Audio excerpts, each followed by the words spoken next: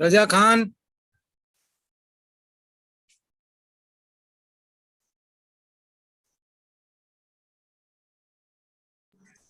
मैं आडू में हूँ। कैसे हो? ठीक है। अरे हाँ हाँ हाँ कहा? आप बम्बई में हो? आप मुंबई में हो? चलो चलो, बहुत दिनों के बाद में आमने सामने देखने को मिल रहा है। हाँ हाँ, क्या आप दिल्ली में है या यहीं है बॉम्बे में? मैं चेंबूर में गोल्फ खेल रहा हूँ खड़क सिंह के साथ। Okay okay good. सर नमस्ते। हाँ नमस्ते नमस्ते। कैसे हैं सर? हाँ, अरे भाई चिटनेस, फिटनेस बोल तुम्हारा रहा तो हूँ। नमस्कार सर। तुम्हारे तो गाल फूल गए। तुम देहरादून जाके वहां का तुम्हें लगता है पानी लग गया है अभी। पानी सुहा गया सर। हाँ, तुम्हें तो एक सेशन भी चेयर करना है आज। हाँ सर, आज एक सेशन शेयर करना है। Basin management something. Sedimentary basin, Indian sedimentary basin. Basin. अरे यार, उनका कुछ भला करो ना तुम, आरपी अग्रवाल का। कर रहा हूँ ना सर। अब आई एम बेचारे कब ऑलरेडी से डूइंग इट। परेशान है, वहां बैठे हैं, कभी वो टाइम ही नहीं मिल रहा चिटनेस को। सर मिल चुका हूँ और उनके लिए जो भी आवश्यक था वो किया है, और अभी वो रिलीज का भी ऑर्गेनाइज करा रहे हैं। फॉरवर्ड वगैरह लिख दिया? हाँ हाँ बिल्कुल दे दिया सर। उनको बुला के अरे यहाँ यार, इस उम्र में भी वो जो है ना आई नो जनाब, आई नो। इतने मेहनत कर रहे हैं। We really salute him for his absolutely. Yeah very true. Very nice. नहीं नहीं sir, we have already done the needful. और भी हम्म। कोई जरूरत हो तो मैंने उनको कह रखा है कि बेहिचक कभी भी फोन करें, कहीं मिलें, मतलब बिल्कुल आ अच्छा, जाए। तुमको एक हिंट दे रहा हूँ। हम्म। आर के विज को जानते हो? Excuse me, sir. Good morning, sir. Very good morning. Sir, this is the open platform. Okay. So please I'll get back on the understand, phone sir. with Chaturvedi sir. Yeah, So this is so open no platform. no personal talk. Yes sir. Please. I'll get back there, other phone. Thank you, sir. Thank you so much.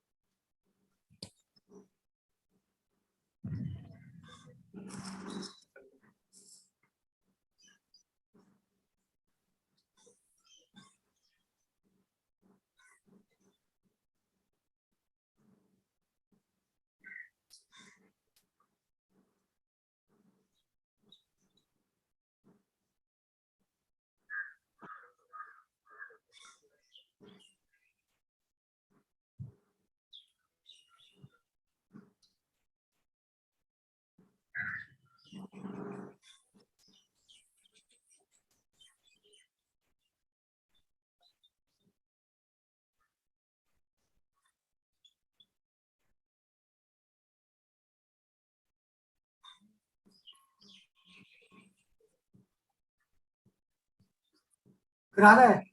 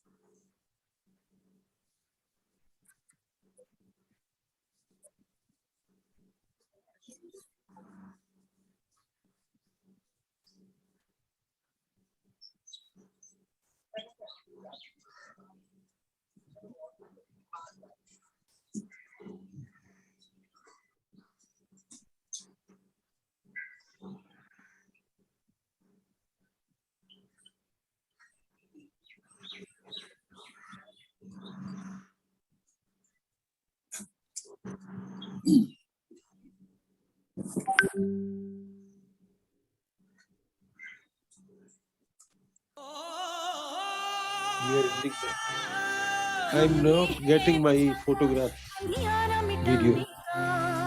हमें है हौसला नई उमंग बनाने का, हमें है एक जोश हर मंजिल पाने का, हमें है एक जज्बा हर जिंदगी सजाने का, हमें है जोश हर मंजिल को पाने का, हमें है एक वादा एक सुनहरा कल बनाने का, हम हैं जिंदगी, हम हैं हर खुशी, हम है वो रोशनी जो बनाए आपका भविष्य और उज्जवल। हम हैं ONGC।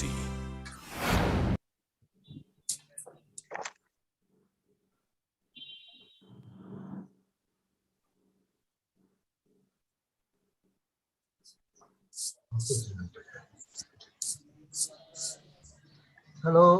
Hello. Am I audible? Hello. Hello. Am I audible? Yeah. Yes. Yes. Okay, then I'm waiting. Uh,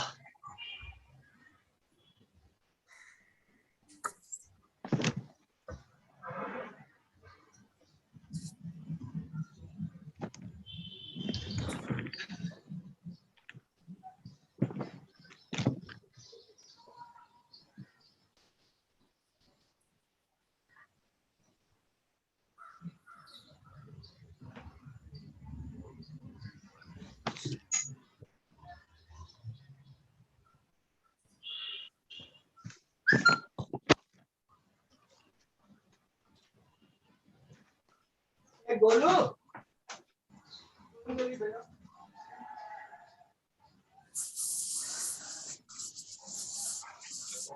बड़े एक ये कैसे कर रही है? तुषार ने ये ग्रुप तुषार के नाम से आ जाता है।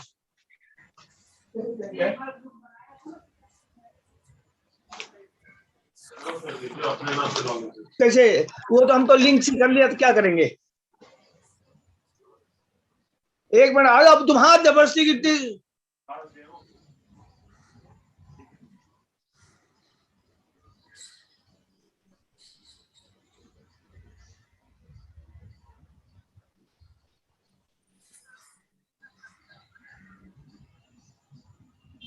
ये कैसी जगह यहाँ पूछा सकते ना म्यूट है तो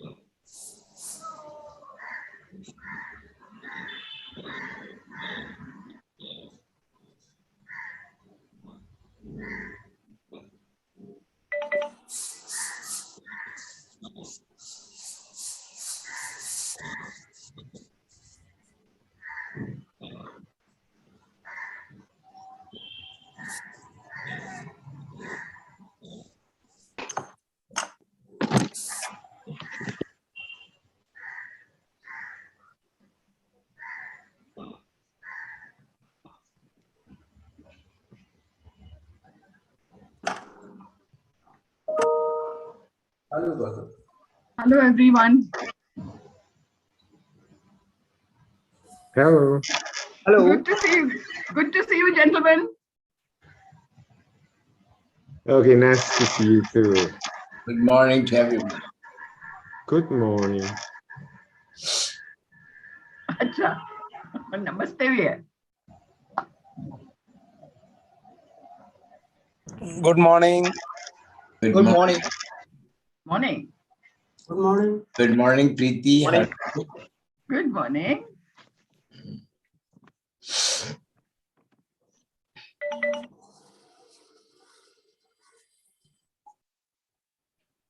नमस्कार Namaskar.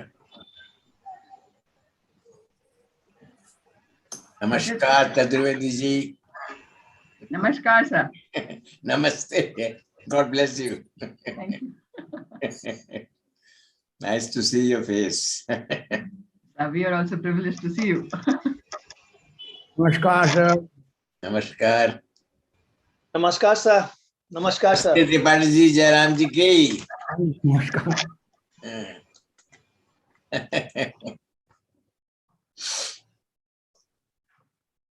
सर आपको देख के अच्छा लग रहा है आपके पूरे 5 फेवर हो गए अभी बहुत अच्छा लग रहा है Thank you. बहुत सालों बाद ये तो है ही, आपको भी देख के आप तो कहा करते थे मेरे से कि पंडित जी आपके बाल जल्दी सफेद हो। तो है, अगर उनके रुख से पर्दा उठ जाए तो मालूम हो कितनी बेखुदी है, कितना होश है। तो ये हालत। अभी अभी आर के बीच को अपने मुंह पर से पर्दा हटा लेना चाहिए। निगम साहब भी हैं। वाह निगम साहब, गुड मॉर्निंग। नमस्कार सर, नमस्कार सर, नमस्ते सभी को नमस्कार, गुड मॉर्निंग। नमस्कार। Good morning, Nigam. पुनीत नहीं हो रहा है, कल वाले में ही कर रहा था मैं।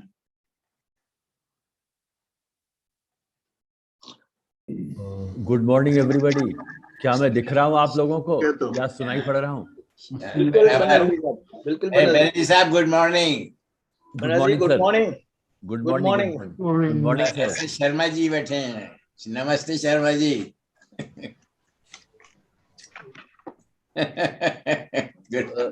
स्टार्ट माय वीडियो तो कर देता हूँ लेकिन वो आता नहीं है। I can't Good see morning, the everybody. Good morning everybody. I can't see the conference hall. कुछ ऐसा लगता है कि वो गर्ग साहब के एंड से कुछ करना होगा शायद, मुझे लगता है।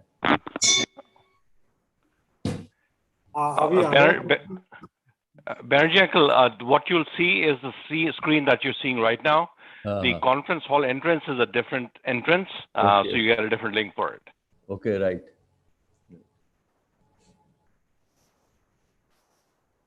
क्या हो गया? ठीक है।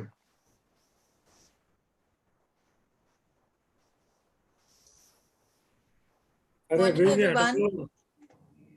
I am Aishwarya and I'll be your host for the day at the 11th AAAPG Conference. Very warm welcome to all of you. It's a cold, chilly morning in New Delhi and yesterday we had some very productive sessions. So looking forward to an exciting day at the second day of the conference as well. Very warm welcome to all of you and good morning. Thank you. Good morning. Good morning to you too.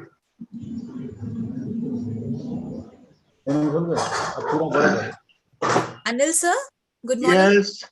Good morning, sir. Good morning. So we can't see you. Okay. Can you see me? Not right now. Not yet, sir. Okay, so I will restart my system. Sure, sir.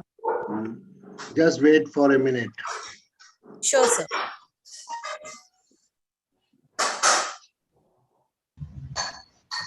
नमस्ते कामराज सिंह, जयराम जी की।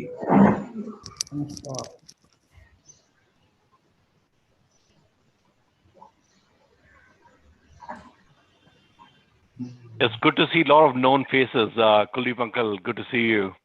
Hello Shubham, how are you? Doing good, thank you. Nigam uncle, Ramnath Singh uncle, it's good to see everyone.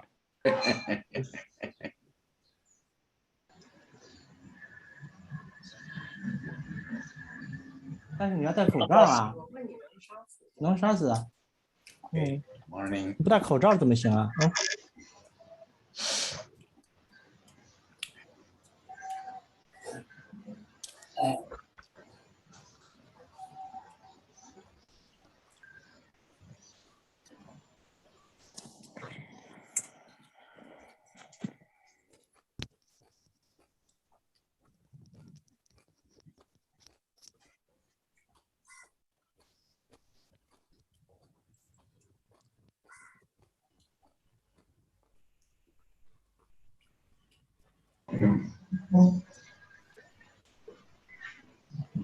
？ছবিটা আসছে না স্ক্রিনে এসে গেল ছবিগুলো সকল করে এখানে দিগন্তে উঠে গেছে কিন্তু ছবি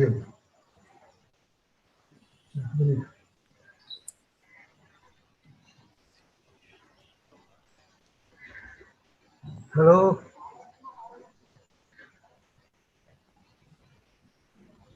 hello Hello.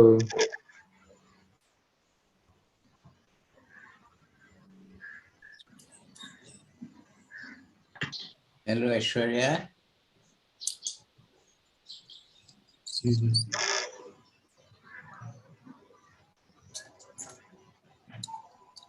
Hello.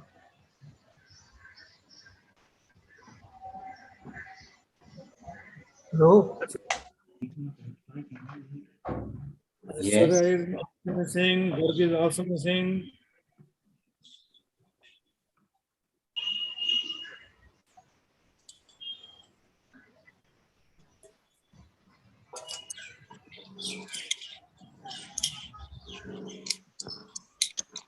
Hello. Hello. I'm Dr. Vishwas. Am I visible? Good morning, Dr. Vishwas. You are not visible, sir, but your name is there. Hi, Aishwarya. I Professor. just spoke with Aishwarya. I just spoke with Dr. Anil Garg. He requested that we can actually start, and in fact, I can see him right now. So, Yeah. Dr. Garg, we can see you right now. So now. You're on mute. I cannot see anybody except me. Can you hear me? Aishwarya, Good morning, sir. warm welcome to all the participants, Simon George, and my senior colleagues. So kindly start the special keynote address by Simon George. Aishwarya, Yes, please take sir. care.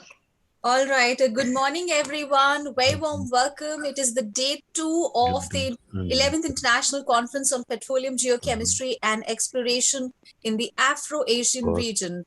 Yesterday, of course, it was a very highly productive day. We saw great presentations on latest research and technological advancements related to petroleum geochemistry and exploration. There was a big dialogue really across the exploration community, and that's really is the mission of this conference. And this morning session is dedicated for the special keynote session and the global award ceremony. So I welcome all of you, especially I welcome Anil Garg sir, BC Bora sir, Simon George, as well as Ms. Sushma Rawat. Very warm welcome to all of you and all the participants to the 11th AAAPG Conference in this special keynote session. This session is dedicated to conferring recognition to all the prominent leaders of the petroleum exploration, petroleum development and production. And there will be award ceremony shortly. But before we go ahead, I would request Simon George, who is joining us from the United States. He's the professor of organic geochemistry, head of department, Earth and Environmental Sciences, director of Bachelor Marine Science, Macquarie University Organic Geochemistry Lab, Australia. I'd request him to start this keynote special session by his special keynote address. Professor George. Thank you for the introduction, Aishwarya. Yes, welcome everybody. It's a privilege to be able to address this meeting today. I'm based at Macquarie University in Sydney, Australia. Unlike Delhi, it's quite warm today, at least outside, and it's very humid. So it's damp and warm. So we are pushing towards summer in Sydney. So today, my talk is about the future outlook for petroleum geochemistry. And it is a nice complement to the talk that Paul Philp gave us as the starting talk for the conference yesterday, where he talked about the history of petroleum geochemistry for the last 50 or so years. And he had one slide about the future. Well, today I'm talking all my slides about the future. Some of the aspects I will talk about today have already been covered partly in the opening session and partly in session 2. So there'll be some similarities to that, but a bit of a different take. Are you worried? Are you worried about your future job prospects? For you, maybe, or for your children? Are you worried about where our energy needs will come from in the future? Are you worried about climate change and the Anthropocene? Are you worried about the future of human civilization? This talk will consider the future outlook for petroleum geochemistry and for us petroleum geochemists. And I will be considering the next 30 years and more. And also I'll be considering the potential role that us petroleum geochemists have in some solutions to some of these issues that we face.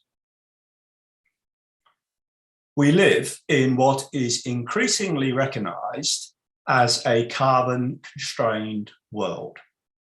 Climate change is occurring very fast, and world leaders and environmental scientists from all over the world are making plans for how to combat this.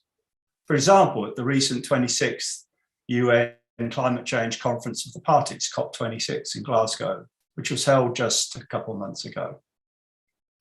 Many countries, but not all, have agreed to significantly reduce their carbon emissions by 2030 and to achieve net zero by 2050. We have a significant CO2 problem. The latest data from a few days ago was 417 parts per million. And it's going up fairly steadily, as of course we all know. This is from the IPCC Sixth Assessment Report released this year. It has history of global surface temperatures, and it has models for going forward. I won't go right through all those different models because this is not a climate change talk.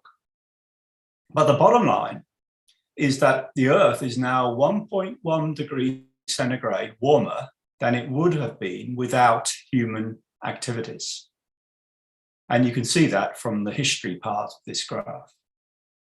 And secondly, all feasible scenarios lead to further warming. In other words, it's very unlikely we would go down this pale blue path. It's virtually impossible at this stage. The world is still very much reliant on fossil fuels. This graph is from the BP Statistical Review of World Energy 2021.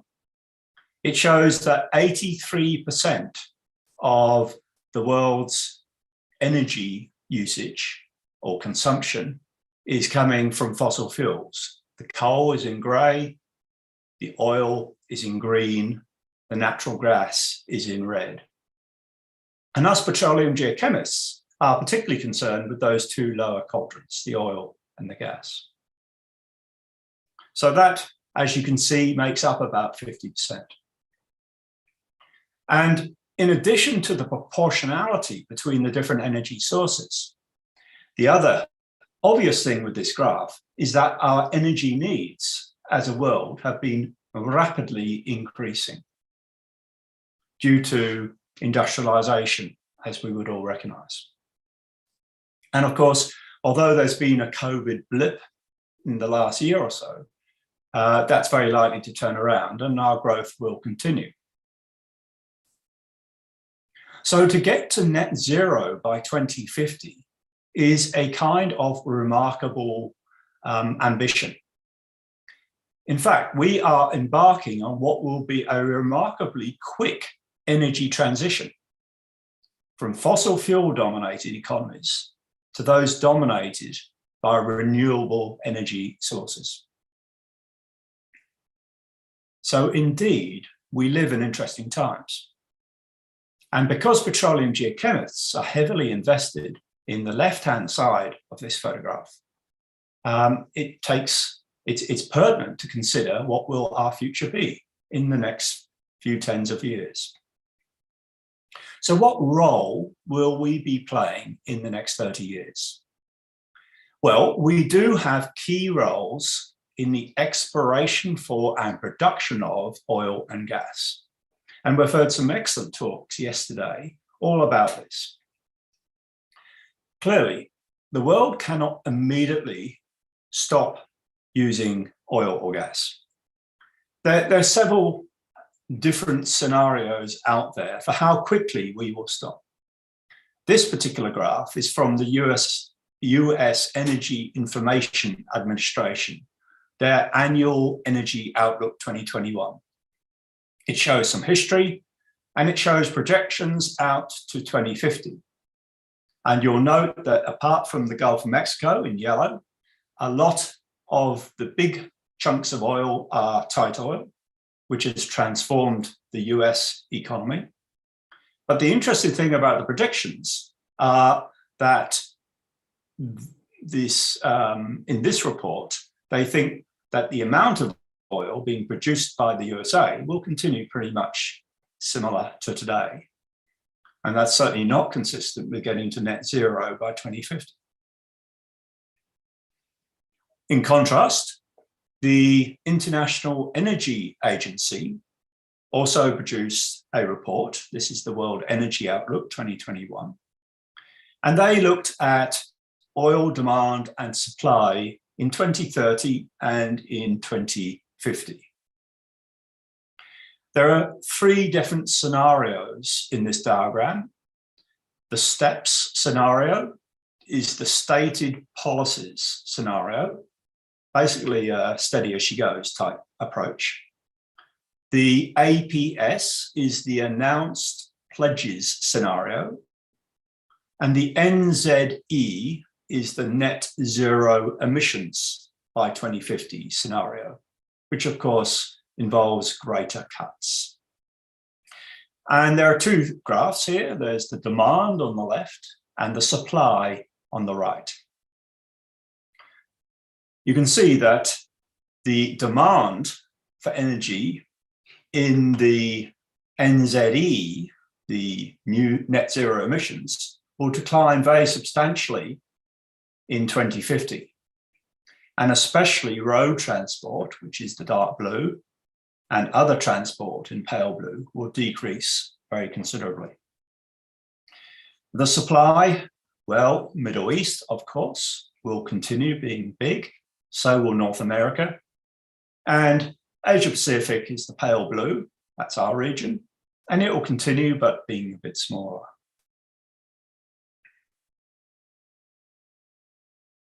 So if we do go down this path, oil usage will slow quite a lot. Currently, oil is a key part of our primary energy supply. It's a very useful and flexible liquid fuel, especially for transport. But you can predict that that electric cars will quickly displace petrol and diesel cars. But that's not the end of the story. Oil is currently essential for most petrochemical industries. This diagram is also from the International Energy Agency World Energy Outlook 2021 report. And it shows the petrochemical amounts being used in million barrels per day, MP/D. And this is in 2020. And you'll see that the amount of petrochemicals is predicted to increase through to 2030. And that's despite the recycling rate of plastics increasing. So we can do all we can to recycle plastics so we don't need to use so much raw product. But the expectation is we will still be using more and more petrochemicals. And this is particularly the case in the yellow blocks, which are the emerging market and developing economies. Based on the net zero emissions, by 2050, it's predicted in this report that 55% of all oil that is consumed globally is predicted to be for the petrochemical industries. In other words, the oil and gas industry will be continuing for a long time, at least 2050. but a lot of the oil will be used in the petrochemical industry. Secondly, there is still no viable way to fly commercial airplanes without the refined products of crude oil. Now, you might say, well, of course, there's biojet fuel, which is made from plants or waste. And in fact, it was mentioned yesterday, and there are some disadvantages in terms of how you can derive it from plants. It's been used. But the main thing about it is, since 2011, it's been legal to use it, and it has been used quite a lot, but it has to be blended with normal jet fuels made from crude oil. You can't use biojet fuel on its own to power commercial aircraft. And the blend amount is between 10 and up to 15%. So, for example, in 2019, Virgin Australia has fueled more than 700 flights and flown more than 1 million kilometers, both domestic and international, using an alcohol-to-jet fuel called GEVO. So that's helping that company reduce its carbon footprint. But if we wish to continue with the wide and large-scale air industry, which I think most people in the world would prefer, then we either have to do something about changing our biojet fuels to make them sustainable, or we have to have the idea that we're going to be producing crude oil for a very long time, and perhaps we will have to offset it in a different way. And more about that later. So here are some of my predictions for the ongoing use of oil. I think oil will be used in some capacities for long after 2050, well after its current role as a primary energy supply has been outcompeted by cheaper renewable energy systems, including solar, wind, battery, and hydrogen, and so on. And I think oil will actually become a rather rare and expensive resource. No doubt, oil will be derived from progressively more difficult places. We already have a trend into deep and ultra-deep water, and I expect that will continue. And the trend for production of oil from impermeable rocks will also, no doubt, continue. And this exploration will require the ongoing expertise of petroleum geochemists, such as this team of my PhD students and master's student and postdocs in this photograph in my lab just a couple of years ago. And I can't not give a talk at a scientific conference, which is a somewhat different topic to the science so much, but I need to say something about some of the papers we've been publishing. So the next few, in the next few slides, I will attempt to do that. So I talked about deep water, and here's an example. This is a paper we published in AAAPG Bulletin this year. The lead authors, Hongwei Ping, one of my colleagues from the China University of Geosciences in Wuhan. And we worked on the Pearl River mouth basin in the northern part of the South China Sea. And we worked on fluid inclusions and isotopes, and we derived information about the source rock kitchen. So a classic petroleum geochemistry type study. A second example, this is one on impermeable rocks. In this case, oil shells from the Chaoyang Basin in northeast China. And we worked with my PhD student, Li Li, who was a co-tutel student between Jilin University in China, co-supervised there by Professor Zhaozhen Lu, and Macquarie University in Sydney. So she spent the time in both labs. And we published that paper in the International Journal of Coal Geology earlier this year about the influence of volcanic ash on oil shell formation and especially algal productivity. So how about some other roles for petroleum geochemists in the future? Well, the carbon we do continue to utilize beyond 2050 will require offsets based on the deep time carbon cycle. Not, I very rapidly emphasize, not on the short-term carbon cycle, which you may have to do something about by tree planting. That will not do in trying to offset continued fossil fuel emissions. So, like others, I've suggested there's an important role for carbon capture, utilization and storage in sedimentary basins. And it is absolutely implicit in some of the figures that are bandied around. This is from the Global CCS Institute, showing the amount of CO2 increasing and then different ways of getting it down by 2050. And there's a big chunk due to CCUS in there.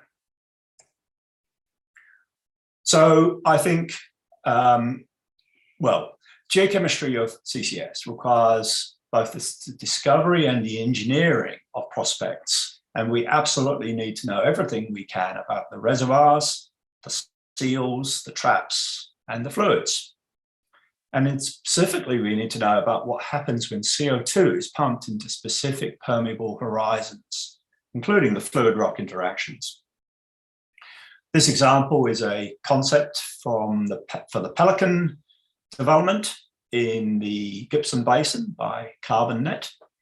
And it's to sequester a whole bunch of CO2, probably coming from hydrogen producing plants in the Gippsland Basin based on brown coals. So I think petroleum geochemists will no doubt be able to be involved with understanding some of this science.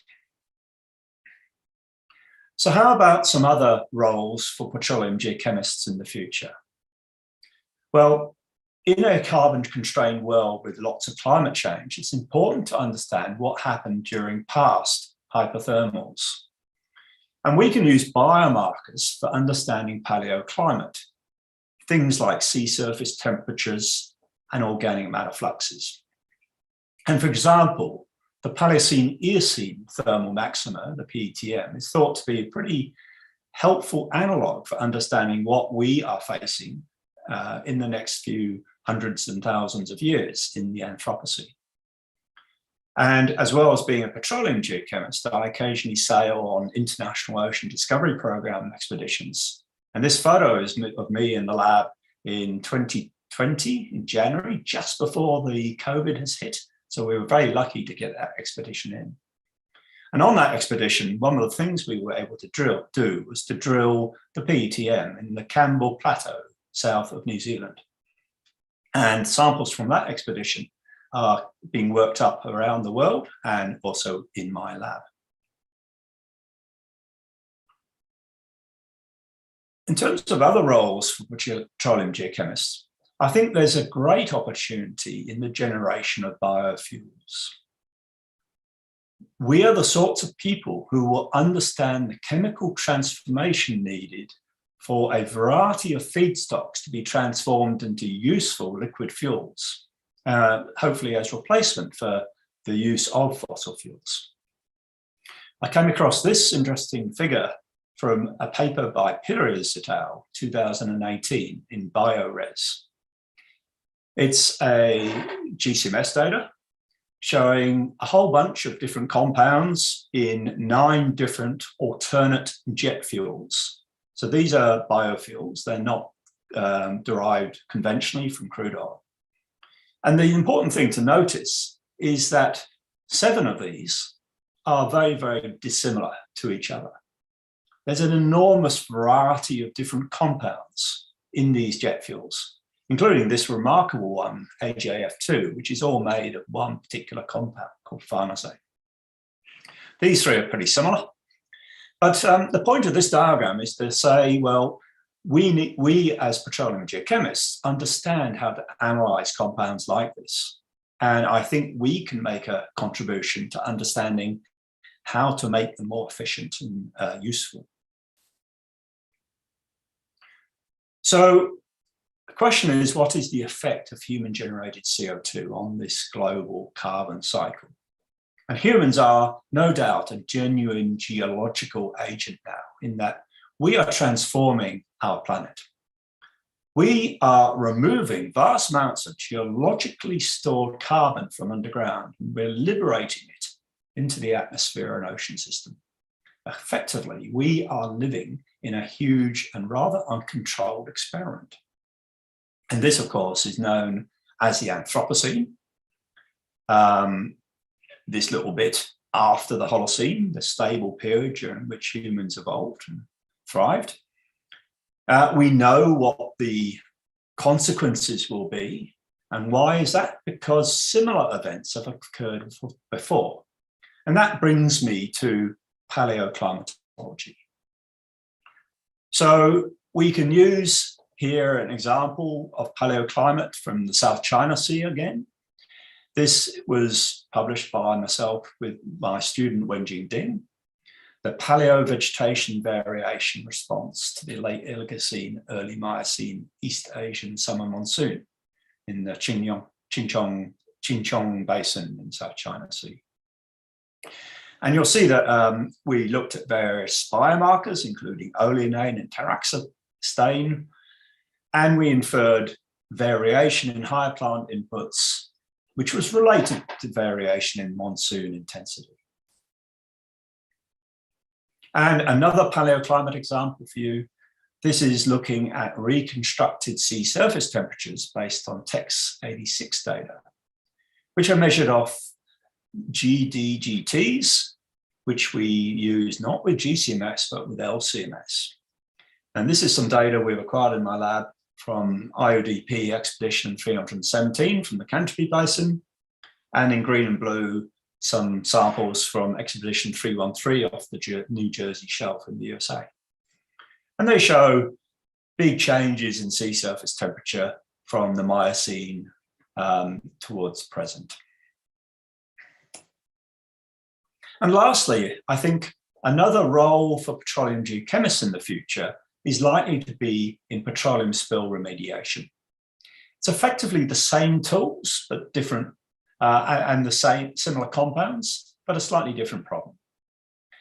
And in particular, there's a very powerful interaction of organic geochemistry and molecular biology, which is helpful for understanding biodegradation of oil spills. This example is from a paper we published a bit earlier this year. Michael Ease was a PhD student of mine. This was in AMB Express. And we worked on the degradation of compounds through the Bayer-Villiger oxidation pathway. And we looked at the genes involved in this in a diesel degrading consortium from a petroleum contaminated site in Germany. And just to fill a few gaps with that particular study, Michael's PhD has been all about how to biodegrade and clean up spill sites using rhizoremediation, which is using the plant growth promoting bacterial consortia for doing the degradation. And we found that this plant, Medicago sativa, is very efficient with its bacterial consortium in reducing spilled hydrocarbons like this in the control, which is from a diesel that was spilled in soil. And it can fairly quickly reduce a lot of these compounds to much lesser biomass. And if you really need to read more, you'll have to actually go and read a 2022 paper. This study is my latest paper. It's coming out in Chemisphere, and it just came out last week or so.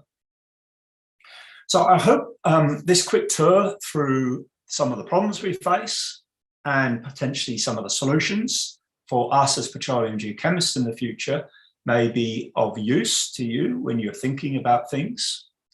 Thanks very much for your attention, and I would welcome any questions and discussions about this paper. Thank you. Thank you, Simon George, for this excellent presentation and the work you have done and your team has done. So this set the tone of second day. First day, you might be knowing that Paul Philp gave the first lecture right at 12:30 in the night from Oklahoma, and he has given 50 years of geochemistry and futuristic. Your talk is excellent in terms of futuristic geochemistry and decarbonization of hydrocarbons. So I will not take much time, but request Sushma Rawat to quickly give account because everybody is waiting for something. Absolutely. Thank you so much, Professor Simon George, for a very thought-provoking address. And I'm sure it raises very key issues. And I'm sure all these points related to the petroleum exploration, development, and production, and also the future of the industry and the petroleum geochemists was also set the tone for the plenary sessions. And I'm sure these points will be discussed at length in the plenary sessions as well. Thank you so much for that address. And welcoming Ms. Sushma Rawat, ED, BM and A and AAA Basin, ONGC, for the special keynote address. Rawat ma'am. Yeah, namaskar and a very good afternoon. Ma'am, please continue. Yes, okay. I just wanted to make sure that I'm audible. Yes, ma'am. First of all, I would like to thank AAAPG to give me an opportunity to interact with the geoscientist community and the work which has been pioneered by a number of pioneers. I was attending the inaugural session yesterday, and indeed I really feel very humbled to be a part of this because whatever little I know or whatever I have done is only a minuscule part of the field of in the field of exploration, and especially for the geochemistry domain. What I would be touching upon is how geochemistry is so very intrinsic. It's at the core of what we are doing in the oil and gas business. It is, the place where it starts from. So I just go on to my presentation. It's a lengthy one because I would try to encompass the importance of geochemistries, especially for the Indian oil and gas industries, the implication it has, the understanding that has been developed in India in the field of exploration, especially how the prediction factor in terms of going into virgin areas and pinpointing areas where we can go for exploration is concerned.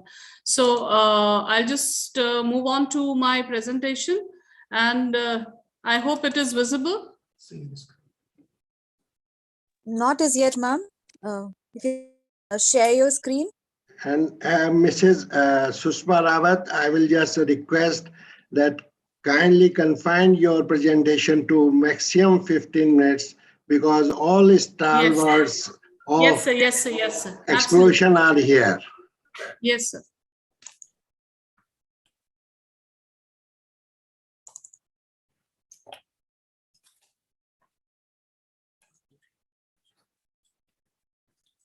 Yes, ma'am, we can see the screen now. Yes, ma'am. Oh. Fine. So I generally be just touching upon genetic basin modeling and the role of geochemistry.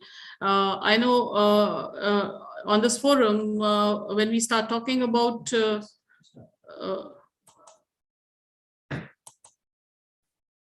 share full screen? Yeah. Yes. Okay.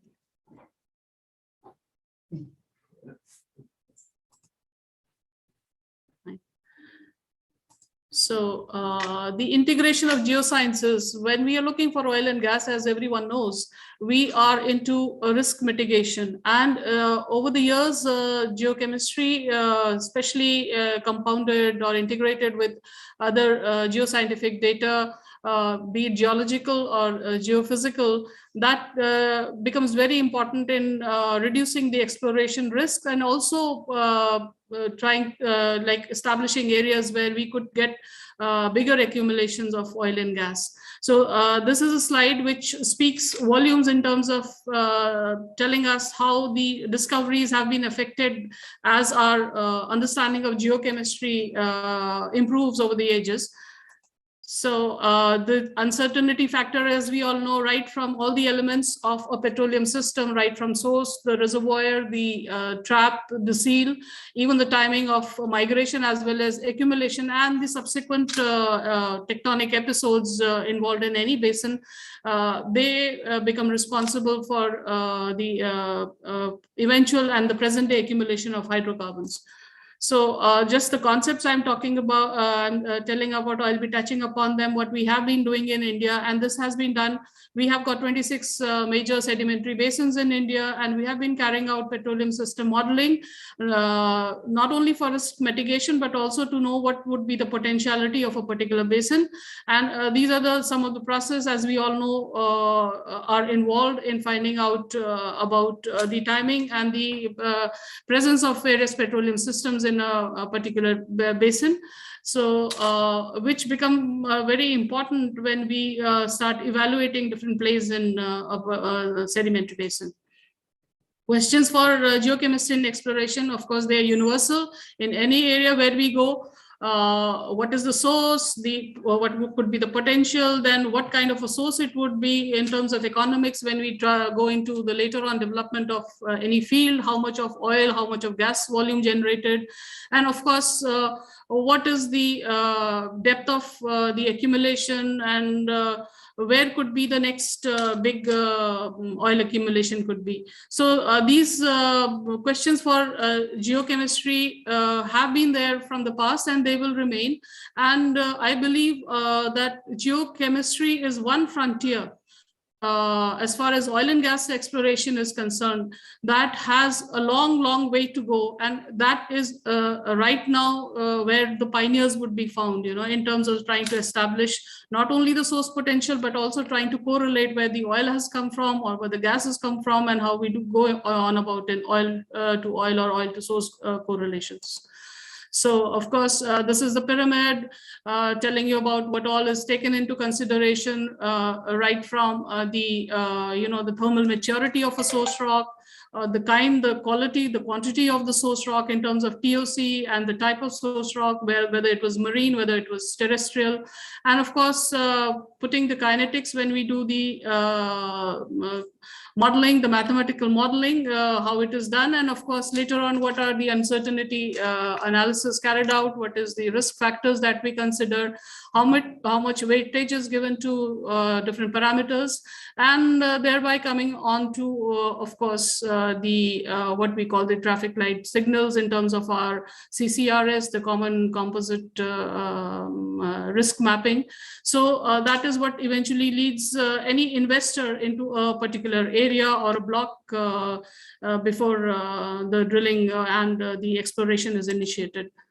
So as we all are aware, dealing with all these workflows within the geochemical domain, we have been doing it in ONGC, and doing it at each and every level, and geochemistry has been a bedrock for establishment of petroleum systems. ONGC has been responsible for establishing 7 of the 8 basins, or 9 basins almost in India, which are on a commercial level.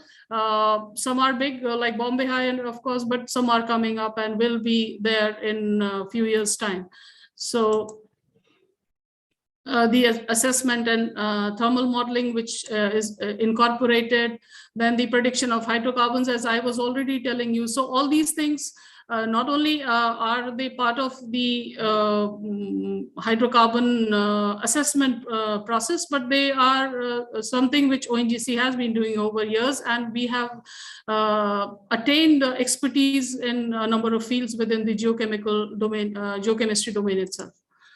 So of course, when we talk about geochemistry and how we tie it up with the basin evolution, that is where the word genetic means, I would try to bring in the correlationship between the evolution of a basin, the tectonic evolution of a basin, the depositional evolution of a basin, along with in the past geological times to the present occurrence of oil and gas, and how the chemistry gets affected by the eventual depositional or the burial cycle of any sedimentary basin. So we all know there's so many sedimentary basins we have been studying. As I told you, India's got 26 of them. They are divided into 3 categories based on the commercial successes we have faced so far. And we have category 1, 2, and 3 basins.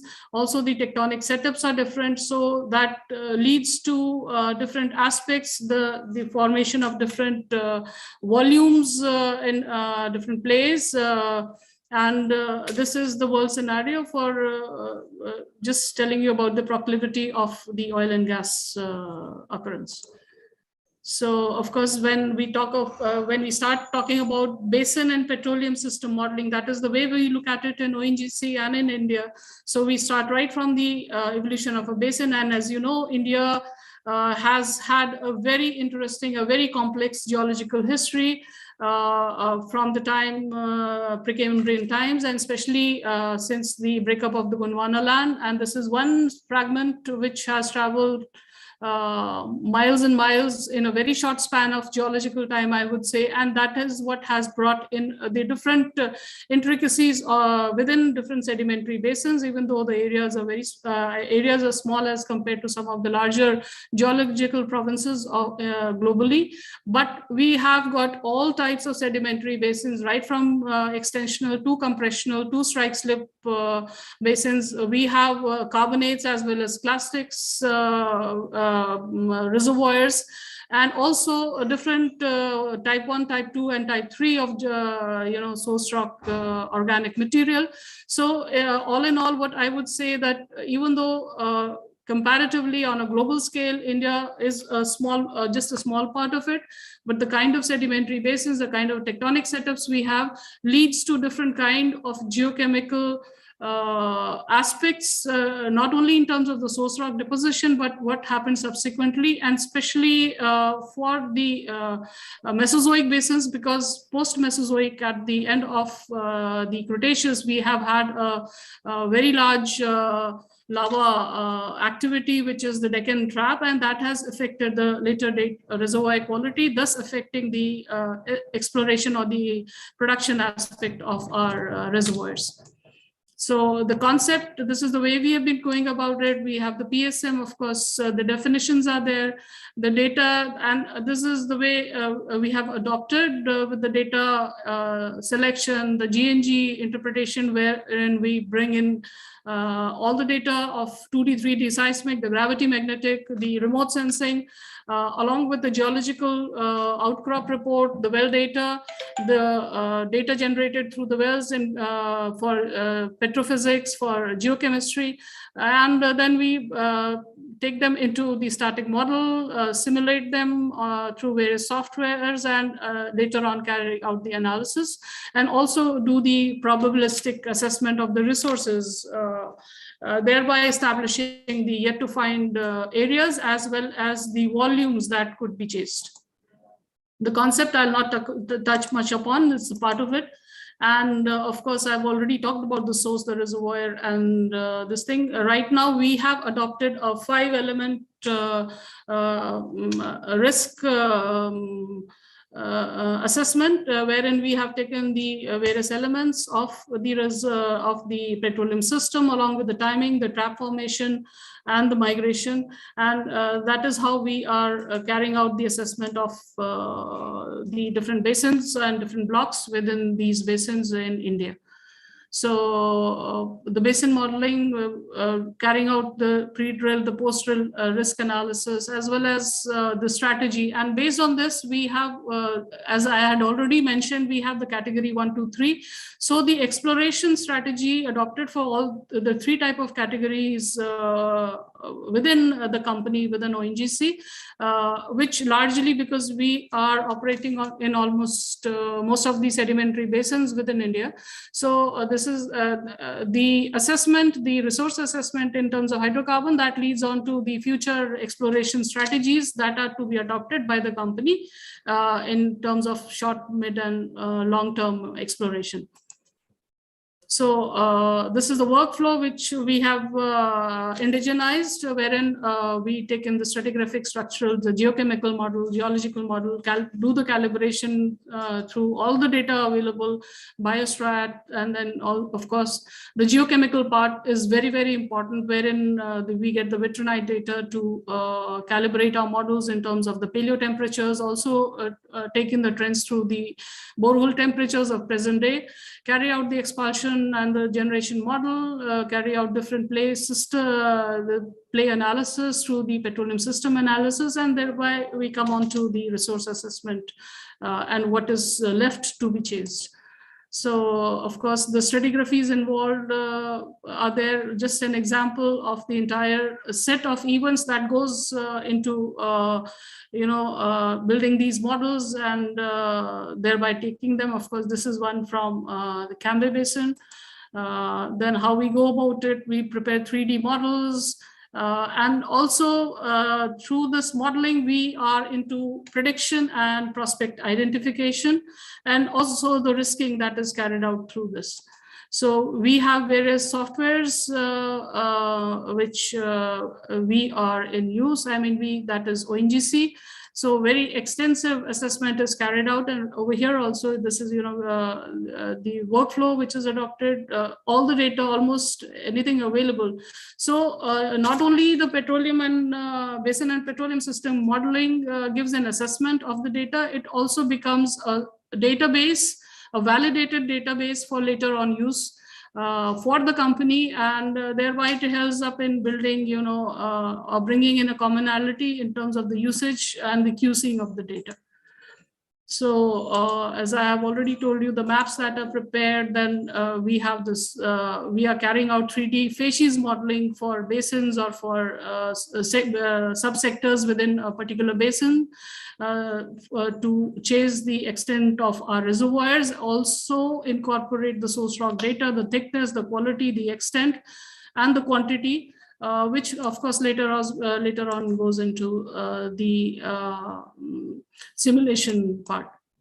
So as I was telling you about different factors that are taken in, I'll just rush through just to give you an idea that the degree of data information that is built within these models, and how geochemistry helps in not only assessing the generation potential, but with the porosity and the permeability, and also the sedimentological studies that are carried out. The later date diagenetic effect of volcanic activities or tectonism, like in case of Himalayan frontal belt, in case of the fold belt in Assam-Arakan Basin where I'm based. So all that gets assessed, and the quality, not only the quantity, the quality of the reservoir is also assessed through that. So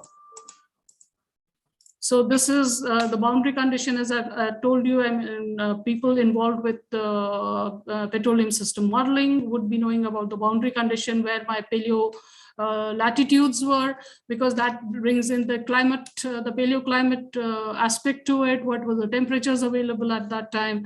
Also the kinetics in terms of the kind of source rock and the kinetic involved in trying to bring in, after the rock eval analysis, the basin specific kinetic are generated and used during simulation.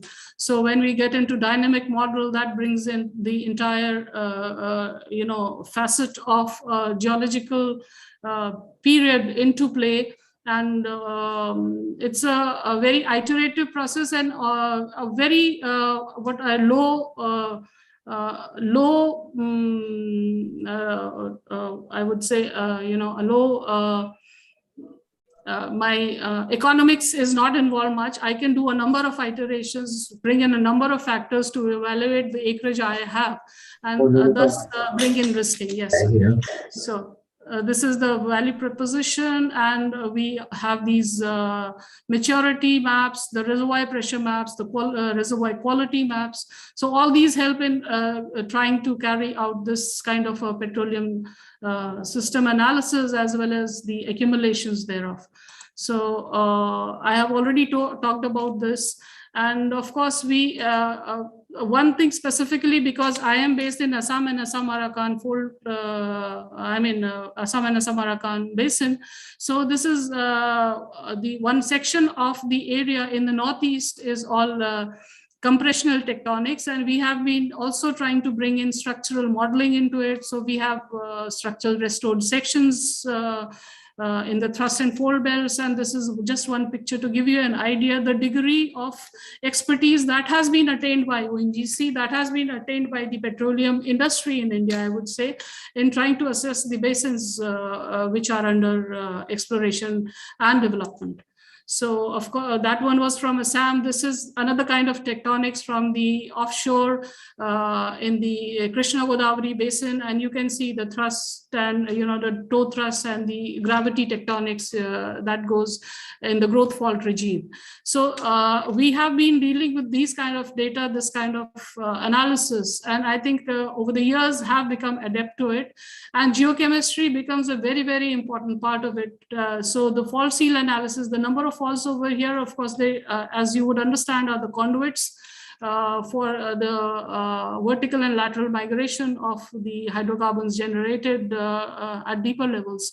So these are the kind of setups, tectonic setups, and the geological setups that we are dealing with. Of course, we have a lot of areas which are still unprobed. One example is this is from Kaveri, where on an if I go into the grabinal part, I have 7 to 8 kilometers of sediment, of which I think only half of it has been probed up to this point. So we still have another unknown basin here. So this is where we do not have data points where we could put hypothetical and speculative data sets to come up with models. So this is of help. The facies models that has been built, as I've already told you, the temperature and the pressure profiles that are generated from the data points to calibrate our models and other, just to give you a picture about the facies model, the source rock logs. Of course, they are the beginning points for us to populate a model in terms of the quantity and the quality of source which is given to any static model. And one cross section, we have done it. We have in ONGC, we have done almost for all the basins 3D regional models. So this is just, the transformations which you can get, and you can see the source rock, how they have been populated in this 3D model. And this is a transect from the west to east of Mumbai High. You can have, you see a Murur depression. So no, this is a north-south line. So north to south, you can see how the Grabens distribution is there, and where my active source pods would have been, that would have generated hydrocarbons. So another look at the models that were prepared. This is, of course, Bombay migration modeling. We do the study over a period of time, and how sometimes the hydrocarbons get accumulated and even dissipated over a period of time. So this is what I would say ONGC is doing right now, what we understand about the basin and petroleum system modeling in India. And as I was saying, these are the different sedimentary basins. We have different tectonic setup with the passive margins here, the compressional margin here. I'm located where I'm speaking from is in the northeast somewhere here. So, and so we are dealing with entirely the entire gamut of the categorization of basins, which is done based on plate tectonic models. And of course, our focus of late has been coming to identification of play-based exploration, and not only play-based. Within the play-based, we are into the subsets of the plays in terms of the structural aspects, in terms of the stratigraphic aspects, and also in terms of the entrapment styles right now. So this is one of the, just a picture of the Mumbai offshore, what we had modeled and how the accumulations have come, and around 50-55% of the accumulations get calibrated, which is very, very good for a model on a 3D scale, which is more than 1 lakh square kilometers. So we have around 1,000 well data which has gone into it, all the 3D, the 2D, and of course the geochemical data with all source rock and stuff. So thank you so much. This is what I wanted to just say, how much basin and petroleum system modeling has brought in a clarity into the way we have been doing exploration in India and within ONGC. Thank you so much. Namaskar. Thank you so much, Rawat ma'am, for that very thorough presentation on petroleum systems and basins, a very thorough presentation there. And now it is time to move on because this is a special keynote session, and this keynote session is dedicated to really conferring recognition to all the prominent leaders of the petroleum industry, petroleum exploration, petroleum development and production, people who have contributed to the growth and consolidation of petroleum geochemistry in India, and organizing the first, the fifth, and the present AAAPG conferences of India. So with the consent of all the members of the Indian Advisory Committee, we are moving on to the award ceremony. So this award is named LP Mathur Memorial AAAPG EEF Global Award. Late Mr. LP Mathur was an ace petroleum geologist, and as the head of Directorate of Geology in 1960, formerly had nucleated petroleum geochemistry under the leadership of Dr. S.N. Bhattacharya, who had been trained at French Institute of Petroleum, along with Mr. Kuldeep Chandra and Mrs. Ruby K. Kumar, Mr. H.P. Khanduri, and Mr. S.P. Mangin. Dr. Mathur was responsible for initiating global cooperation in petroleum geochemistry, petroleum exploration development, in the production of hydrocarbons from Russia, France, Tanzania, and also got support from UNDP. So we're talking about the LP Mathur Memorial AAAPG EEF Global Awards. For more on these awards, I'd request Dr. Anil Garg, Secretary General AAAPG Conference 2021, to tell us more about these awards. Dr. Garg? Thank you, Aishwarya. Distinguished personalities, my seniors, veterans, and pillars of petroleum industry, they are here. Why we chose two special keynote address. First, because we wish to give you the glimpses what is the status today. That is Simon George. And second thing, we are second to none in the world in terms of petroleum geochemistry. Yesterday, you have seen the excellent presentation by KDMIP, Mr. Mat Pandey, Harish Pandey, then Dr. Supriya, and Nidhi Sharma. They set the tone of petroleum geochemistry. This is Mr. Chitnis. I want to say especially to you that you are doing a wonderful job, and we are fully satisfied. Thank you, sir. And compliment from Mr. Kuldeep Chandra and other veterans you will get. So we are sure and confident that KDMIP in strong hands, after starting from Mr. Aditya, Dr. Vishwas, and now you are heading that. And geochemistry is doing world-class job at present. Neeraj Mathur, you will agree with me, I think. So this is one thing. Second thing,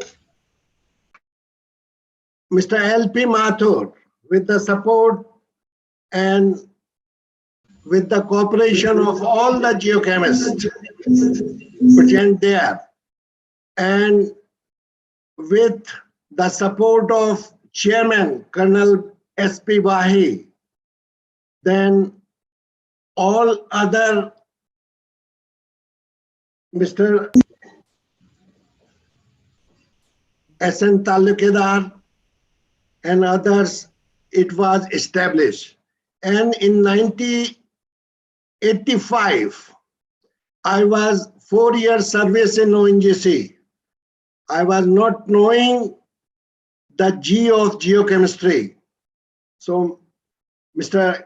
K.L. Mehrotra, Mr. K.N. Mishra, Ruby Kumar, Mr. Tripathi, Mr. Tapalyal, and Mr. Kuldeep Chandra taught me geochemistry. And after 4 years of my joining, I was assigned this job of organizing first AAAPG conference. This means that in 1995, the standard of petroleum geochemistry, these stalwart has raised to international level. And this was appreciated world over. Mr. Mehrotra, you might be remembering that you were trained in this genetic modeling. And now Sushma, what she has just presented. So this is the progress which has been made since then, Mr. Veltes and Mr. Yalcin's lab. So this is the standard I want to say. Mr. Anand Gupta, Mr. P. Kumar, Mr. B.C. Bora is here, who is responsible for helping me, supporting me, and working for AAAPG 2000. And it was a great success because of a stalwart, Professor Velte, Professor Yalcin, Mr. Dr. K.L. Goel, Ruby Kumar, J.P. Tapalyal. They were all honored by the Honorable Minister of State in presence of Mr. B.C. Bora at that time on 27th of November 2000 at Vigyan Bhavan. So I am fully satisfied that Mrs. Ruby Kumar is not here, Mr. Tapalyal is not here, Mr. K.L. Goel is not here, but we could able to honor them at 2000 AAAPG conference. Now we have full team. Our stalwarts, Mr. G.K. Tripathi, K.N. Mishra, Mr. Kishan Kumar, all are here. And we have a team, including Mrs. Preeti Mathur, who has done excellent support and job and guide us during that time also.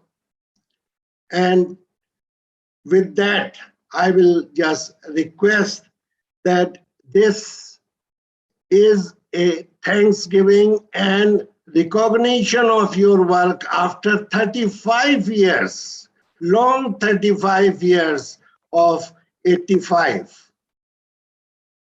So this was the question, why this award? Why this recognition after 35 years of service?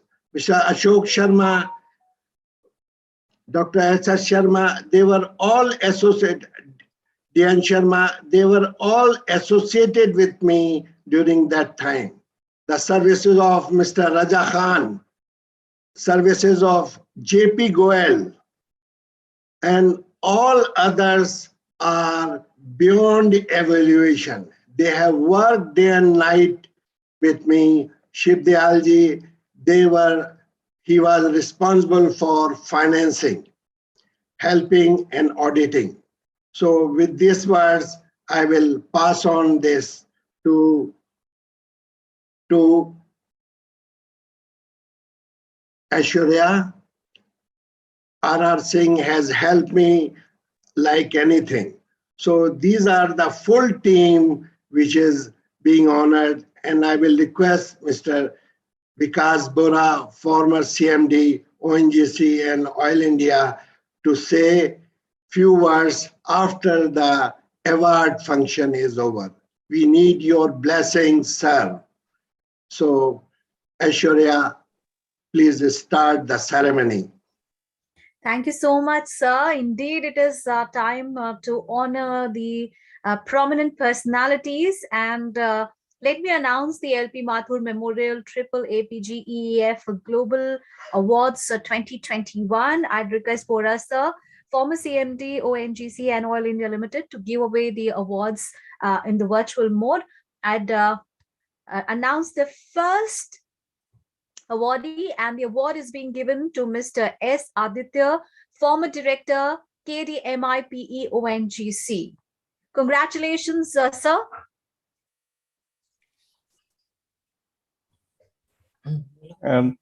Thank you very much. I can only say that things have developed so much there after I had retired. And as a matter of fact, I did retire completely. In paper, I retired in 56, but really I retired from all active work in this field in geology after 1988 for various reasons. And very traumatic time I had to spend from 88 for a long time. And study of nature, study of world history, study of how the world is being run, all these kept me busy. And so I was not even knowing that you people have developed so much. As a matter of fact, by any infrequent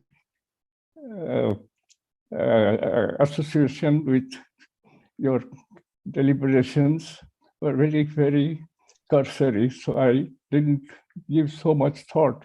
I am really surprised. It came as a surprise also that so much has developed after I left my active association with your work. And I must say that in the beginning itself, things used to be bothering me, that association of coal and petroleum deposits. As a matter of fact, this was observed way back in the geological survey days, and way back, it was maybe in the early 19th, late 19th century years. So, and a friend of mine, class friend of mine, he studied in gold metamorphosis, and in Cambridge he had worked in gold metamorphosis, and later on it came again as a surprise that the maturity of organic matter to produce hydrocarbon. We participated in a seminar together when we started thinking of production of genesis of oil, really. So my association in this field with geochemists also came in the last 5 years or so, 6 years or so of the origin of or genesis of oil deposit. So it is quite enlightening talks I had heard today. I thank you for having this type of conference, and I was only telling when I say that this award ceremony, I was not able to understand in the beginning why I am being given an award now. So as a matter of fact, as I said, there are so many things which were bothering me in those. I dabbled in studying bits of everything, and maybe that made me achieve total education. As I said, during the period when I was not actively engaged in the geological work, I had gone for study of nature. I studied world history. I had studied the Darwin theory and evolution of human being, and present day all those Homo sapiens, Homo Reviews and all those series I have read. Then I got into this genealogical study, ethnicity, all sorts of studies kept me busy till now. Even now, at least my eyesight is there. I still keep reading things. Last book I have read recently, which is a parable of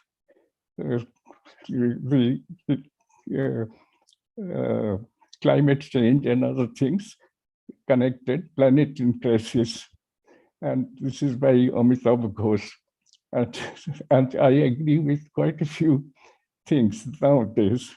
And I'm also becoming more a naturalist now.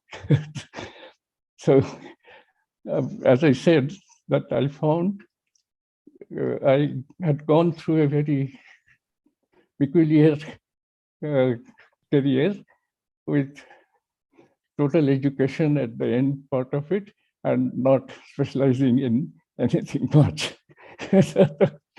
So I find pleasure in accepting the honor of an award, and at this stage it gives me a satisfaction, fulfillment, a sense of fulfillment and contentment in life. It is about the time when you think about a smooth passing away from present time to whatever happens at the end.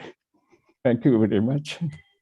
Thank you so much, sir. Thank you so much for the blessings as well. Indeed, as it is said that a plaque on the wall won't change the world, but it really shows your devotion. So we are very thankful for having joined in by you. Thank you so much, sir, and very many congratulations on winning the award. Thank you so much. Now let me move on to the next awardee, and the next award is being bestowed upon Dr. S.K. Biswas, former director, KDMIPE, ONGC. Congratulations, Dr. Biswas.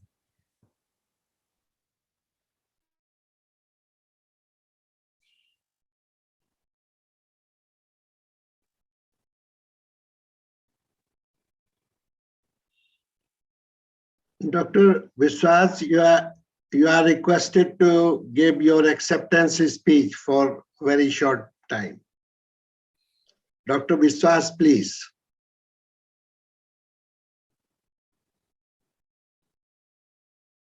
Sir, you are muted. Can you unmute yourself, sir? Dr. Biswas, can you unmute, please? Dr. Saab, can you unmute, please? I think we'll come back to Dr. Biswas once again. Okay. Let us move on to the next awardee. And the next award is being given to Mr. G.K. Tripathi, former head of Geochemistry Division, KDMIPE ONGC. Congratulations, sir. Mr. Tripathi. Thank you, honorable dignitaries and dear young geochemists. It is wonderful feeling to be here with you and see a sea change in the development of geochemistry. At the outset, I humbly remember the two great visionaries of ONGC, late Mr. L.P. Mathur and Mr. S.N. Talukdar. Both were the members of exploration in their times. They played a key role in establishing a new stream of petroleum geochemistry in our organization. Thank you for this award. I'm accepting this award on behalf of my old colleagues who relentlessly worked with me in the initial stages of establishing various geochemical tools at KDM IP Dehradun. Thank you. God bless you all. Thank you so much, sir. Thank you so much, and very many congratulations once again. And now let me announce the LP Mathur Memorial AAAPG EEF Global Awardee. And the next awardee is Mr. K.N. Mishra, former head Geochemistry Division, KDMIP ONGC. Congratulations, sir. Mr. Mishra.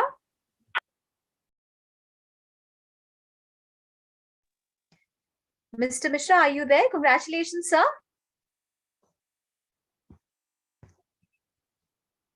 All right, let me move on to the next awardee. And the award, Mishra sir, are you there? Yes, I am here. Can you listen me? Yes, sir. Yes, sir. We can hear you. Please continue, sir. Very good morning, and I wish you all a very happy New Year and Christmas. I had been associated with geochemistry in IP since its inception, that is from 60s. And I have seen the changes. That is first from this identification of source rock organic matter, its distribution, its content, its type, and how it has generated the hydrocarbons. Then the petroleum genetic modeling. I was associated with this work from the beginning, and it was done in Kembe Basin along with Professor Velte Yalcin, Mr. S.P. Kumar, and that is still being continued with new techniques like organic chemistry, and with the new instruments. The development has been very fast since 60s to this year, and I congratulate all my younger colleagues who are continuing this work. I also thank Mr. Garg and Mr. Kuldeep Chandra who have provided me this opportunity to be witnessing this conference. I gratefully accept this honor of this award. Thank you very much. Thank you so much, sir, and very many congratulations. As it is said, we are what we repeatedly do. Excellence then is not an act, but a habit. Thank you so much for making excellence a habit. And now let me announce the next awardee. The award is being given to Mr. Kishan Kumar, former DGM ONGC. Congratulations, sir.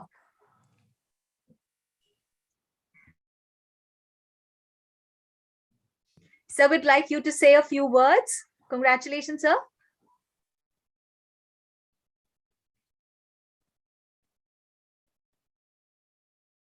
Maybe he's not in the list. He's not attended. Not joined. He's not joined. All right, now let me announce the next awardee. The next awardee is Dr. Anand Gupta, Additional Director General Development, Director General of Hydrocarbons, ONG. Congratulations, sir. Dr. Gupta? Yeah. Thank you very much for this honor from AAAPG EEF Global Award. I accept with all humility on behalf of my team. And I am very thankful to my seniors who mentored me and gave me guidance to reach up to this position and do whatever little bit I am trying to do over here and in the last 35 years of my service with ONGC and now with DGH. I am especially thankful to BC Bora Saab, who is here, and Kuldeep Chandra Saab, Dr. Anil Garg, who guided me and helped me understanding the various issues related to the technology and technology management over there. I also thank the team who is honoring over here today, along with the whole team who is present over here. And as Dr. Garg mentioned that in the year 2000, I had an opportunity to work, and the opportunity which was given to me, I tried to do a little bit over there at that point of time. I would especially like to thank BC Bora Saab, who is over here, and during my tenure at IOGPT, whenever I used to go to him along with Dr. Garg or he always used to take out his pen immediately and tell me, do you require any approval or any kind of sanction, so that the work which you are trying to do is moving on a fast track. So that kind of, bosses with which we had worked. And thank you very much, sir, for giving that kind of courage and, confidence that you can do it and you can deliver it.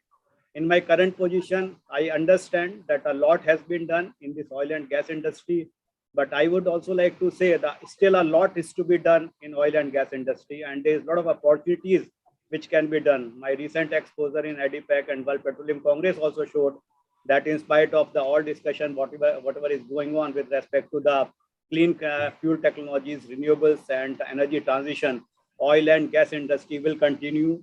Geochemistry and exploration has to play a very, very important role. So all the very best. And I would also like to mention that we are trying that some of the fields over here, which were closed for a long time because of the different issues, are being opened. And there is good to be done. In terms of oil and gas production, our curve on the gas production has already started looking up, and we hope in the short time oil production in this country, which imports 85% of oil and 50% of gas, we will be able to meet the desire of our Honorable Prime Minister. Thank you very much for this award and honoring on this important platform. Thank you very much to the team. Thank you so much, sir, and congratulations. And indeed, as you said, that the reward for work well done is the opportunity to do more. Thank you so much, sir, and very, very congratulations once again. Now, let me announce the next awardee, and I'd request all the award winners to please keep your acceptance speech restricted to just 1 minute, because we have a lot of awardees. So let me now announce the next awardee, and the award is also being bestowed to Mr. S.N. Christnes, Executive Director and Head KDMIPE ONGC. Congratulations, sir. Mr. Chitnis, are you there? Yes, a very good morning to everyone. And I don't have words, basically. I am humbled in receiving this award. I am in elite company who have shaped this institute, and they have given their blood and toil to bring it to this level. And it is indeed an experience which brings goosebumps to be in the very same company who have company of doyens who have shaped the future of KDMIP. Well, I would only say this much, that it's my team, it's the group with which I am. These are the people who make everything happen. My role as the head of KDMIP is only in inspiring them to excel. It is only in getting the best out of all the geochemistry. Why geochemistry? Entire geosciences fraternity which is engaged in taking the company forward, taking the institute forward. That much I can say, because I'm lost at words. I'm lost at words at the immenseness of this occasion. And thank you very much once again. Thank you. Thank you, sir, and congratulations once again. Now let me announce the next awardee, and the award is being given to Ms. Preeti Mathur, former Executive Director, ONGC. Congratulations, Ms. Mathur.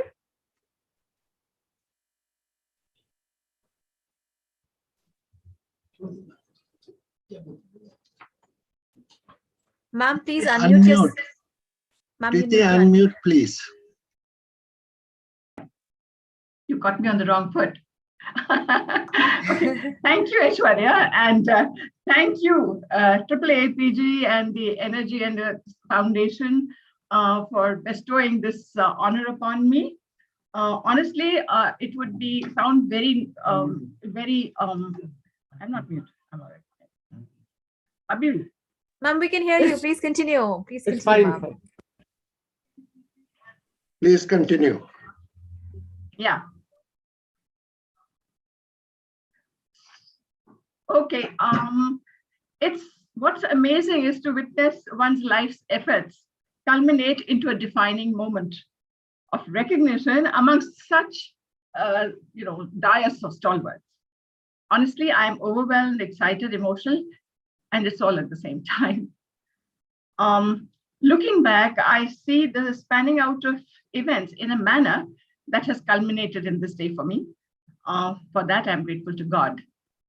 It all began with the tryst with petroleum geochemistry over 3.5 decades ago, which provided me with the opportunity to immerse myself into its tools and techniques and their application to the diverse geologies of the Indian sedimentary basin.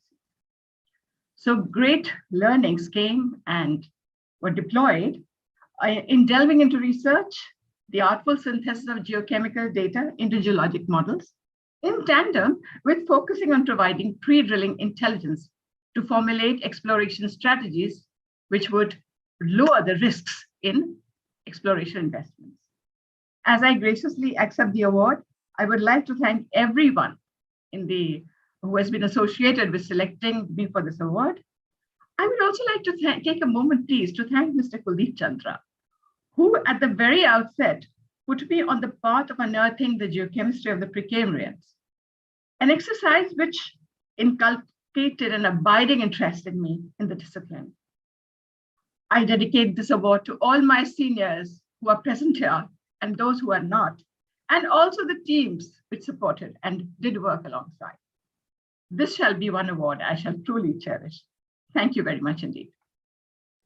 Thank you so much, ma'am. Indeed, your work is to discover your work and then with all your heart to give yourself to it. And indeed, it seems that you have done that. And we hope that you continue doing good work. Congratulations to you, ma'am, and to all the winners. Thank you. Now let me move on to the... Aishwarya, interruption. Yes, sir. Dr. Vishwas is here. We will like to have his message. So yes, whenever he feel comfortable, he can deliver. Right. Dr. Biswas, former director, KDMIPE ONGC. Congratulations on winning the award, sir. We'd like you to say a few words, sir.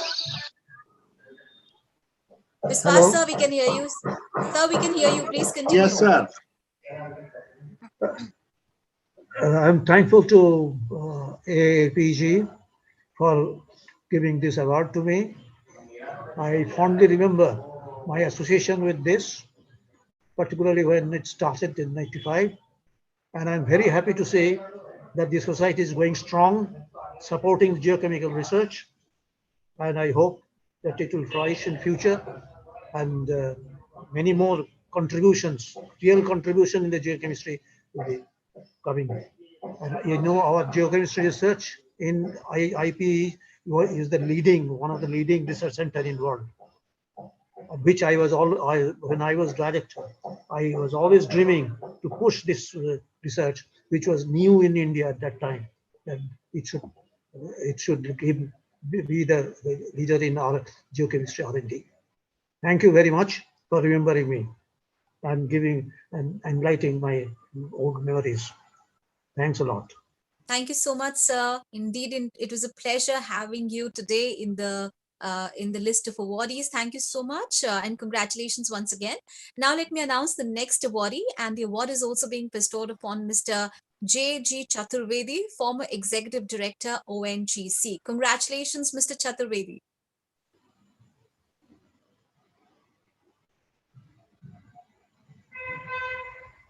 So congratulations. We'd like you to say a few words. Mr. Chaturvedi, please.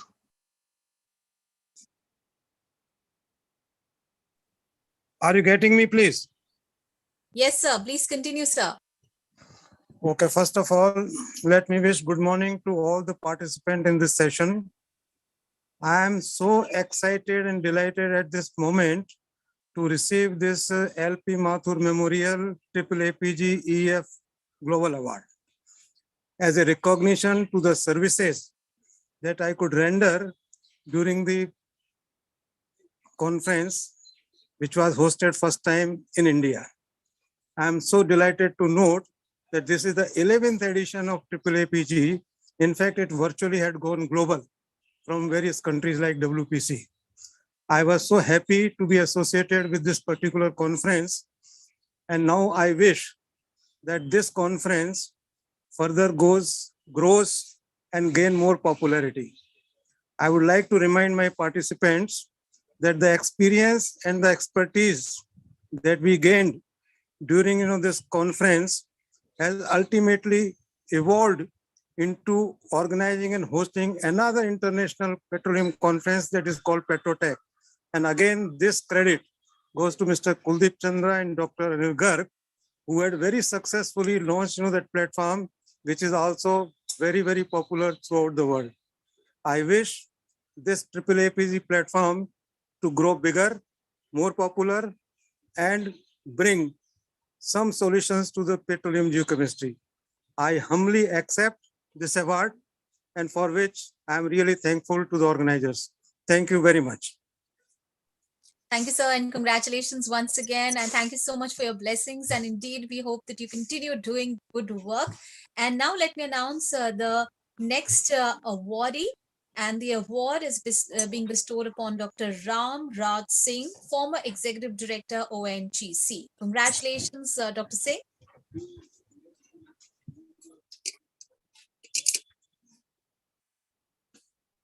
Dr. Singh, congratulations. Dr. Singh, unmute, please.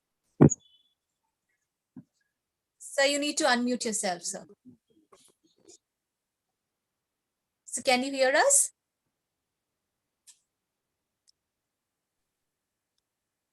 All right. I think. Yeah, sir, you are unmuted now. Oh, again.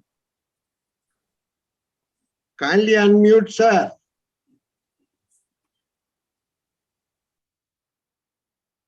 Yes, yes. Thank you, Dr. Garg. Respected all my seniors from ONGC and dear fellow geochemists. I'm extremely glad to receive this prestigious award, and I salute to my ONGCians under the dynamic leadership of Sri Kuldeep Chandra ji and Dr. Anil Garg. We could do as a team, and as right now Sri Chaudhary Sahab has said, this was the first experience which led us to development of the Petrotech Society also. And I now dedicate this award to the team ONGC. Again, team ONGC, it is a team ONGC which has brought this platform to this level. And with these few words, I want to thank you, my all mentors, gurus, my colleagues, for their wonderful support in discharging my little duty, whatever was assigned by my coordinators at the time. Thank you very much. Thank you very much. Thank you so much, sir. Congratulations. Let me now announce the next LP Mathur Memorial AAAPG EF Global Awardee. The award is being given to Ms. Sushma Rawat, former Executive Director, Jorhat ONGC. Congratulations, Ms. Rawat.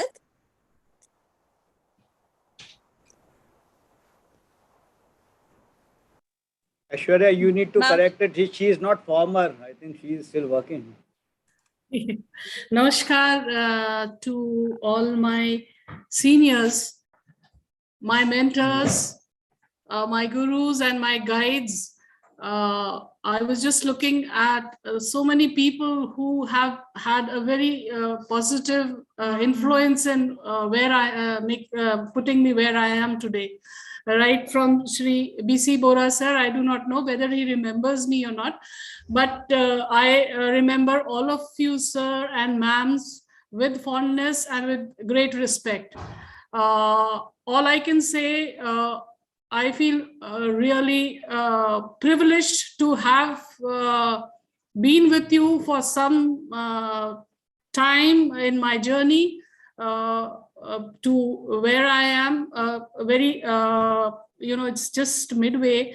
And all I can say is I would like to quote Sir Isaac Newton here, because this is one quote which I could really identify with. Of course, it was used by Albert Einstein, about whom I read a lot, and he says that if I have been able to see further, it is by standing on the shoulder of giants.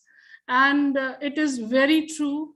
Where I have had, and I still have, very beautiful, very wonderful role models. Dr. Biswas is there. Then Preeti Mathur ma'am, I remember you with fondness. And of course, Kuldeep Chandra sir, I have the opportunities to meet him. A lot of people associated with Petrotech, then Mr. Chaturvedi sir, Chitnis sir has been, and we are still able to get and talk with. And I really would like to thank AAAPG, for carrying out a tradition and a legacy which we are bestowed with, and also bringing together people where we can share ideas. And I very humbly and accept this award of AAAPG EEF Global Award for 2021. And in fact, I would say I should be able to stand up to the belief which has been placed upon me. And thank you so much, Dr. Anilgar sir. Thank all of you, all my seniors once again. And I hope I didn't miss out many, but it was wonderful seeing all of you there, even though virtually. And I do hope that we do get together sometime in the future. So thank you and namaskar. Thank you so much, Sushma, my apologies for writing former. You are the real hope of today and tomorrow. No, sir. I'm just on my way. That's it. And it was created immediately. It was rectified. No, it's okay, sir. Thank you so much. Rawat ma'am, congratulations, and wishing you all more accolades coming your way in the future as well. Thank you so much, and congratulations once again. Now, the next awardee is Dr. K.L. Mehrotra, former Executive Director, ONGC. Dr. Mehrotra, congratulations, sir. Thank you, Aishwarya. Good morning, everybody there. This brings back to me the nostalgic memories of the first Afro-Asian conference. It was a great learning experience for all of us working at that time. And this whole entire contribution of geochemistry has been possible because of the great team we had, and that thing is still continuing. I must thank the organizers of AAAPG for giving this award to me. I humbly accept this award, and in this regard, I must give my gratitude to Shri Kuldeep Chandra, who has been mentor and guru to me, and many seniors who had been able to shape me for the journey which I performed, journey which I traveled in ONGC. I must thank all the organizers for this once again for the award. Thank you very much. Thank you so much, and congratulations. As it is said, that don't work for recognition, but do work worthy of recognition. So these awardees are all people who have really worked hard and worked really hard, worthy of recognition. And that is why we are gathered here today, this morning. Now let me announce the next awardee. The award is being bestowed upon Dr. Neeraj Mathur, CGM R&D Oil India Limited. Congratulations, Dr. Mathur. Thank you very much. I am extremely honored to receive the LP Mathur Memorial AAAPG EEF Global Award 2021 for lifelong efforts towards growth and consolidation of petroleum geochemistry in Oil India Limited and in India itself. LP Mathur, as you know, has been a very renowned geologist and who has done a lot of work in Assam as well, where I've been working most of my geochemical work. So it's really an honor to receive this award. I would like to thank AAAPG India chapter and Mr. Kuldeep Chandra, chairman of 11th AAAPG Organizing Committee, who is the father of petroleum geochemistry in India and a world-renowned geochemist himself. We have been greatly inspired by his work over here. I'm also thankful to Dr. Anil Garg, Secretary General AAAPG India chapter, who has made immense contribution to petroleum geochemistry. Particularly, I've been fascinated by his paper on pyrolysis gas chromatography. I've been working here in Oil India Limited, and the management of Oil India Limited has always been very supportive of petroleum geochemistry. And we have been able to implement many innovative geochemical techniques that have also been patented in the company. So the help and support that I've received from my seniors and my colleagues who are here with me is gratefully acknowledged. They've been really helpful, and because of which we have been able to do some good work here. Lastly, of course, I would like to thank my wife and my extended family for all the encouragement and support that they have given me throughout my life. I'm sure they'll be equally excited as I am receiving this award. Thank you. Thank you very much once again. Thank you, sir, and congratulations. Let me now move on to the next awardee. The award is being bestowed upon Ms. N.J. Thomas, former head Geochemistry Division, KDMIPE, ONGC. Congratulations, Ms. Thomas.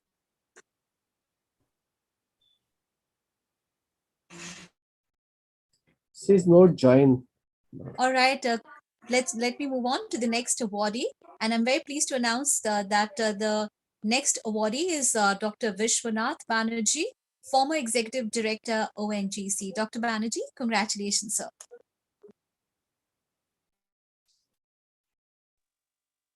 Do we have Dr. Banerjee with us? Dr. Banerjee, please unmute. Yes. Yes, it is okay. I'm extremely happy. I humbly accept the award. I thank Afro-Asian Association of Petroleum Geochemists and the Energy Environment Foundation for conferring this award on me. At this moment, I would extend my gratitude to Mr. Kuldeep Sahab and all other my seniors for guiding and mentoring me throughout my scientific journey in ONGC. Thank you once again. Aishwarya, yes, sir. Aishwarya, I have to say something here. Yes, sir. Sir, all my seniors, you must be remembering the first proceedings of the first AAAPG that was published by A. Balkema, Netherlands. Dr. Banerjee, Vibha Prabhakar, and Dr. P. Dwivedi was the author of that, and that is now available also on Amazon and other things, and cost is about $400. This is prime selling proceedings which published by Dr. Banerjee and team in times to come. So that is a great tribute to Dr. Banerjee and his team, Vibha Prabhakar and Dr. Dwivedi. And it is an asset to KDMIP ONGC. Thank you. Thank you, Garg Sahab. Thank you. Indeed, it is said that throw yourself into some good work, work that you believe in with all your heart, live for it, die for it, and you will find happiness that you had thought could never be yours. And indeed, we are also very happy that we are joined in by such people, such dignitaries with us. And let me announce the next awardee. The award is being bestowed upon Mr. R.K. Nigam, former GM Geology, ONGC. Congratulations, Mr. Nigam. Good morning to all. It is with emotion and pleasure I am in front of you through this virtual forum of AAAPG Conference. It is I say it is indeed a great honor to me to be associated team which contributed the success of 5th AAAPG held in New Delhi. And I am very humbly accepting this award for this thing. I would like to thank all my colleagues and all my members who help, to whom with I work, and I all the best for the future of the AAPG. Thank you very much. Thank you so much, sir, and very many congratulations once again. Let me announce the next awardee, Miss Mala Janardhan, former head Geochemistry Division, KDMIPE ONGC. Congratulations, Ms. Janardhan.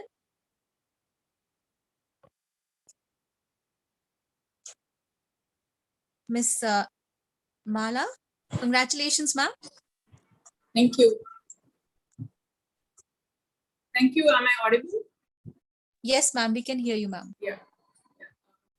Firstly, I must say I'm truly overwhelmed as I share the stage with the doyens of oil and gas industry, and I accept the award with all the humbleness. As I reflect, I just think I can only think about the mentors and the wonderful teams who have shouldered all the responsibilities with me, without whom, and without which effort this day would not have been there for me. I really amazed at the way the conference is being held at such a difficult time as this, and I really wish that AAPG forum goes from strength to strength. Thank you so very much. Thank you so much, ma'am, for your blessings, and thank you so much for having joined us. It is indeed a pleasure of having you in the conference today morning. Let me announce the next awardee. The award is being bestowed upon Mr. Vijay Kumar, former Chief GM Geology, ONGC. Congratulations, Mr. Kumar.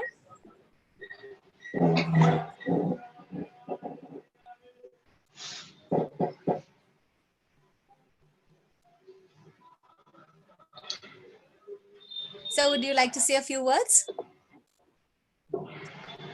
Yeah, very good morning to all. Are you getting me, Aishwarya? Yes, sir. Yes, sir. Yes, sir. A very good morning to all, and I'm very excited to receive this all award along with the stalwarts of Indian oil industry, especially Mr. Aditya, Dr. Bishwas, Mr. Kuldeep Chandra, Mr. Chaturvedi, and I have worked directly with Mr. Kuldeep Chandra, and on this occasion, I congratulate Dr. Garg for arranging this AAAPG, and APG has traveled almost 36 years from 1985 to 2021, and I was part of AAAPG 2000 in organizing that event, and was a part of Dr. Garg's team. So I thank AAAPG for honoring me, and I'm very excited to receive these awards. The discussions, technical discussions during this conference were very interesting, and I hope geochemistry has to play a significant role, because I have spent my last few years in the producing fields, and geochemistry can play has to play a very important role in the producing fields also, especially when our fields are maturing and producing with hour of cut. I always dream of a formulation that can produce only oil and stop and arrest the water. So my dream formulation is always there, and I hope that will come true in the near future.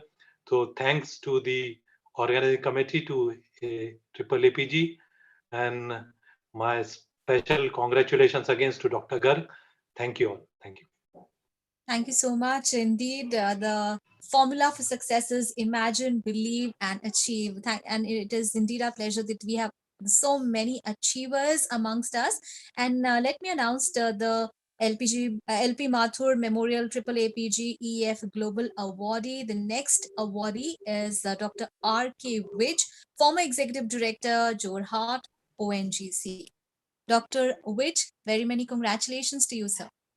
And at present, Director and Professor at Pandit Deen Dayal Energy University, Ahmedabad. Absolutely. Congratulations, Dr. Vij.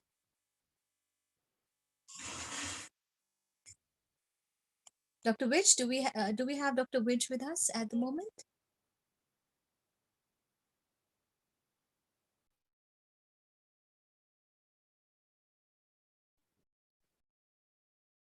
आवाज कम हो गई आवाज कम हो गई Dr. Vij, congratulations, sir. Dr. Vij, we can hear you. Would you like to say Hello. a few words? Good morning. Good morning. I am proud to be a chemist contributing to the petroleum engineering sector in last 43 years.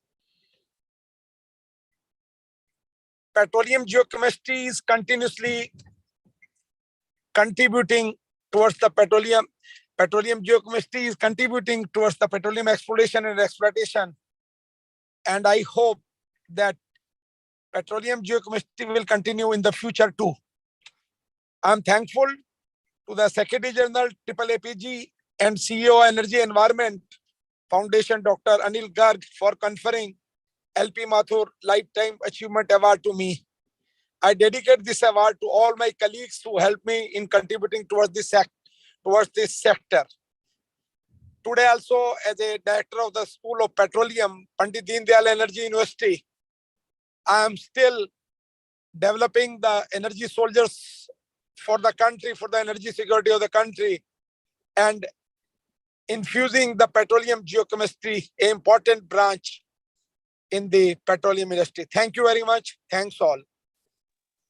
Thank you so much, Dr. Vij, for your achievements. And we hope that you continue the good work, as you were saying, making sure that we have soldiers for the future as well in the field of petroleum geochemistry. Thank you so much. And now let me announce the next awardee, Dr. J.P. Goyal, former DGM Chemistry, ONGC. Congratulations, Dr. Goyal, on winning the LP Mathur Memorial AAAPG EF Global Award. Dr. Goyal, please. Good morning, everyone. I'm extremely honored on receiving such an important award. I humbly accept the award. My sincere thanks to all of you.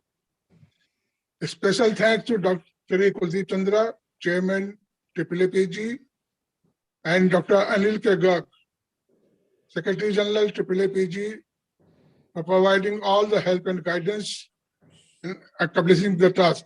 Thank you very much, and all the best. JP Goel, Raja Khan, they are the pillars. Thank you, sir.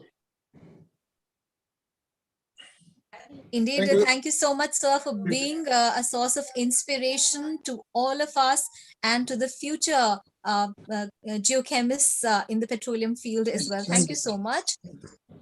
The next award goes to Mr. A.S. Rawat, former Chief Manager, ONGC. Mr. Rawat, congratulations.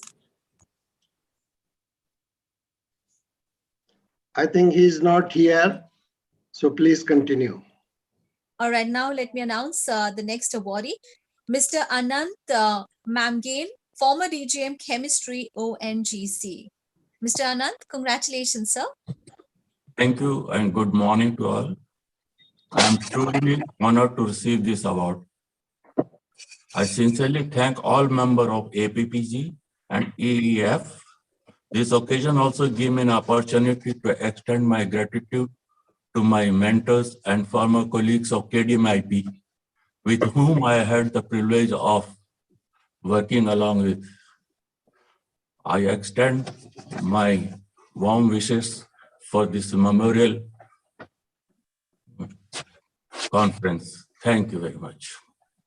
Thank you so much, sir. So the starting point of all achievement is desire And that is how the future leaders are made. And it is indeed our good luck that we are in the company of such august company, in such knowledgeable people with us. And let me announce the next awardee, Mr. M.R. Goel, former DGM Chemistry, ONGC. Mr. Goel, congratulations on winning the award, sir. Aishwarya, I think he is not here. Okay. So LP Mathur Memorial AAAPG EF Global Awardee 2021 is also Mr. Shiv Dayal, ex-Deputy Manager, ONGC. Mr. Dayal, congratulations, sir. Thank you. Very good morning to all. Congratulations on organization, knowledge sharing and precious events, which is very useful for our coming generation. With the blessing of Shri B.C. Bora and Shri Kuldeep Chandra and Dr. Anil Garg, I joined this association AAAPG. I am thankful to the management of APG for honoring me on this occasion. I will continue my service in future also for this valuable association. Once again, I am thankful to the organizing committee. Thank you very much. Jai Hind. Thank you so much, sir, and very many congratulations once again. And the LP Mathur Memorial AAAPG EF Global Awardee, the next is Dr. A.K. Agnihotri, former DGM Chemistry, ONGC. Dr. Agnihotri, congratulations, sir.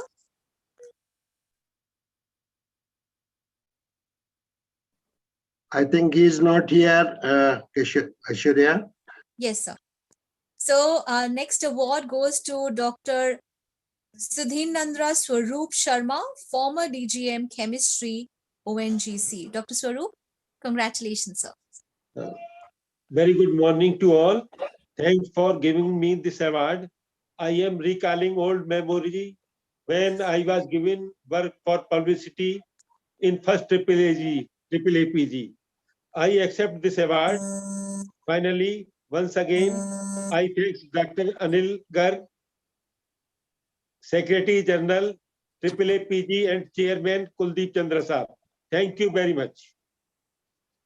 Thank you so much, sir, and congratulations. Indeed, it is said that achievement is connected with action. Successful men and women keep moving. They make mistakes, but they never quit. And that is why they are the achievers and the leaders for the future. Congratulations, sir. Let me announce the next awardee, Dr. Baleshwar Kumar, National Geophysical Research Institute. Congratulations, Dr. Baleshwar.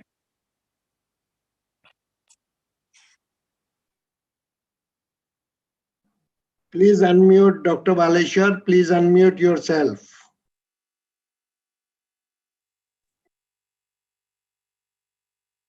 I'm thankful to the organizer for considering me for this award. And I accept this with great honor. On this day, I remember some of my mentors, chief mentors, late Dr. Hainayan, who considered me for a training in stable isotope geochemistry at Federal Institute of Geoscience and Natural Resources, Hanover. Late Dr. W. Stahl, who is remembered as a stalwart in stable isotope geochemistry. My friend, Dr. E. Faber. Then Mr. Kuldeep Chandra, who introduced me to the area of petroleum geochemistry. At NGRI, we have excelled in geochemistry field, and I have worked in the geochemistry about 20 years. I am thankful. I thank Dr. Garg, who has considered me for this award. Thank you so much. Thank you so much, sir, and congratulations. And thank you so much for choosing excellence each day. And that is why you are the leader, really, and the source of inspiration for everyone. Thank you so much. The next award goes Aishwarya, to I just want to add that your smiling face makes us feel young. Thank you so much, sir. So it humbles me. Thank you so much for I that can only compliment, add sir. one thing, Australia. Dr. Yes, sir. Balesh Kumar established the Center of Excellence in Surface Geochemistry in National Geophysical Research Institute. Wow, that's great, sir. Adding more feathers to his cap every day, and I hope he continues doing the good work and making sure that there are future soldiers in the field of really petroleum geochemistry. Thank you so much to all the winners. Let me announce the next awardee, Dr. Raza Khan, former Chief GGM ONGC. Dr. Raza Khan, congratulations, sir.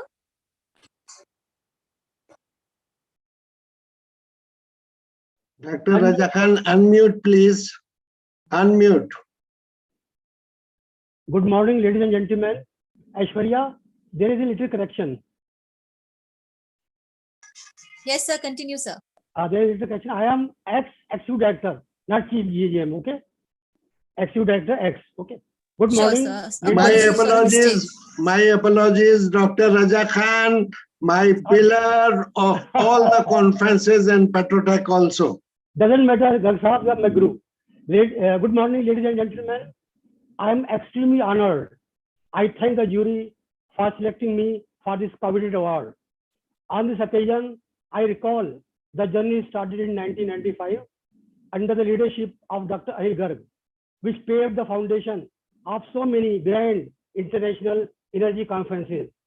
I would like to mention the multifaceted contribution of Mr. Kuldeep Chandra to the field of petroleum exploration in general and petroleum geochemistry in particular. I thank Mr. G.K. Tripathi, Mr. Kiran Mishra, Mr. J.G. Chaturvedi, senior officers, and all my colleagues for the immense support and inspiration. Thank you very much for this honor. Thank you. Thank you so much, sir, and congratulations and apologies for that mistake. Moving on to the next awardee, Mr. Rajendra Kumar, former GGM DGH. Congratulations, Mr. Kumar, on winning the award. Aishwarya is not here. All right, let me move on to the next awardee, Dr. Pushpendra Kumar, former GGM ONGC. Dr. Kumar, congratulations, sir. He will be speaking from US. Thank you so much, sir, for having joined us at this hour in the United States. I'm sure it's a little late at night. Thank you so much, and I would like you to say a few words, sir.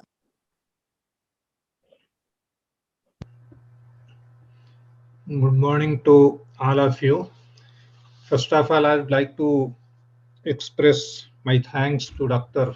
Garg. Are you able to hear me? Yes, sir, we can hear you. Please continue, sir. Okay. Thank you very much.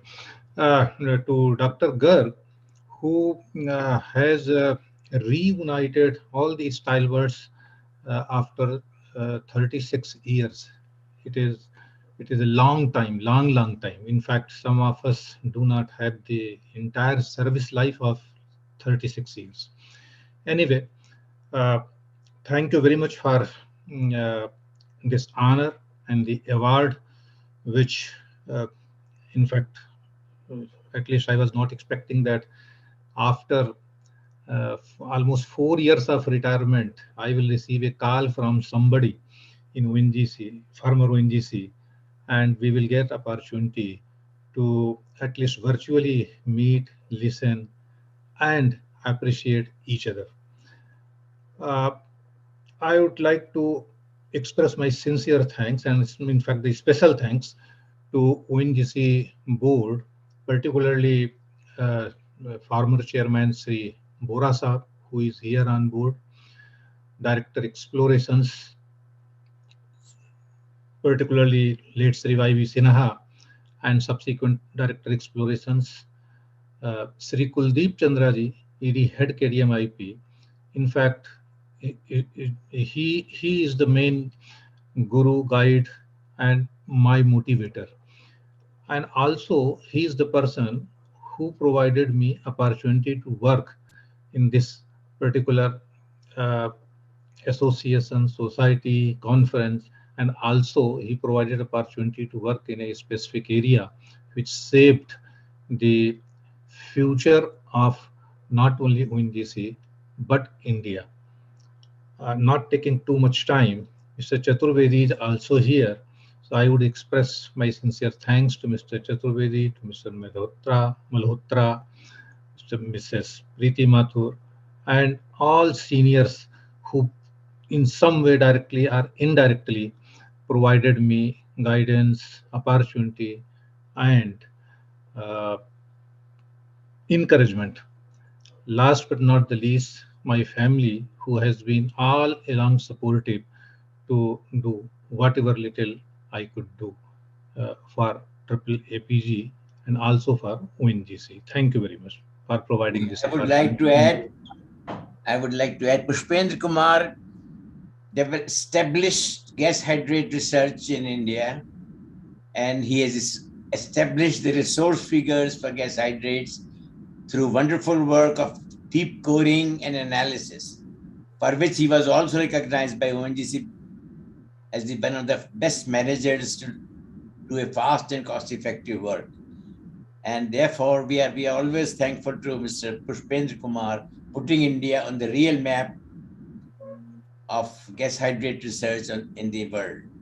God bless him. Congratulations. Sir, thank you very much. Sir, thank you very much. Thank you. And Dr. Garg also played very, very important role in this entire process, what Sir has mentioned. Thank you very much, sir. Thank you. Thank you. Indeed. Thank you so much, sir, for indeed making excellence not only an act, but your habit, and making sure that India, you've put India on the global map. Thank you so much for that as well. Thank you. And congratulations. Let me move on to the next awardee. The next award goes to Mr. N.D. Sharma, former DGM Chemistry, ONGC. Mr. Sharma, congratulations. Do we have Mr. Sharma with us? I think Mr. Sharma is not here. Aditya. Okay, all right. Let me continue with the next award. The next award goes to Dr. Trilok Chand Dogra, former DGM Chemistry, ONGC. Dr. Dogra, congratulations, sir.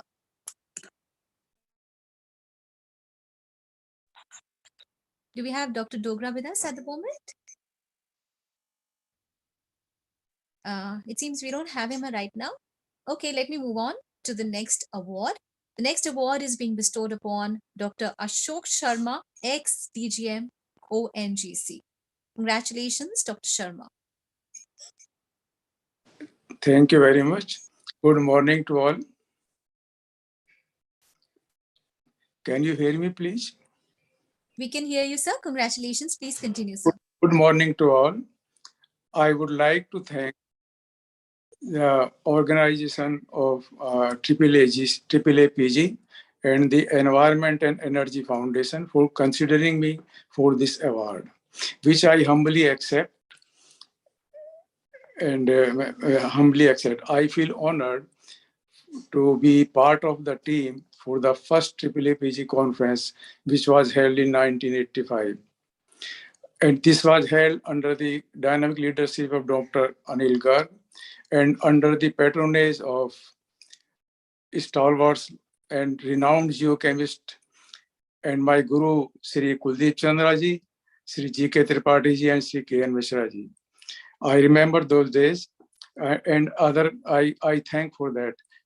I use this opportunity to express my gratitude to my gurus who has helped me to learn ABCD of geochemistry, Sri Kuldeep Chandra ji, Sri G.K. Tripathi ji, Sri K.N. Mishra ji, and other seniors.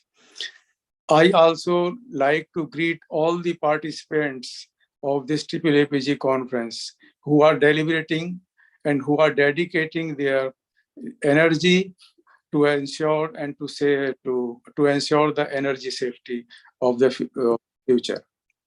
In the end, I would again thanks AAAPG and Environment and Energy and Environment Foundation for the award, and I wish you all very happy New Year and very happy and Merry Christmas. Thank you very much. Thank you so much, Dr. Sharma, and congratulations once again. Let me announce the next awardee. We have Dr. P. Chandrasekharan, Chief Technical Advisor, Oil India Limited. Dr. Chandrasekharan, congratulations, sir. Do we have Dr. Chandrasekharan with us? No, he not join us. Okay, then now let me move on to the next awardee, Dr. K.P. Singh, former DGM Chemistry, ONGC. Congratulations, Dr. Singh.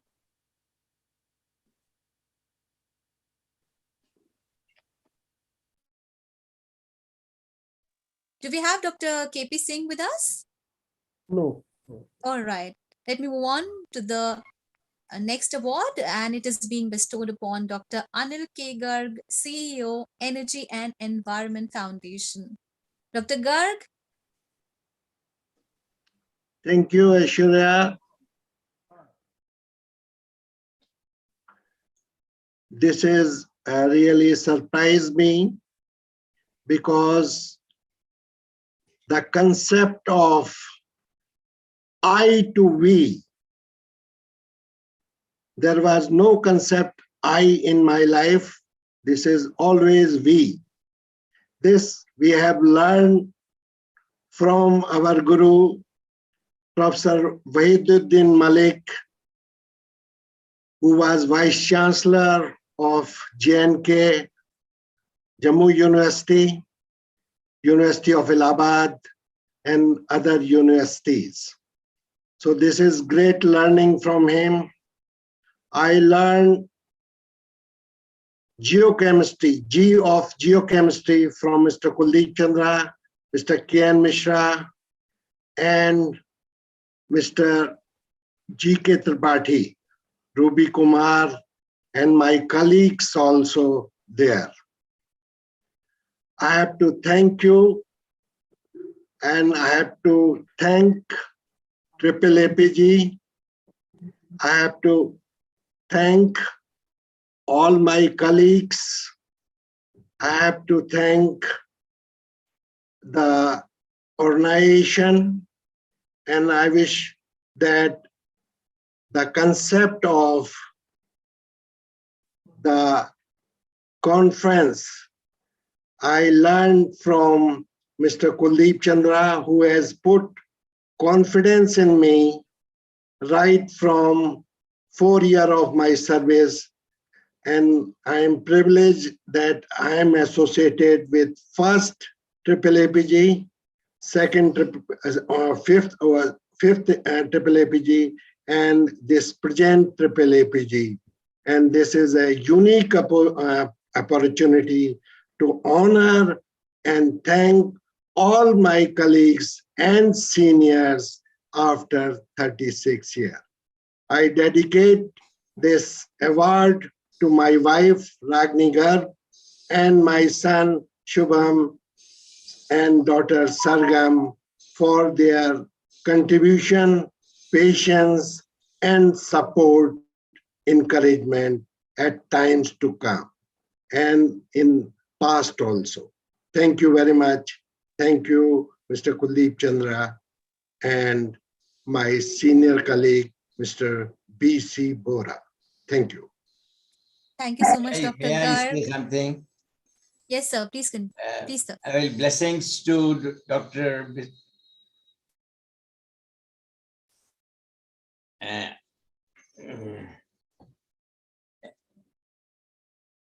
Anil Kumar Garg.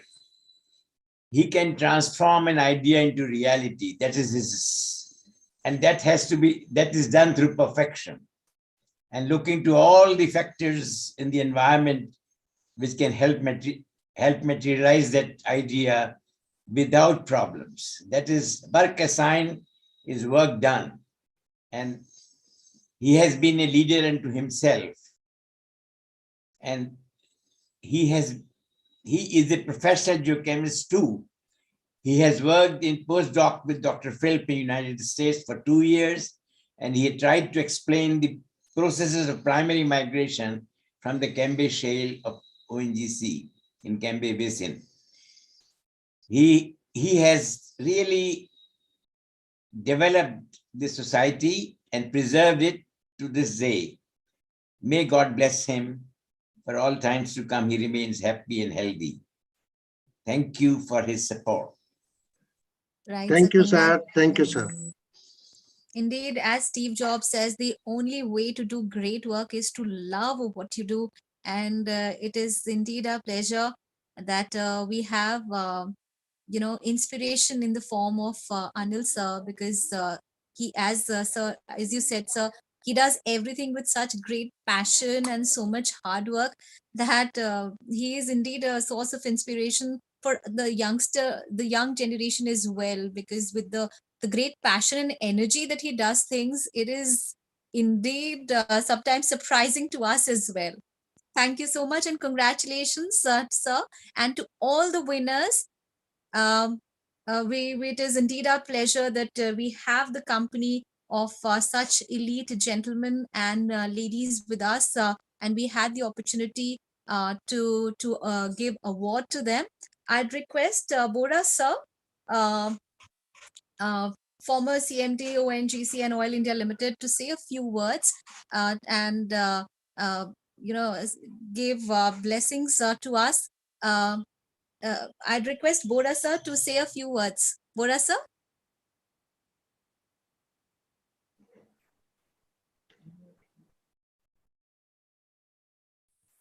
Can you hear me now?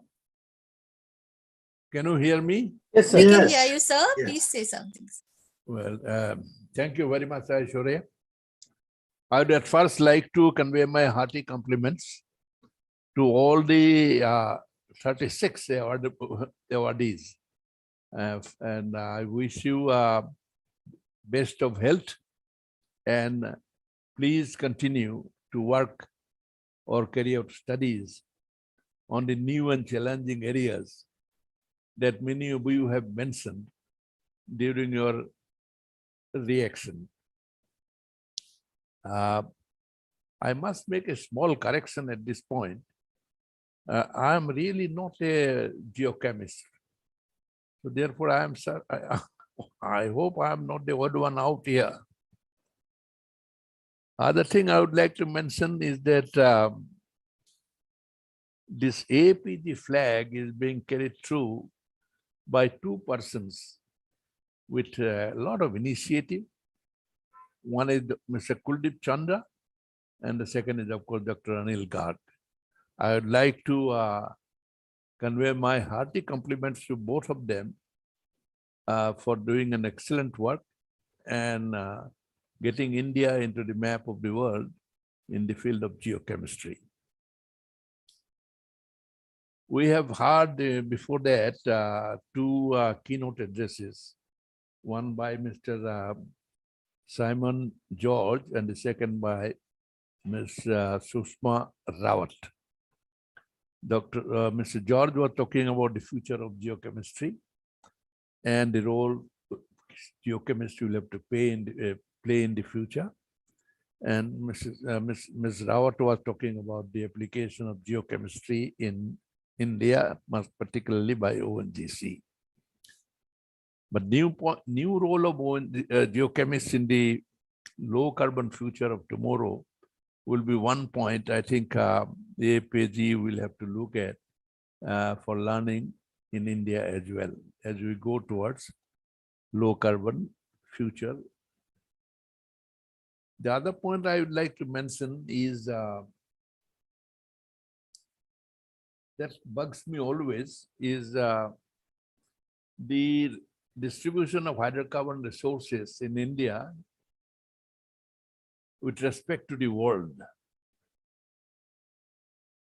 In India, the hydrocarbon resources are distributed roughly about 20% in the Cenozoics and about 80% about 20% in world hydrocarbon resources are distributed about 20% in the Cenozoics, and whereas in India it is about 80%. but in fact about 90%. In Mesozoics, the world average is 80%. Mesozoics and older sediments. Whereas in India, it is hardly 10%, not even 10. I think it is somewhere near between 5 and 10%. So there, I think there is a skewed picture here compared to the world, as well as to the even areas around India. I suppose the answer should be high resolution seismic and geochemical intervention. And I'm sure the experience sharing that will happen in this AAPG, particularly with respect to exploration in other countries. For example, I'm told Australia initially had the rivers. They had very little in the younger rock sediments, mostly in the older rock sediments. But because they found initial successes in the older sediments, they had their full focus on older sediments.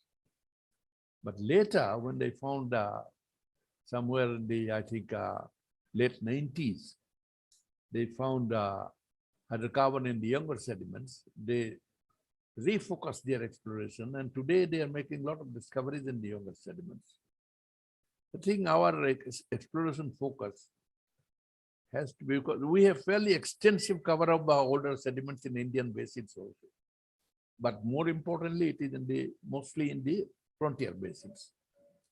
So I think we have to find these new resources there. The country has to produce more oil, means we have to find more resources. Existing fields, you may improve production, but they will not make a very big dent. And new production will have to come from new basins. And as was also explained earlier, oil and gas, oil for that matter particularly, has a limited future. So if we do not find the oil now, we'll never be able to produce that oil again. So I think this AAPG, learning through experience sharing, should give us some ideas how to attack these older rock sediments in India in a more focused manner, using technology as the key. And I'm sure this conference will at least help us to get into this area much more effectively. I don't have to comment anymore because I'm not a geochemist really, but I'm really impressed with the work done in the past by ONGC. And I'm sure they are going, particularly in the area of oil and gas, including hydrates even. And I'm sure in the future, this work will fructify into finding more and more resources for the country. And AAPG will be harbinger of those technologies to India. Wish you all the best. Once again, I would like to compliment all the award winners for the wonderful achievements done by them in the past, and to Mr. Kuldip Chandra and Dr. Anil Garg for doing a wonderful work in propagating the cause of AAPG, not only in India, but also around the world. Thank you very much. Thank you, Mr. Bora, for your support, encouragement, and hard work which you inspire. We could able to perform. I have to say three things. Number one, that all the award winners are AAA, 1A, A, and A, is in all respect. We could not able to describe their outstanding work at this moment because of paucity of time. And second thing, that we could able to miss few persons of our team, and we could not able to do justice with them. So my apologies for that. And third thing, sir, as you have said, and Mr. Anil Razdan has said, that we should focus more on low carbon future or decarbonization. So, sir, I will pass on this torch to the future leaders with this message, and hopefully something good will happen. But I can assure you, sir, that in Petrocool Congress and World Future Fuel Congress Hydrogen Conference, we will see that your dream turn into reality in your lifetime. Thank you, sir. Thank you very much. Thank you so much, sir. And again, I wish to thank Mr. Bora for all his support and guidance in strengthening petroleum geochemistry in ONGC. God bless him. Thank you and wish him good health.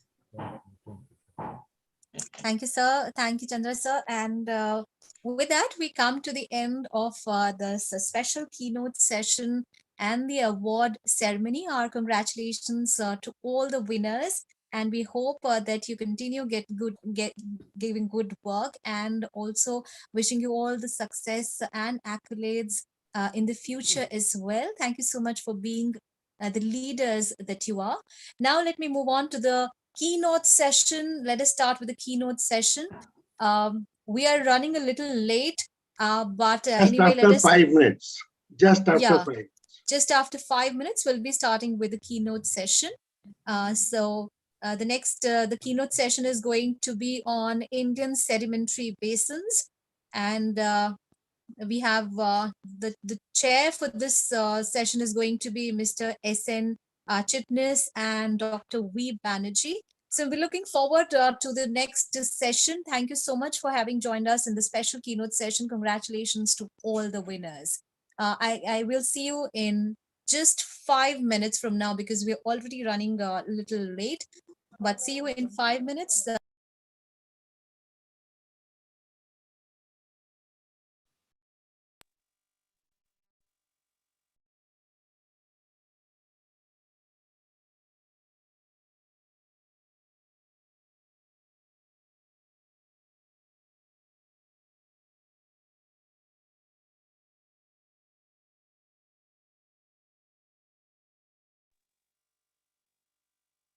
Dr. Banerjee, do we have Dr. Banerjee with us? Mr. Chitnis, do we have? Yes, all the speakers are there. All the speakers are there. I'm there, very much here. All right. So as soon as I get a go ahead, then we can probably start with the keynote We will session. start within a 3-4 Yeah, minutes. you can start, Ashwarya. All right. Banerjee, sir? Since Mr. Chitnis is here, Dr. Banerjee is here, you can start, please. All right. Good afternoon, ladies and gentlemen. Welcome to the keynote session. This session is going to focus on Indian sedimentary basins, and I'm very pleased to announce the chair for this session. The chair is going to be Mr. S.N. Chitnis, Executive Director and Head KDMIPE Oil and Natural Gas Corporation Limited. Very good afternoon to you, sir, and thank you so much for having joined us. Dr. V. Banerjee, Dr. V. Banerjee, former ED ONGC, is also going to be the chair for this session. Dr. Banerjee, very good afternoon, and thank you so much for having joined us this afternoon with us. So you both are going to be the chair for this session. Let me announce the speakers for this session. Ms. Nisha Chaudhary, Senior Chemist, Isotope Lab, Geochemistry Division, KDMIPE ONGC Limited, is going to be the first speaker. Good afternoon, Ms. Chaudhary. Very good afternoon, ma'am. And we also have Ms. Shweta Chauhan, Senior Chemist, Geochemistry Division, KDMIPE ONGC Limited. Ms. Chauhan, Ms. Chauhan, are you there? Very good afternoon, ma'am. Yeah, hello, ma'am. Good afternoon. Mr. Upendra Pratap Singh, Superintendent Chemist, Stable Isotope Lab, KDMIPE ONGC Limited. Good afternoon, Mr. Singh. And Mr. Rakesh Tripathi, Superintendent Chemist, Microbiology and Bioenergy Research Laboratory, KDMIPE ONGC Limited. Mr. Tripathi, very good afternoon to you, sir. And the last speaker for this session is going to be Mr. Shivananda Borua, R&D Department, Oil India Limited. Mr. Borua, very good afternoon to you, sir, as well, and welcome to the plenary session. Yeah, good afternoon. Sir, I now hand over the virtual mic to the chairs for this session, Mr. S.N. Chitnis and Dr. V. Banerjee. Sir? A very good afternoon, Dr. V. Banerjee. It has been nice to see you in the previous session. And I am honored for this opportunity given by AAAPG to chair this session. A very warm good afternoon to the galaxy of seniors who have been associated with the previous session. Just before this, I can see Dr. Kuldeep Chandra. नमस्कार फिर से sir, आपको बहुत बहुत नमस्कार। और मेरे सारे गुरुजन जो इसमें जुड़े हुए हैं इस वक्त, सभी को प्रणाम। मैं किसी को मिस नहीं करना चाहता। मैं एक ही बड़े से ब्रैकेट में सबको गुरु बोल के प्रणाम करता हूँ, नमन करता हूँ। साथ ही नमन करता हूँ, नमस्कार करता हूँ मेरे साथ इसमें co-chair mister V Banerjee who is associated. I also convey my greetings to speakers during the session, Nisha Chaudhary, Shweta Chauhan, Mr. Upendra Pratap Singh, Mr. Rakesh Tripathi, and Shivananda Barua. This session, as it goes, is focused on Indian sedimentary basins. While it is a challenge to speak everything about Indian sedimentary basins in 10 to 12 minutes, right now I have a presentation, but as Aishwarya just indicated that we are running short of time, presentation will be longish. I would not be able to cover everything which is there in the presentation in the given time. Permit me to speak out at this keynote address. Am I permitted, Dr. Garg, Dr. Chandra? Welcome, sir. Welcome. Yep. So, while it is a challenge to speak everything about Indian sedimentary basins in 10 to 12 minutes, let me start by saying that India has been endowed with a vast area of about 3.36 million square kilometers as sedimentary basinal area. Out of this 3.36 million square kilometers, nearly 1.63 lies on land, and offshore up to 400 meter isobats is about 0.41 million square kilometer. A large chunk of 1.32 million square kilometers lies beyond the 400 meter isobats, deep waters, as we call. This area of 3.36 million square kilometers is grouped under, as per current understanding, 26 sedimentary basins. As the depth and extent of understanding evolves, as the new data gets incorporated, as the new techniques of assessment evolve, this number 26 might change. We already see some reason in the fact that it may be a total number of different than 26 as we understand. Now, when we say sedimentary basins, it needs no elaboration to say that each of these basins has its own uniqueness. It is from the genetic aspect, it is from the complexity of tectonic history, or from the aspect of special alchemy, I'm using the word alchemy, that would make these basins focal points for hydrocarbon explorers. Now, understanding of this special chemistry and deciphering the geology has led to establishing 7, in fact 8 sedimentary basins to be grouped under what we commonly refer as category 1 basins, wherein we have commercial production of hydrocarbon initiated. Now, suffice it to say that finding hydrocarbon in the vast extent of basins is similar to finding the proverbial needle in the haystack. The glimmer of hope among us is created through the special tool of geochemistry. As because I have just said, 8 sedimentary basins have been brought up to the level of category 1 basins. There are still a good number to come on the hydrocarbon map of India. At the time, the script driven by a quest for hydrocarbon in these basins is written. A team of field geochemists, it starts right from there. A team of field geochemists would be busy collecting surface samples. Analysis of those could contribute a piece of clue for hydrocarbon lying deep down the surface.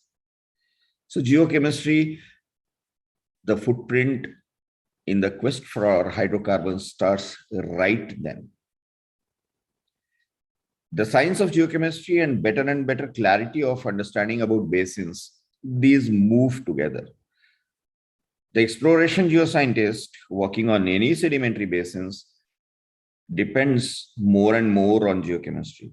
With the success in finding oil comes the need to understand a simple question: from where it came, what was the source, was it mature, did the source expel everything, or the process is still on and we have some similar areas with a similar alchemy. I love that word, alchemy, geochemistry available to us. With refinement of exploration approaches and with advent of play-based exploration, more and more focus is on risk reduction. The science of geochemistry is evolving in leaps and bounds. In the previous session, Ms. Rawat has already stressed on what is the key role of geochemistry in entire basin understanding, petroleum system modeling, basin establishment. So I'm not going to get into every detail of that. The unique synergy of geology and geochemistry would not only help in finding hitherto unestablished hydrocarbon in established basins. Mind you, we have a lot of YTF potential, as we call it. It would also help establishing the hydrocarbon potential of category 2 and category 3 basins, thereby meaning which are either at the cusp of being commercialized or they are waiting to be probed. In both the cases, geochemists would help us understand better.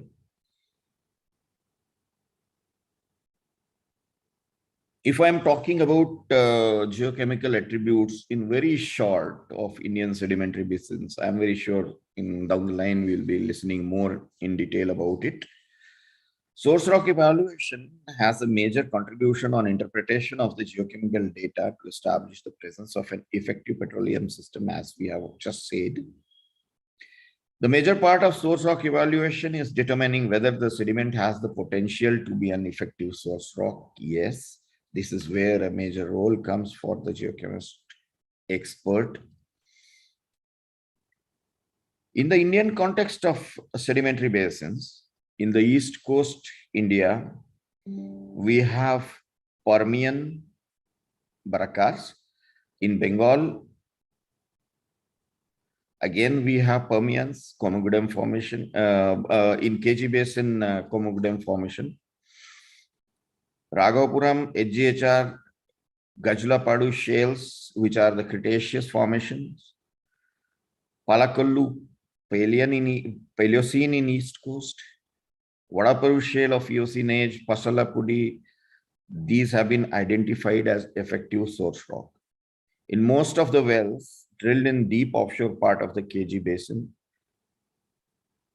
we have seen source rock quality is on the lesser side, but then the vastness of the extent probably should be compensating, and where the role of geochemistry in petroleum resource assessment finds a prominent place, because that's where the key parameter is generated.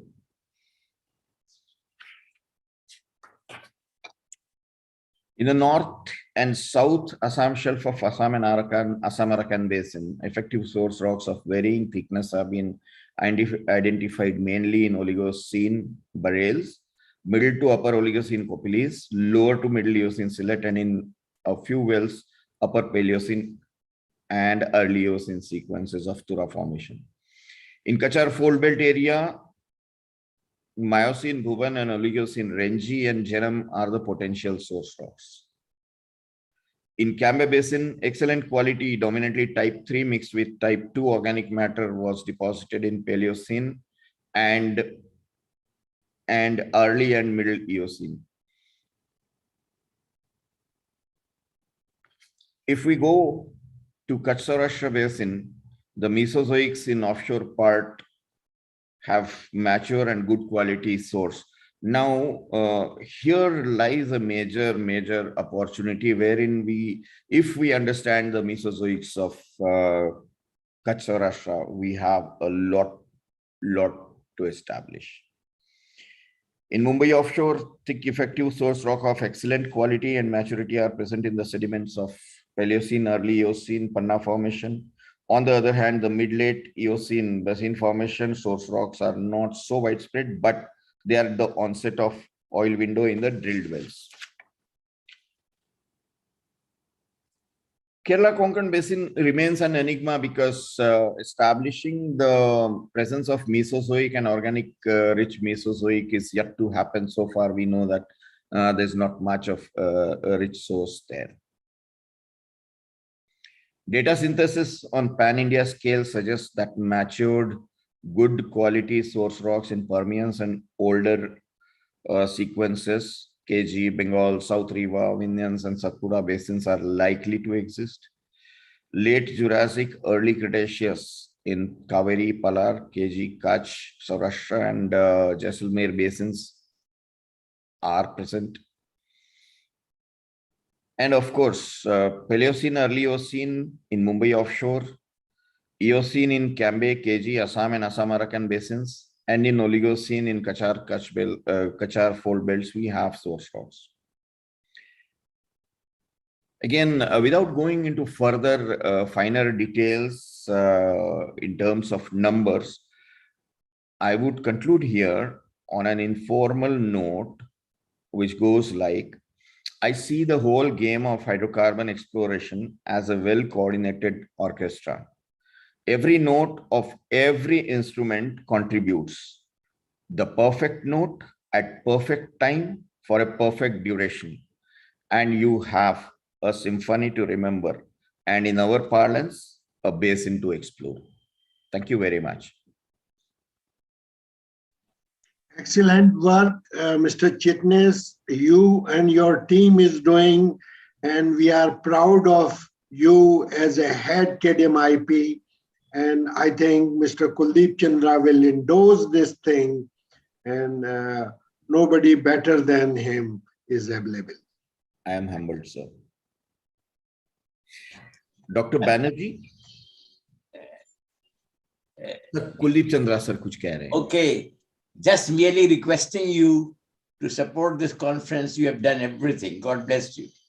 Thank you, sir. Thank you, sir. You're great. Dr. Banerjee is not here, so please continue. Okay, so now I invite the first speaker, Nisha Chaudhary, to make her presentation.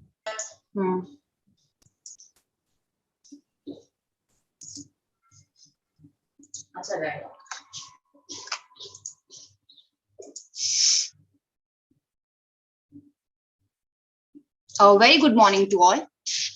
I'm Nisha Chaudhary, working as a senior chemist in KDMIPE, Oil and Natural Gas Corporation, India.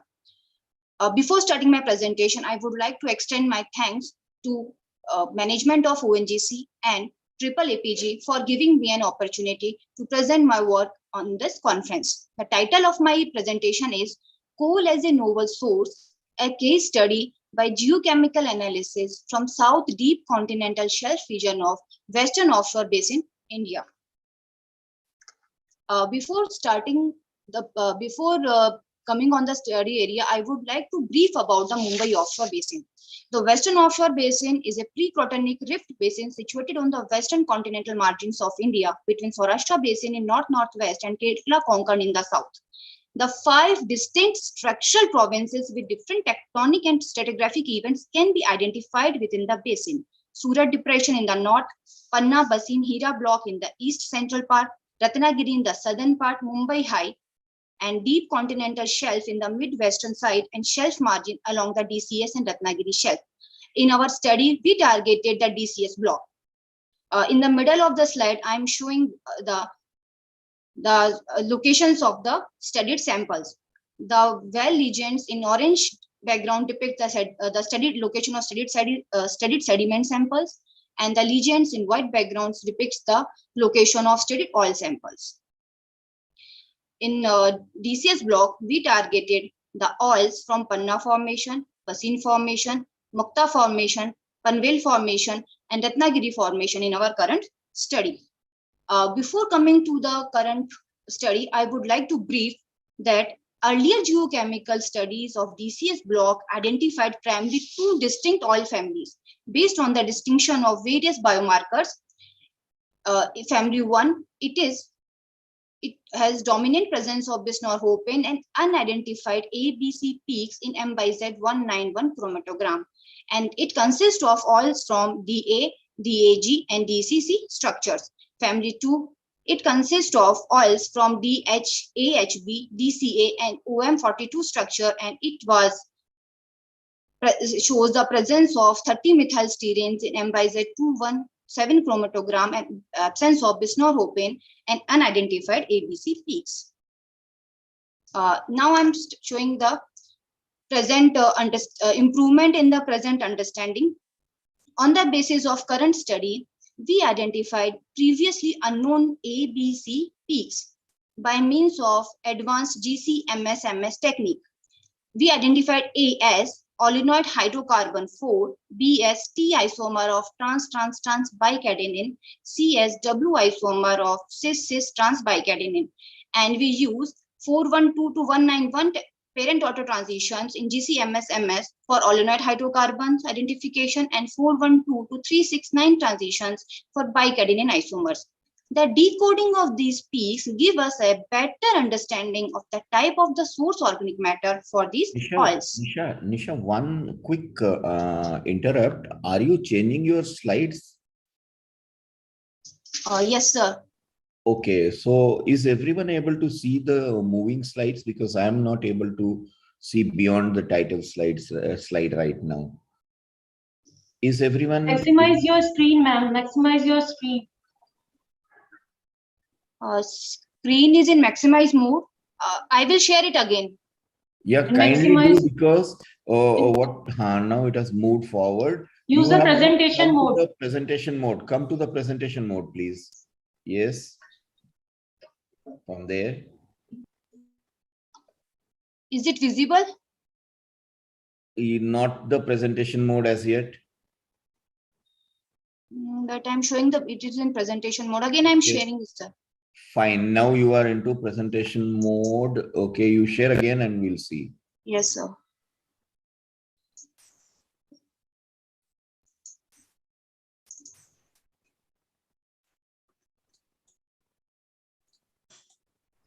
And immediately go into presentation mode. Immediately go into presentation mode. Okay. Yeah. Okay. Now you reach the slide which you are talking about.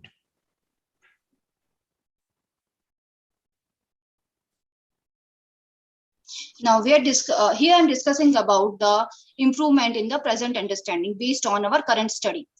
In our current study, we decoded the earlier unknown ABC peaks as olenoid hydrocarbon 4, BST isomer of trans-trans-trans bicadene, and CSW isomer of cis-cis trans bicadene. we applied GC-MS-MS technique in deciphering these peaks and used parent-daughter transitions 412 to 191 for olenoid hydrocarbons and 412 to 369 for bicatenane isomers. The decoding of these peaks give us a better understanding of the type of the source organic matter of these oils. Based on the current study, the general geochemical characteristics of oils are as the oils are dominantly terrigenous in input and are generated in peak maturation stage of source, which is depicted by the various geochemical plots. The peak bisnorhopane, which was used in earlier GSC-MS studies, has been found in high resolution GC-MS instrument in the present study to be representing the coelution of two compounds, that is bisnorhopane and bisnorlupane. In fact, bisnorhopane is of a very low intensity, while bisnorlupane is of very high intensity. The presence of this biomarker is become very vital as it is reported or identified ever first time from the sediments and oil samples of the Western Offshore Basin, which may widen the scope of studies in the entire basin. Prominent biomarkers which were studied during the course of study.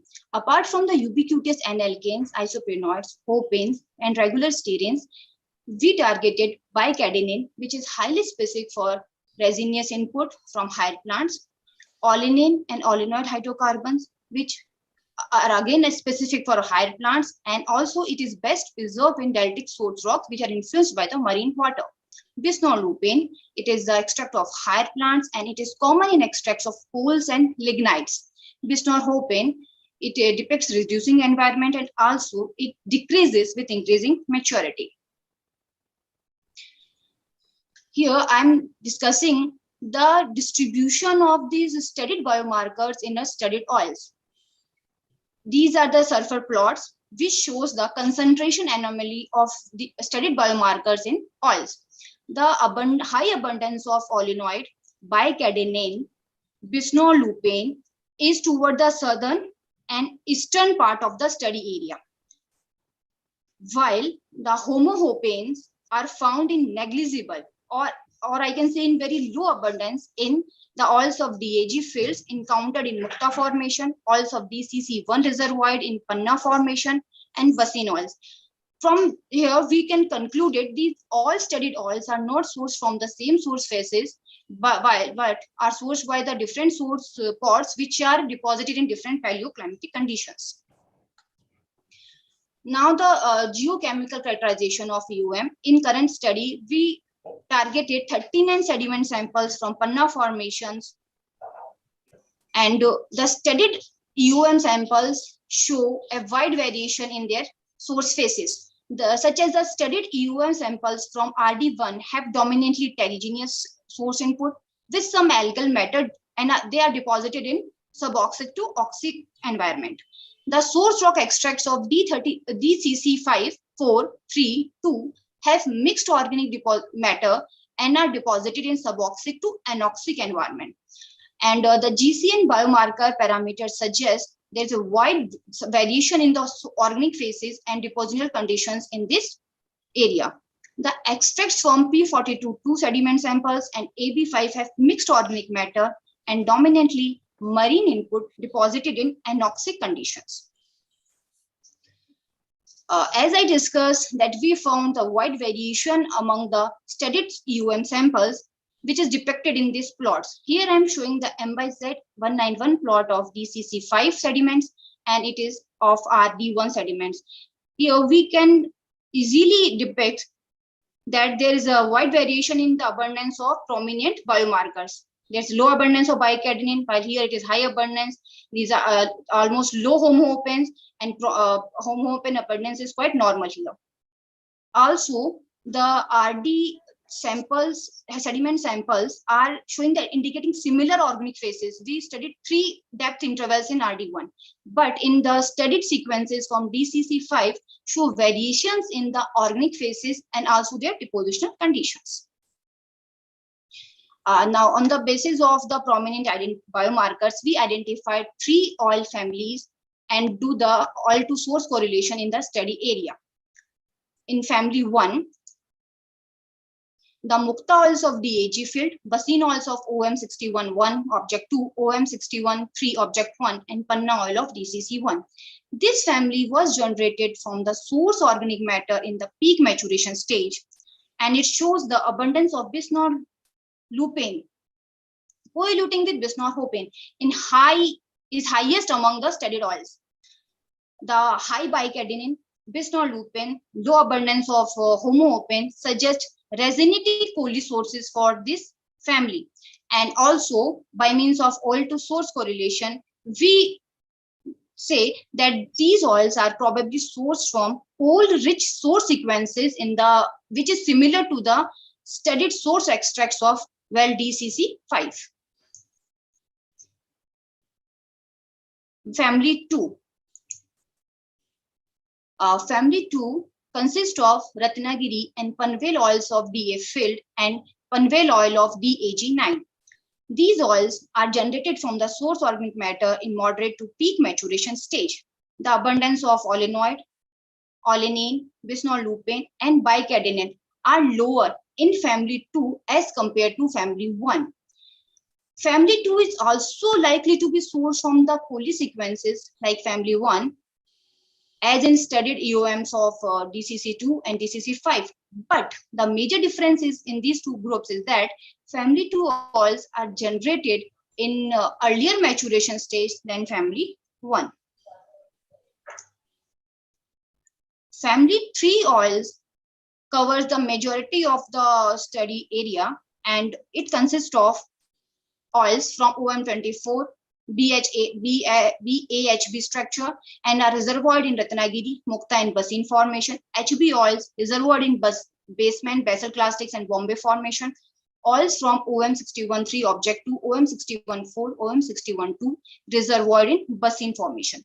The maturity related parameters suggest these oils are generated from organic matter in peak maturation stage, and this family shows the very low abundance of bisnol lupine and moderate homohopane index. This suggests the source organophasis of these oils is different from oils of family 1 and family 2. The similar abundance of olenoid, bisnorhopane, bisnol lupine, and bike-adenine suggests that these oils are likely sourced from source organophases as in RND1 or DAC1. Here I am showing the source extract of RD1, and it is the oil from structure OM24.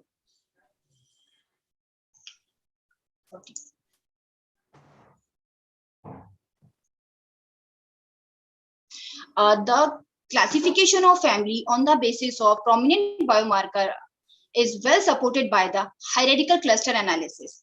And in this analysis, we used 38 biomarkers and 2 stable carbon isotopic ratios, and we get a clear-cut separation in these clusters. It is family 1, 3, and 2. The biomarker bisnol lupine is considered to be the well-suited for identification of oil and oil to source correlation. And here I'm showing the oil to source correlation and the 3 families. Now, conclusions. The Panna sediments deposited during Paleocene to early Eocene shows good source characteristics and good hydrocarbon generation potential throughout the study area.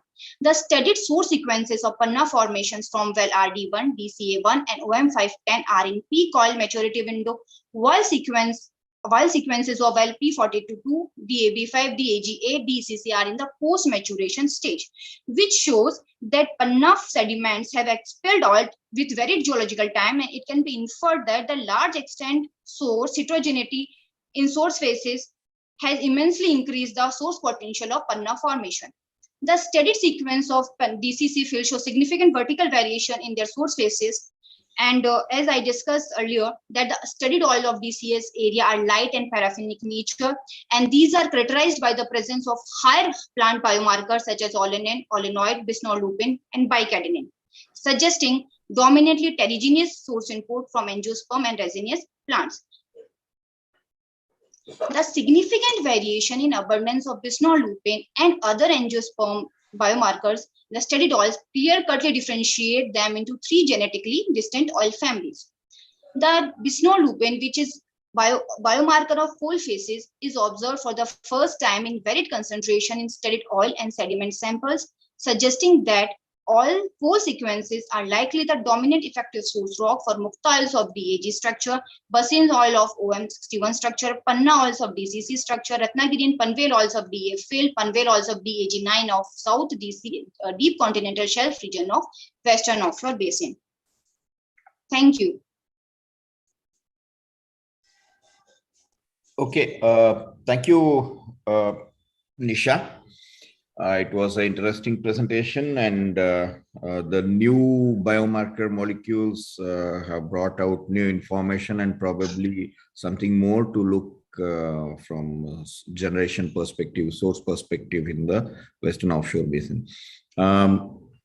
I would request the next speakers to keep a tab on time and finish the presentation within the given frame. And at this point of time, if there is any question, probably we can take only one or two questions. Rest of the things probably can be addressed through mail exchanges. But for the connected delegates, participants, one question, if there is any. Okay, Mr. Chitnis, kindly confine questions at the end. Okay, fair enough. Fair enough, Dr. Garg. We can take all the questions at the end during the 10 minutes. So I now invite Ms. Shweta Chauhan to give her talk. And I also request her to limit herself to 10 to 12 minutes. If possible, we'll be able to make up time. Shweta.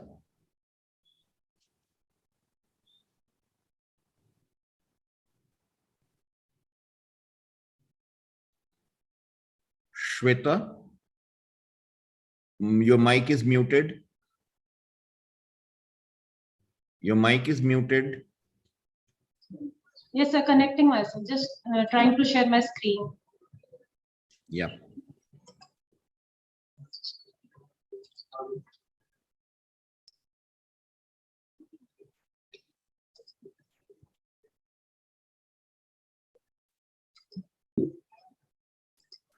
Any help is required, Shweta?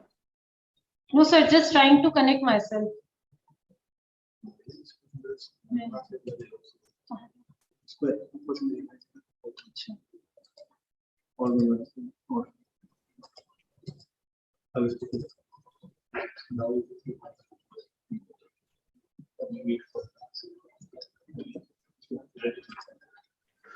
Shweta, you can start your presentation or talk. Yes, sir. And meanwhile, it will be connected.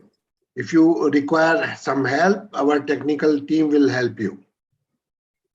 Sir, are you able to see my screen? Yes, maximize it. Yes. Yeah, okay. A very good afternoon to all Just the 1 senior. minute. Establish the presentation mode first. Establish. It is there in presentation mode only. Okay, so it has not come through. Ma'am, please click on the option that mouse is already on. That will make it in the full screen mode. Now, Are you able to see the screen? Now trying resharing the slide.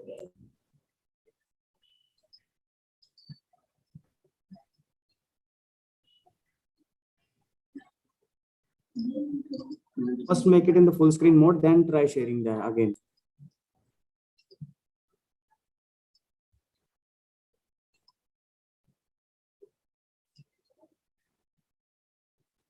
So are you able to see my screen now?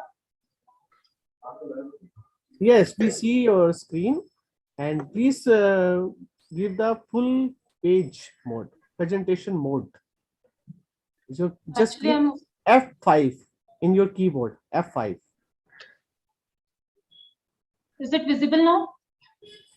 Yeah, it's fine. Please go ahead. In full screen mode now. Are you able to see me, sir? No, we can't see the full screen. So therefore, now you can use the scroll bar at the rightmost to change over from into slides. Okay, we will not be able to do it down arrow. Okay. You use the scroll bar, right? Okay, go on, because there seems to be some difficulty.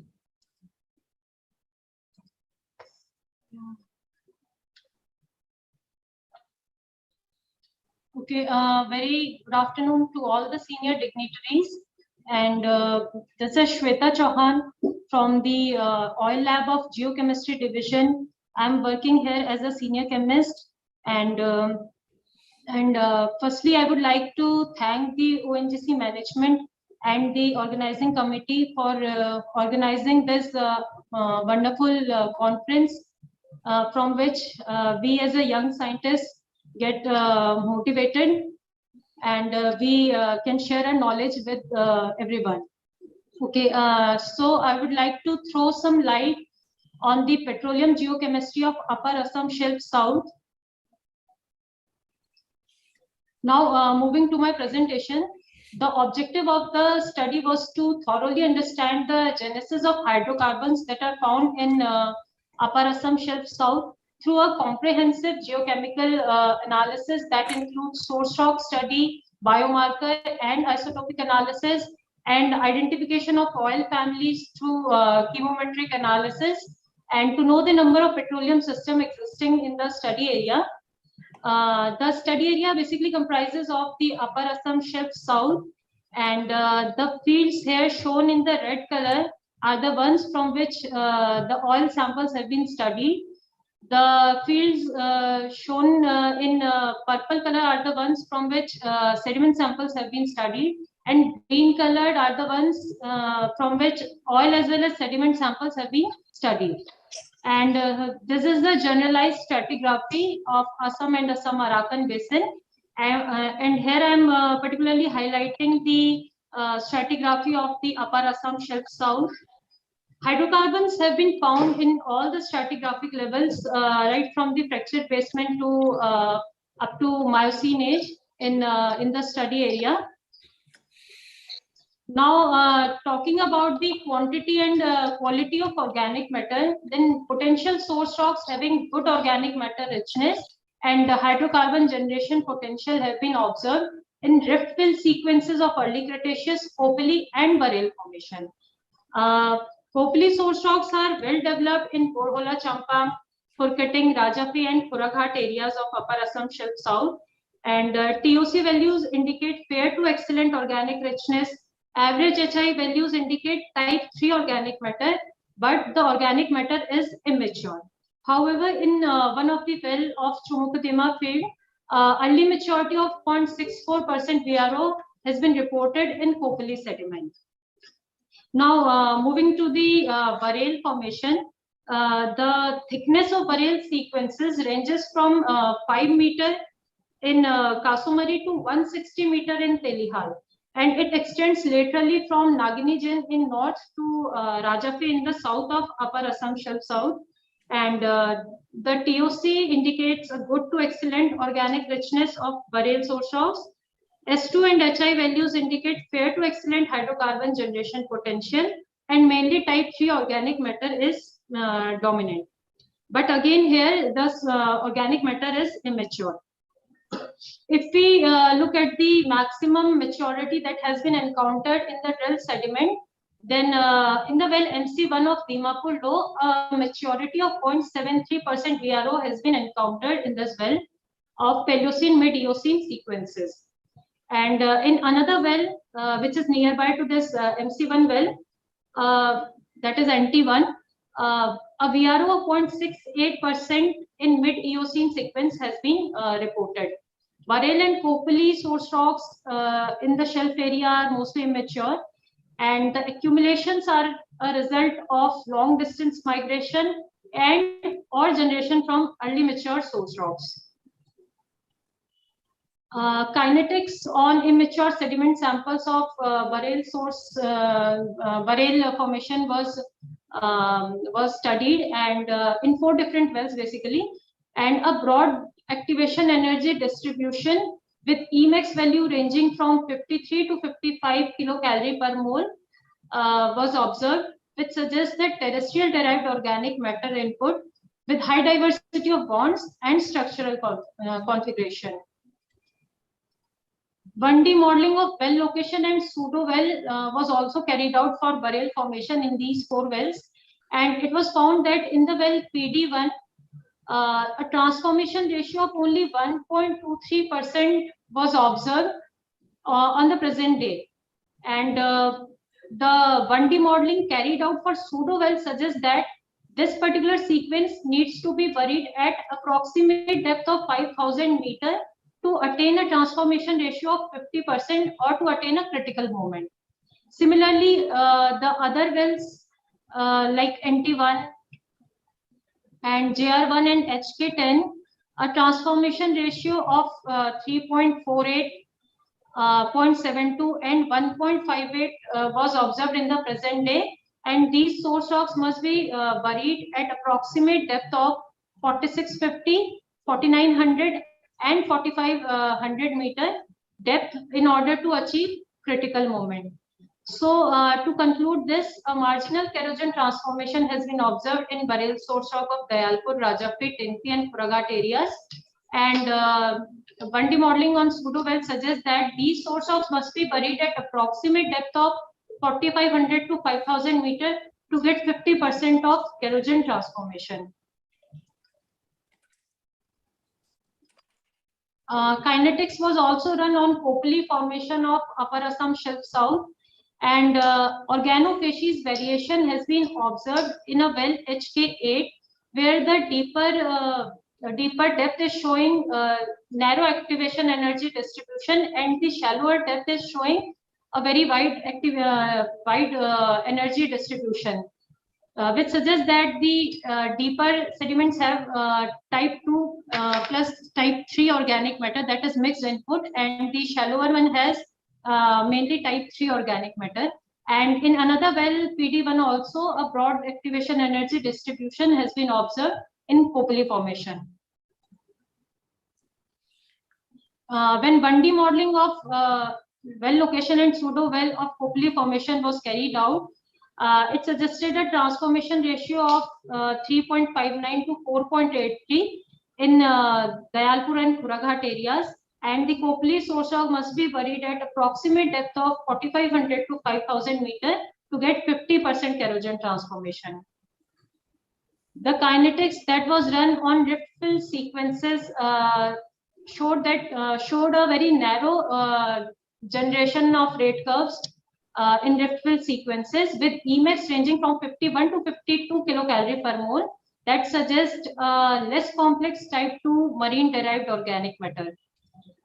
And again, the modeling suggests marginal kerogen transformation in these sequences, and the 1D modeling on pseudo well suggests that these source rocks of early Cretaceous must be buried at approximate depth of 3300 meter to attain 50% transformation ratio.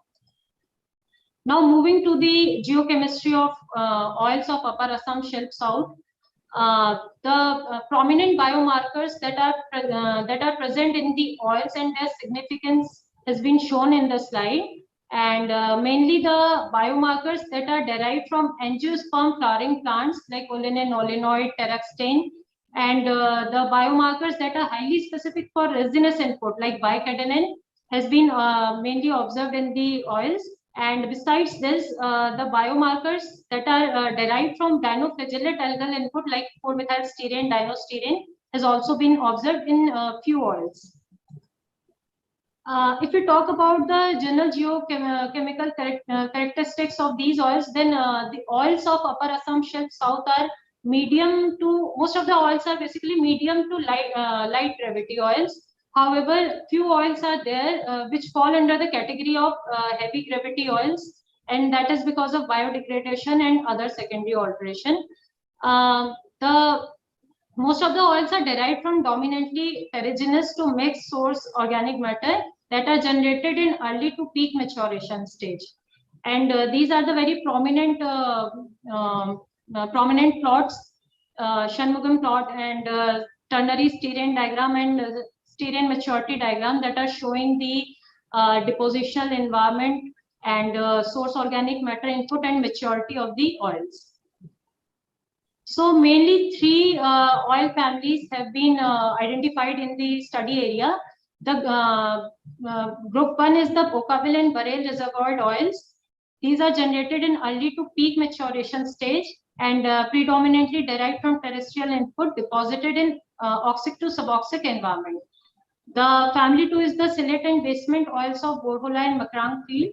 These are derived from dominantly terrestrial input and generated at higher maturity level than other two group of oils. And the group 3 is the Kopili, Sillet and basement reservoir oils of Puraghat and Dayalpur fields. And these are derived from dominantly terragenous input with significant contribution from dinoflagellate algal input deposited in suboxic to oxic environment.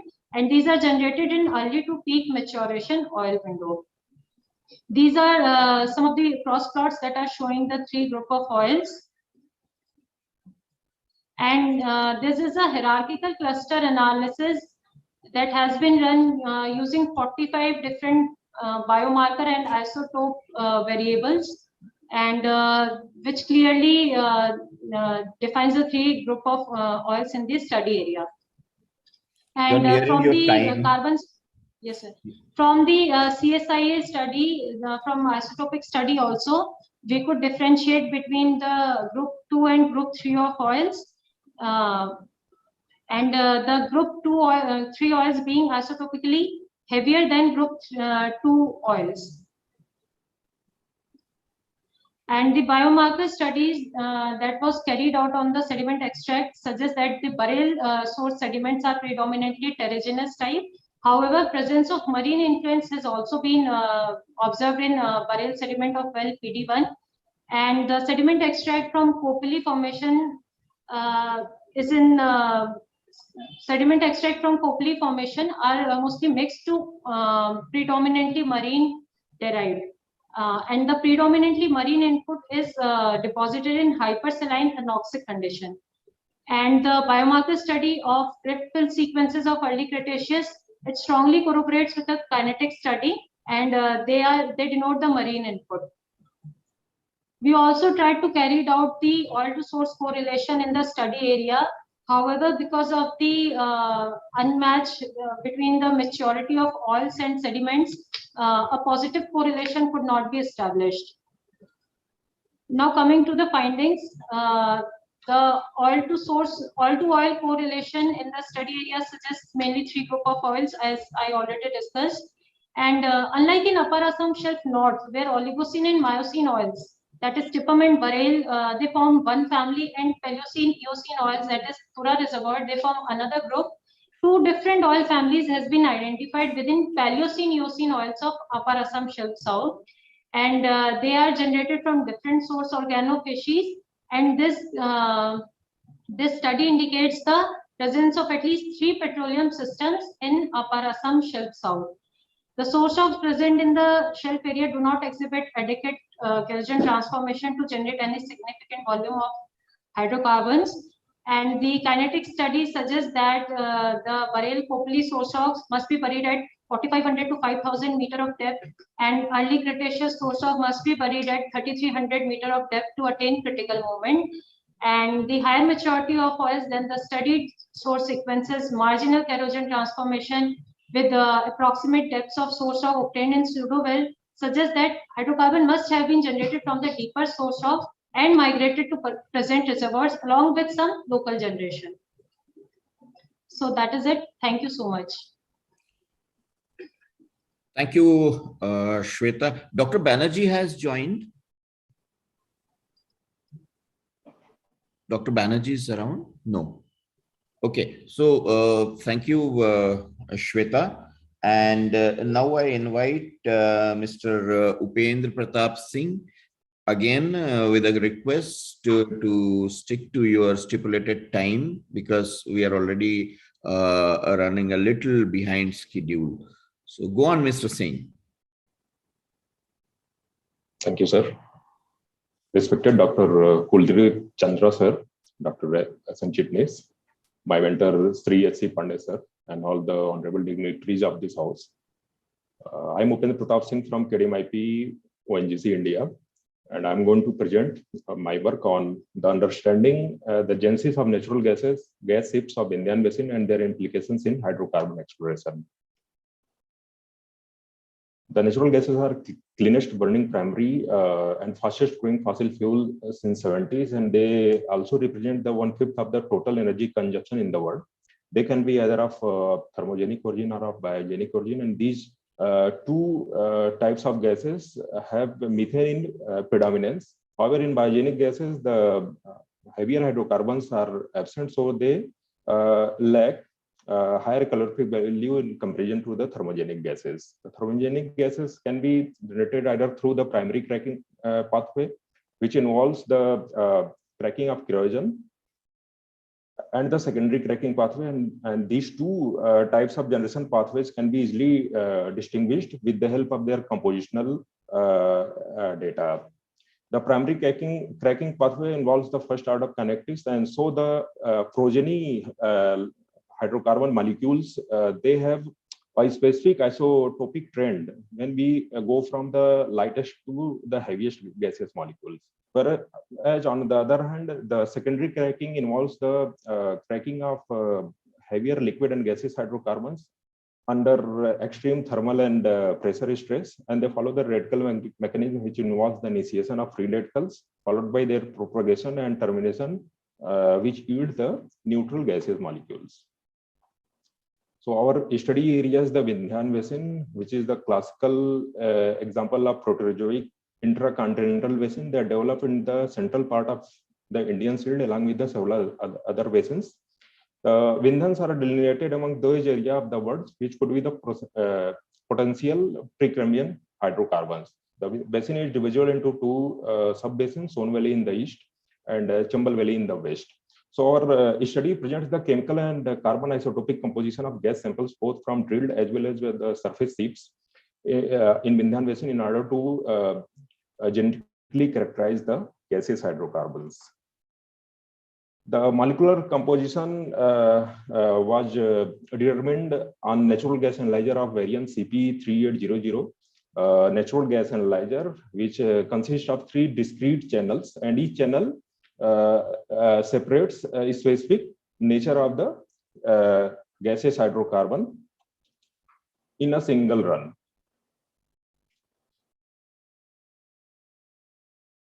The isotopic composition was determined on the thermofisher delta V plus GC-IRMS instrument. The gaseous components separated in the gas chromatograph pass through the oxidation oven when they are converted into the carbon dioxide. But in this process, the oxides of nitrogens are also formed, which resemble with the mass number of the carbon dioxide and hinder in the carbon isotopic evaluation. So they are again converted into the molecular nitrogen. The water impurities is removed by Nefian membrane, and the purified carbon dioxide are introduced in the mass chamber, where they face electronic impact to convert them in the molecular ion peaks. They are accelerated in the strong electric field and reflected into a perpendicular magnetic field. So the carbon dioxide molecular ions comprising C13 and C12 isotopes are separated on the different detector, and their isotopic values are determined. The compositional data indicates that studied seepage gases are of bacterial origin. The exceptions are the Mundala seepage gas, which shows the thermogenic methane isotopic composition, as well as the 1.2% C2 plus hydrocarbon. The interesting seepage gas from Javas, which shows the delta 13 methane signature of thermogenic range. But this could also be achieved by the bacterial gases, depending upon the isotopic nature of their source. This gas also lacks C2 plus hydrocarbon, so this could be a bacterial gas or a thermogenic gas which have migrated from a long distance. The drilled well gases are thermogenic in origin, methane enriched, and C2 plus is less than 5%, except the JRX gas, which has 10.8% of C2 plus. The Heavy methane isotopic values indicate that these gases are generated in late catagenic stage of source maturity. Distinct isotopic reversal is also observed. This is not a normal trend for natural gases. And in isotopic reversal, methane is isotopically heavier than ethane and propane. The probable causes may be the high maturity of the source and mixing of different kind of thermogenic gases coupled with Rayleigh fractionation during the redox reaction with transition metals and water at late stage of catagenesis. The lighter ethane is also produced by water reforming of residual organic matter mechanism. And epiogenic polymerization of methane can also evolve a lighter C2 plus hydrocarbon.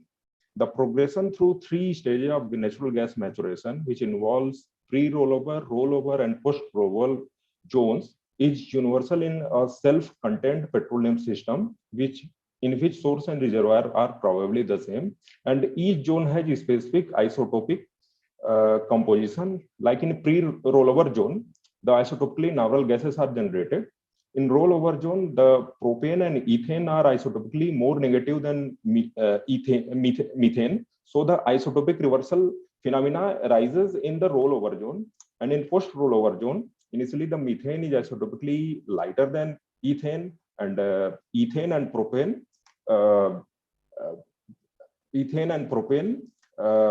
become less negative at a varying rate. So there could be isotopic reversal in ethane and propane or not. So the high temperature isotopic reversal is also corroborated by the observed secondary cracking in Vindhyan basin gases. So in conclusion, the seepage gases are mostly bacterial in nature, whereas the thermogenic gases are whereas the drilled well gases are thermogenic, and isotopic reversal is observed, which indicates that the gases have gone through the high maturity. Thank you, sir. Thank you, UP Singh ji. It was indeed an insightful presentation, and especially with the fact that you have worked on a category 2 basin waiting to be upgraded. Thank you very much. And now we will move to the next speaker. I would request Mr. Rakesh Tripathi to deliver his presentation. Once again, time is the essence. Kindly follow time.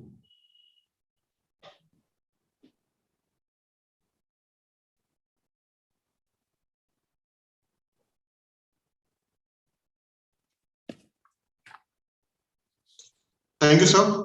First of all, I would like to thank the ONGC management and the organizers of this esteemed, prestigious lecture conference. I'm Rakesh Tripathi presenting on to you the work done by us in the Tripura Fort Worth area, and I'll be discussing what we have done for finding the prospect analysis, finding the prospect in the field of this Tripura Kashar area. So as we all know, the non-seismic in terms of geochemistry, we are having absorbed gas surveys, microbial studies, and elemental concentration variation studies as a tool. And the basic principle behind all these three remains the same, that no seal is the perfect. And because of this imperfection, the hydrocarbon ooze out of the reservoir, and that leads to the absorption of the oozing out hydrocarbon on the soil particles, and which is later utilized by the microbes, and thus their count increases, and that leads to the formation of an oxidation reduction zone, which leads to the changes in elemental concentrations. So the one interruption, Dr. Tripathi. One interruption, please. Have you turned it into a presentation mode? Yes, sir.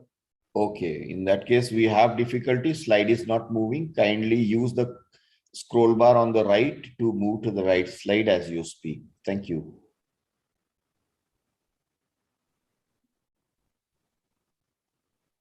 So Sir, is it visible now? The slide has changed. Go on. It is not in presentation mode, but still we'll make sure that you are changing the slide manually. Okay, sir. So the study area comprises of the Agartala Drome of Tripura, Kachar Fold Belt of Assam and Assam Arakan Basin. The methodology we have followed, we have collected a total of 1,506 samples from 502 locations in the grid pattern of 500 into 500 meters, covering the area of 110 square kilometers. The methodology which we have followed was the study of the collected samples for the microbial anomaly, the anomaly in the adsorbed gas concentration, and the elemental concentration variation, which ultimately leads to the combined anomaly and which was integrated with the morphotectonic map of the area. So we have first of all started to analyze the chemical composition of the microseeds, and we have done so by analyzing the adsorbed gas over the chromatograph, and we have found that it has from C1, it ranges from C1 to C5. So it belongs to a polyferous area and of catagenic origin. This was the first signature we have found for that adsorbed gases. And what about the concentration? When we have visualized, we found that the C1 was more than C2, then C3, then C4, then C5, which indicates the characteristic feature of the petroliferous area again. To see the nature of the area, study area, whether it is producing or not, we have tried to generate the distribution frequency plots for the data sets, and we found that there was a skewness towards the right, which indicates the area as a hydrocarbon form, as it has the skewness. Had it been the non-producing area, it should be a normal distribution curve. And accordingly, we have plotted plotted various cross plots, and which also indicates that the gases which are being observed are genetically correlated. And the slides are not there. Slides are not moving. You should make your slides come up.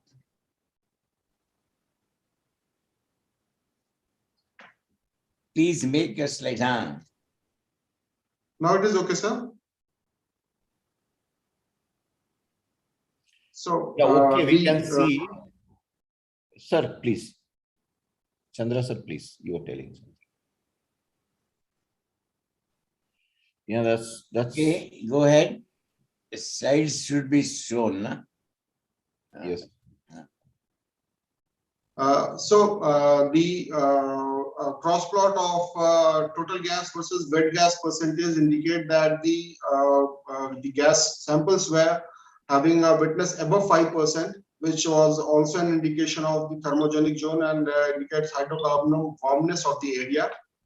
To analyze, to map out the anomaly, we have put a statistical analysis of the data, and we have determined the arithmetic mean as standard deviations, and we carry out to eliminate the background values. The threshold value was set as the data which are having values more than mean plus 2 standard deviation. And while analyzing the microbial count content, also it was found that the number of propanotrophs were more than the number of butanotrophs, which was also in corroboration with the adsorbed gas findings that these are of petrogenic origin, that is C1 having more in C2 than C3 than C4 and then C5. So we have developed the adsorbed gas anomaly map. I'll move it later.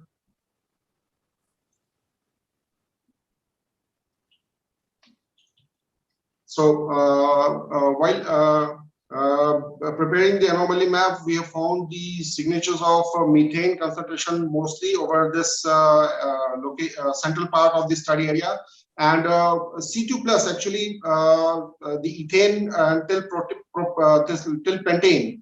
We have combined them in a cluster, and we named them as a C2 plus concentration, which was very feeble indication, but yes, there were the anomalies, and these values are all above the threshold value, so they are the anomalies, and they have a northwest north-south trending curvilinear pattern. And when we superimpose all these two, we were able to find good curvilinear trending towards the north-south curvilinear pattern of the anomalies, with the methane anomaly at a particular location in the northeast area of the study area, which was quite high anomaly we have observed, but it was not having any higher hydrocarbon anomaly there. Then we have plotted the bacterial anomaly as well with the same threshold value, that is M plus 2 sigma, and we found that there were signatures of the methane. Strong signatures were in this northeastern area of the study area, and some anomalies were in the northwestern upper part near to the well ADA. And likewise, when we plotted the combined anomaly, it comes out like this, and again the data sets were matching the details which we have obtained for the propane count and butane oxidizer bacterial count. They were matching, and it was the same as reported in literatures that they are corroborating well. Then the third tool which we have used was the trace elemental concentration analysis. But here what we have found that while doing the putting the threshold value, the M plus 2 sigma doesn't work.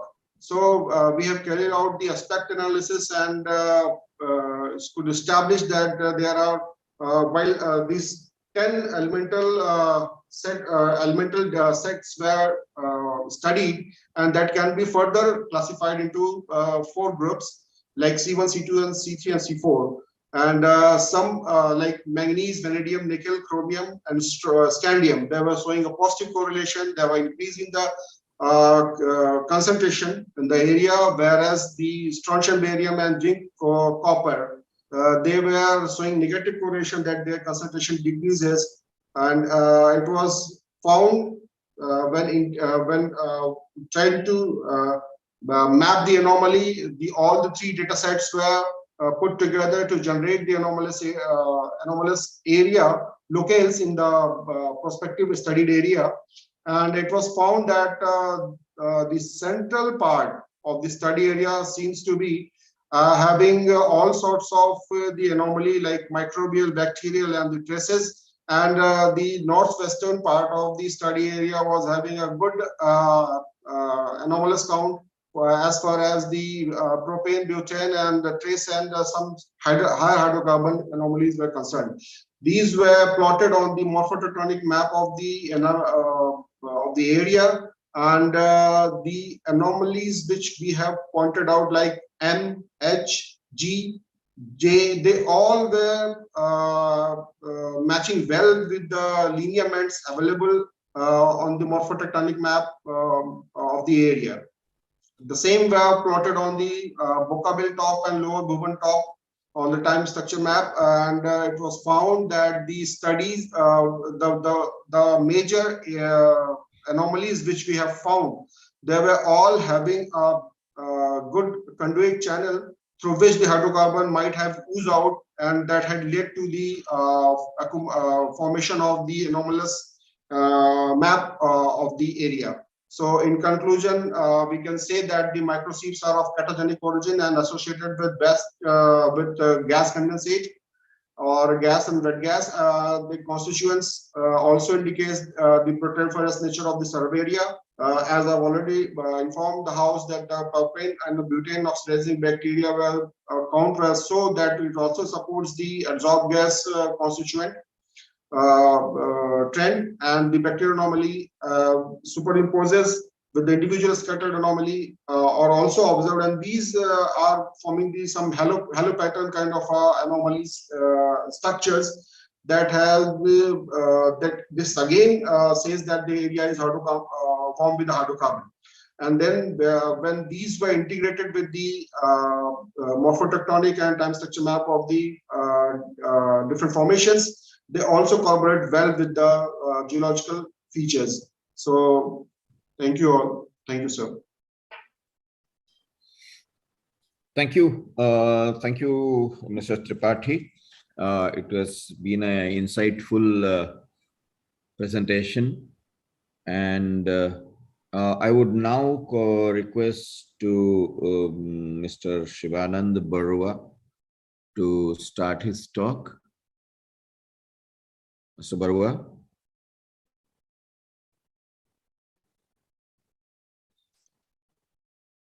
Yes, sir. I'm just sharing my slide.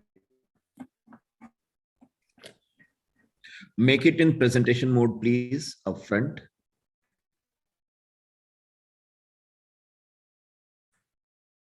So is it coming in the presentation mode? Have you done it? Yes, sir. No, it is not. In the below, you see there is a 65% show. In the left side of 65%, you just click the left side icon. At the below right side. No, actually, I have already. No, yes. Click that full screen button. Yes, sir. I have already full screen my presentation, but it is not shown in that this one.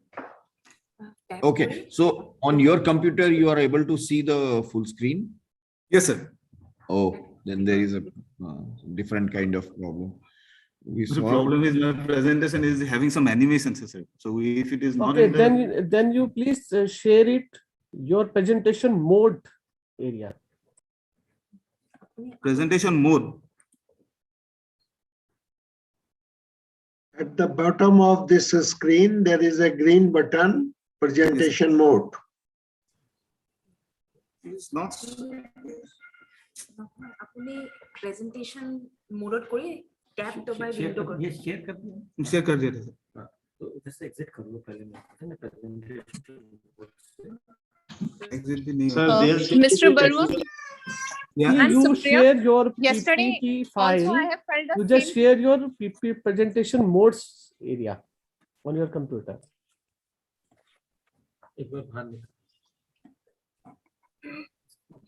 Sir, there seems to be some technical issue there. We are not able to share it on presentation mode. Okay. Though Please on go our ahead. facilities, yeah, please. Please go ahead. Okay, sir. I'll be presenting, sir, but this will come Yeah, in it's fine. non-presenting Thank mode. you. Now it is okay. Now it is okay. It is fine. Okay, okay then. Thank you, sir. Respected session chair and the other dignitaries present here. My name is Sivananda Borua. I am from R&D Department of Oil India Limited. At the very outset, I would like to thank the management of Oil India Limited for allowing me to present this paper in this prestigious forum of AAAPG. My work, the application of oil geochemistry to find out the presence or absence of barrier in a reservoir from the Kothaloni oil field of Upper Assam Basin, India. And I'm discussing the finding of this presentation. This work has been carried out under the active guidance of Dr. Neeraj Mathur, CGM R&D and HOD of the department. Also my colleague, Ms. Archana Devi. So first, to show a brief about the sequence of my presentation, I'll give a brief introduction followed by the methodology that we have adopted for this during the study of course of the study, then our interpretation, finally the conclusions that we have derived from it.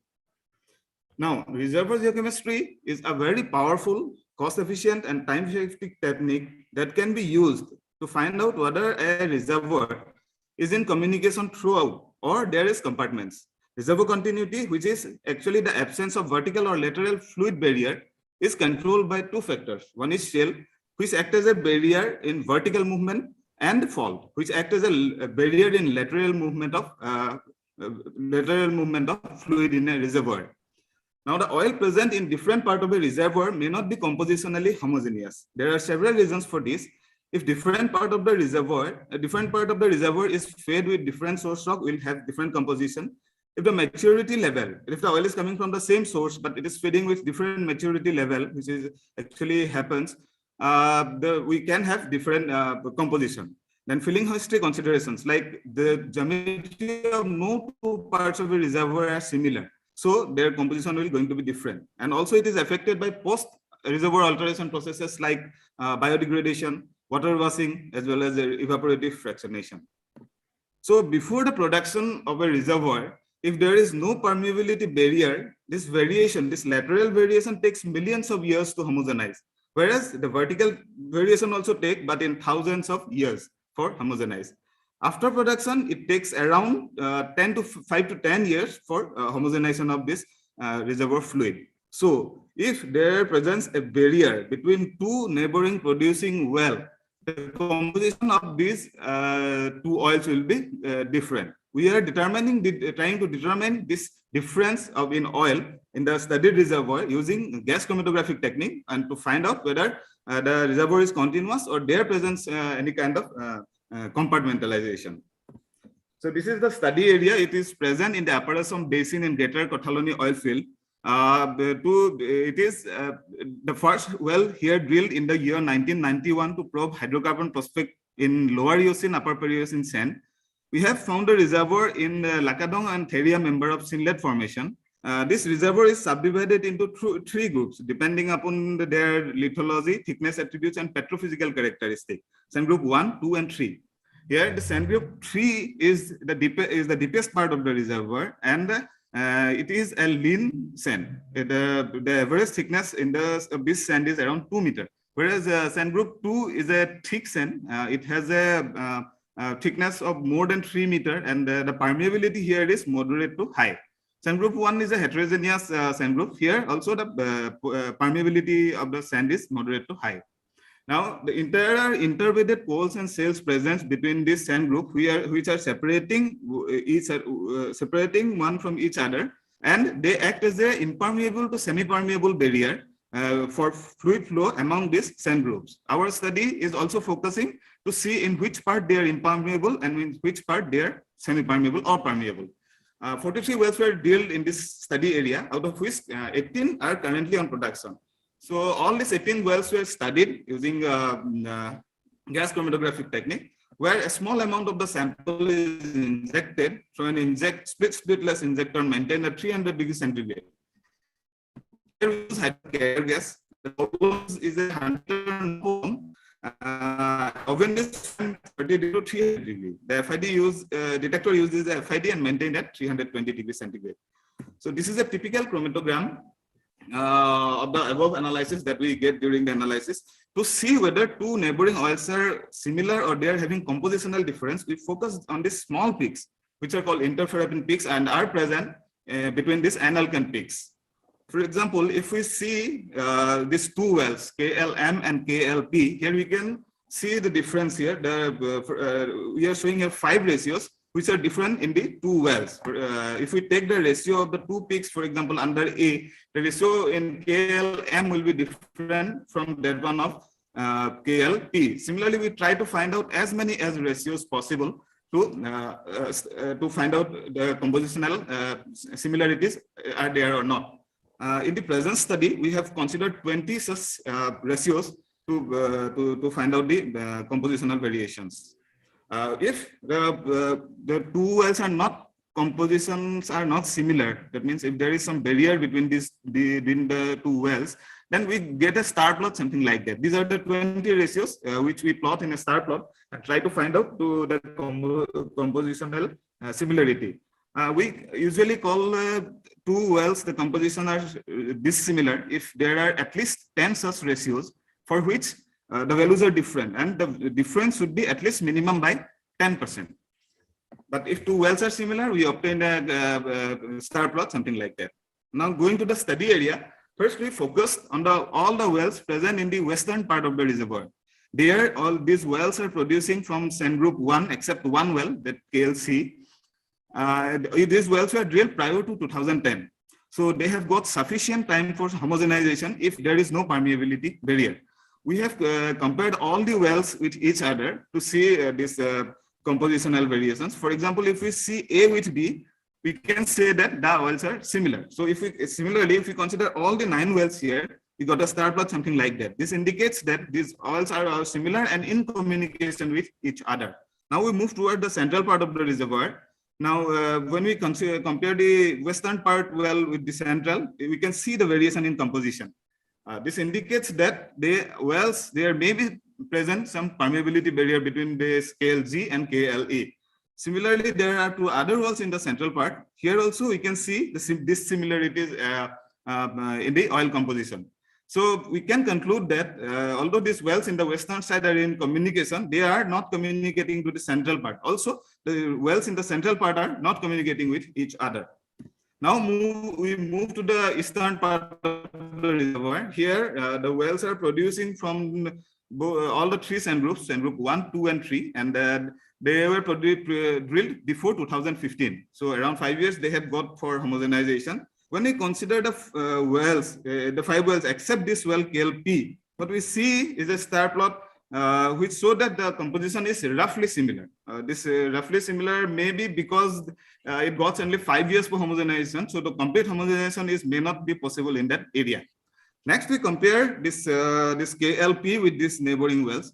Here we can observe it is not connecting with its say KLM as well as KLP. So the area from where the KLP is producing, the surrounding area, there is having some barrier present in this area. Now we compare this with eastern part with the central part. Again, similar observation, they are not communicating. So as we have already seen the central part, there is communication barrier. So it is possible, it is already proved that these wells are with eastern part also, central part is not communicating. So to see whether the eastern and western part are communicating, we take 1 well from say the eastern part and 1 well from the western part. So the compositional variations are also seen. So from this study, what we can conclude is that the reservoir is having reservoir is continuous in the western part of the reservoir. Also, it is continuous in the eastern part, except 1 well. That well KLP is having compositional variation and is not in connection with the other wells. Next, we can, that's the central part of the reservoir where all the wells are producing from central sand group 2 is also, it is acting as a barrier between western as well as eastern part. So it is dividing the reservoir into 3 parts, like eastern, western, and central. And these findings of our study has been used for building a more accurate reservoir model, which is required for the UR pilot design in the reservoir. So with that, I'm come to the end of my presentation. Thank you. Thank you. Thank you very much. Having all the speakers deliver their excellent talks and presentation in the session, I would seek permission from Dr. Garg and Dr. Kuldeep Chandra to have 5 minutes for questions if there are any. Can we go ahead, sir? Yeah, welcome, sir. Yeah, okay. So any questions? You can kindly indicate to whom you are proposing to ask the question. I have a suggestion. Yes, sir. The work done by the IP geochemist is of high quality and very precise work. Yes, sir. Now, they have interpreted something also with reference to origin, accumulation, migration. Right. It is high time that they should sit with the business studies to further refine, correctly put it in total geological picture so that it becomes real useful. They have indicated situations. Absolutely. Absolutely true, sir. It's very important that the excellent work and it is also necessary that some of the working basin evaluations and geologists get into the mood of integrating geochemical data. It's very, absolutely.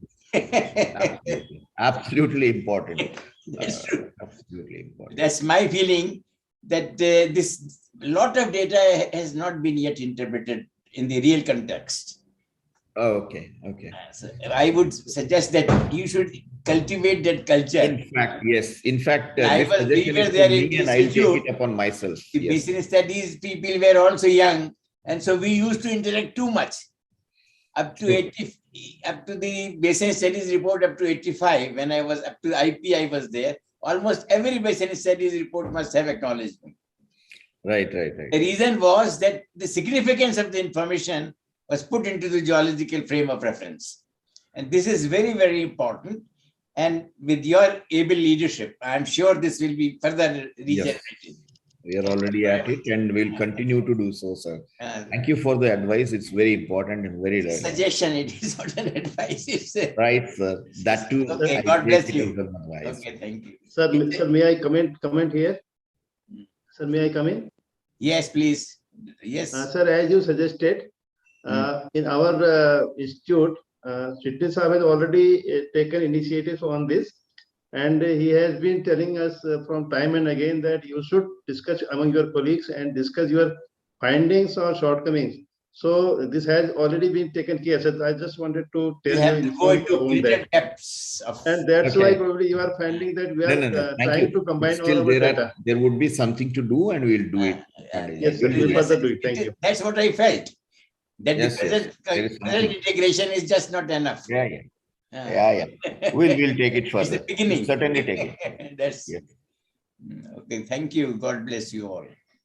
I'm pleased to see the kind of work they are doing, and such young officers have taken up to such a sophisticated work. I'm really feel very satisfied and very happy. A dream coming true. Okay, thank you. Yes, sir, certainly. We'll make it further concrete. Okay. Right. So at this stage, Dr. Garg, are you allowing one question if there is any question? If there is any question, I think there is no question which I feel. Okay. So, Dr. Chandra, having so nicely, I see a raised hand.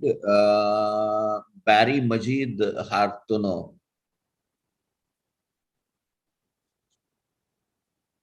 Yes, thank you very much. Yes, thank you very much for the opportunity, Mr. Chitnis. Thank you for the all insightful presentation from all presenters. I have a questions to Nisha Shudhari about the interesting presentation, especially about the coal as the source rock and her study using biomarker. I just wonder you interpret the family 1 and family 2 oils mostly based on the MZ 191. I just wonder if you use other biomarker proxies to suggest the resinitic coal source rock in India, because I saw that the TS is very low and the TM is quite high, while you say that the oils have reached a peak maturity. So I wonder if you use maybe the occurrence of catalin or retin, or maybe you saw the C29 beta is relatively higher than the C29 alpha. Maybe you have comment for that, Nisha. Thank you very much. That's my question. Nisha, your response on that?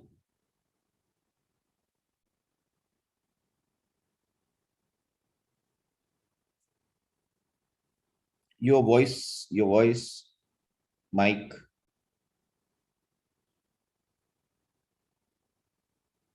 We can't. Ma'am, you need to unmute your mic.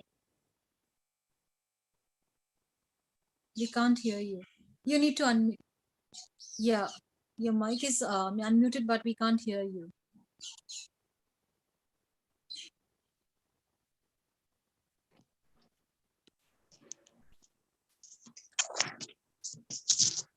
Yes, ma'am, we can hear you now. Please say something. Hello. Yes, Yeah. ma'am, we can hear you. Please continue. Please speak. What I get it is that you want to know that why I am using the word that oil is generated in maturation, in which maturation stages from the source rock. No, I just wonder if you say that the family 1 and family 2 is sourced from the coal source rock or maybe resinity coal source. You in most of your presentation in your slides you use mostly you display only MZ 191. How about any evidence of higher terrestrial plan in other biomarker? I did not see you use any other biomarkers. I have used not from the bisnol lupin. In MBZ, we have used a prominent biomarker such as bicadenine, which is from the higher plant extract. Olinane, it is also from the higher plant extract. Olinoid, triterpenoids, these are from the higher plant extract. High abundance of C19 tricyclics, which also indicates the higher plant input. And the high abundance of C24 tetracyclics, which were reported in literature that they are mainly from the terrestrial plants. And also in CSIA trends, we did a compound specific isotopic analysis, and in which we found that all oils are found in the range of -26 onwards, which are in the range of terrigenous input, and we get the negative slope also there. So collaboratively, on the basis of 38 biomarkers which we studied, and we do HCA on that, I said that statement that they are derived from the terrigenous organic matter, not only from the basis of one biomarker. Okay, thank you for very much for the answer, Ms. Nisha, because I just wonder because there are several parameters that interest me. Yes, you were right, very right. But in this short time now, I'm not able to discuss all. And my main emphasis of the presentation is that we discovered one new biomarker, that is bisnol lupin, which is very common extract of coals and lignite. Earlier, this biomarker is not reported in my study area. So maybe I missed those things just to highlight that. Nisha, what we can do is, because these forums are very important for exchange of knowledge. Now we have an idea developing, is suggesting something, we can use something else also. So I think Dr. Garg will help them connect through mails, because it only enriches each other. It only enriches each other. They can get into dialogue and share ideas so that we can move forward. So at this moment, we can close the question here. Yeah, sure. Thank you very much, Mr. Chitnis. Excellent presentation by Nisha. It's an excellent presentation, but there are some scope, and that Mr. Chitnis has suggested, and we will definitely, till our death, we will improve, and improve. Okay, Definitely, I think Dr. Garg, we do not have time left now for anything else other than my summing up the session. And to sum up, I would say that it has been a really enriching session, wherein we have talked about an established category 1 basin, and we have talked about alternative new biomarker, advanced biomarker studies for characterization. Coal as a source in Panna is something very important for us to look forward and chase further.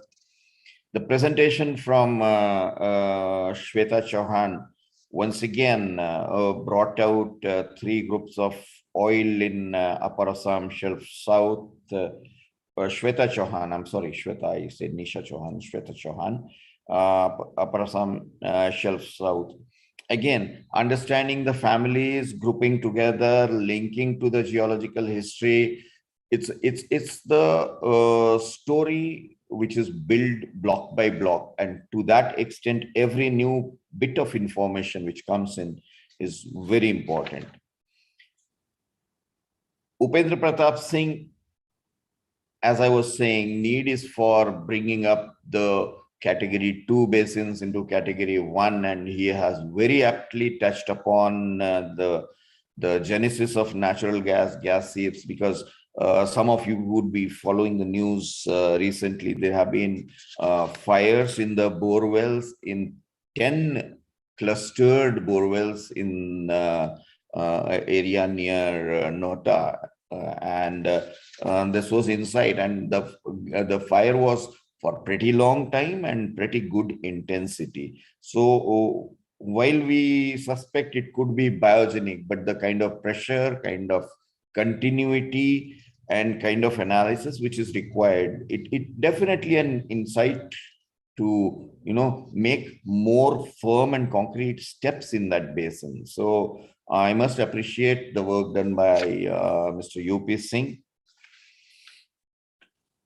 Rakesh Tripathi made an excellent presentation once again for identifying the non-seismic, using the non-seismic geochemical studies with the morphotectonic data.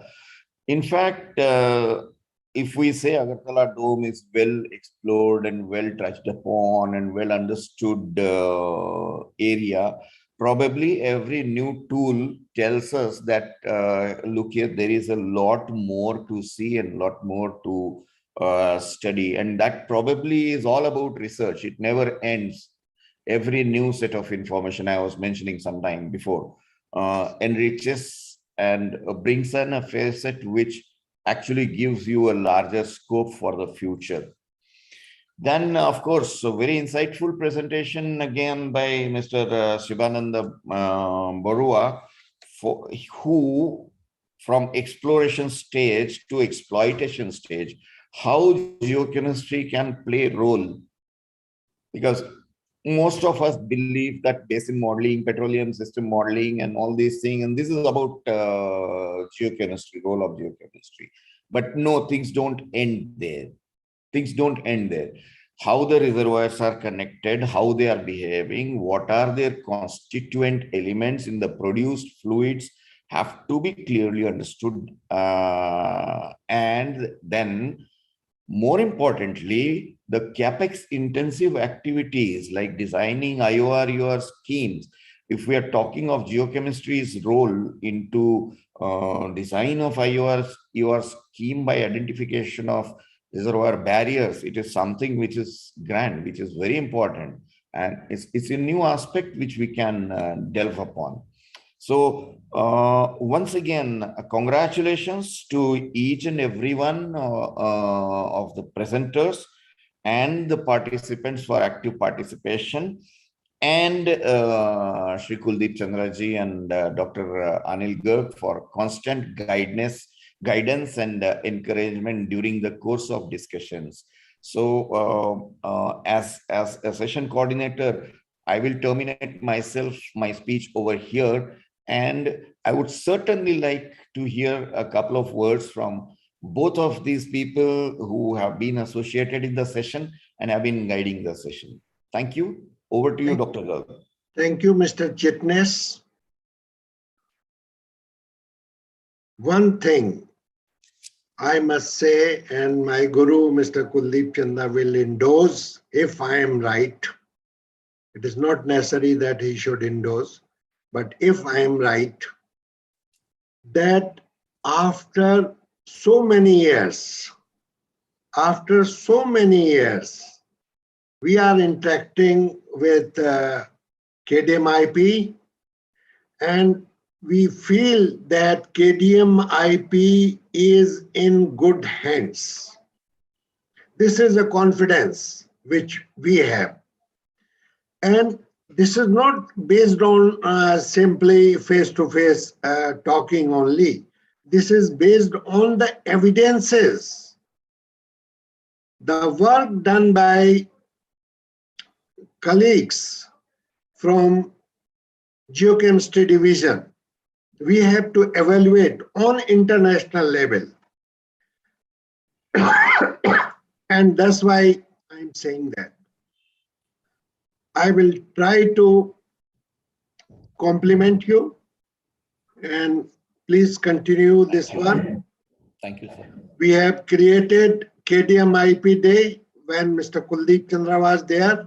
It was first KDM-IP Day celebration we have started. We have started from that institute, Petrotech. First Petrotech, second Petrotech, and others you might be knowing. Yeah. We have created AAAPG in 1985, from the same institute, from the same division. So the potential of KDMIP is immense, and former CMDs, starting from Mr. Colonel Wahi and Mr. Manglik, they used to talk straight to the head of KDMIP and always given a Herculean task. Always. Not a simple task. They always gave a very difficult task, but head KDMIP and head geochemistry division, they are able to meet their expectation, or rather exceed that. So that is that premier institute. So we are proud that it is in good hands and you have a very good team. I will meet you. I'm just leaving for US tonight, and we will meet you in after World Petrocoal Congress. That is, we are organizing in February 16 and 17. That is also on virtual mode. And after that, I will come personally and pay my regards at KDMIP and Dehradun to you and your colleagues. It would be Thank you very much. And Mr. Kuldeep Chandra, please.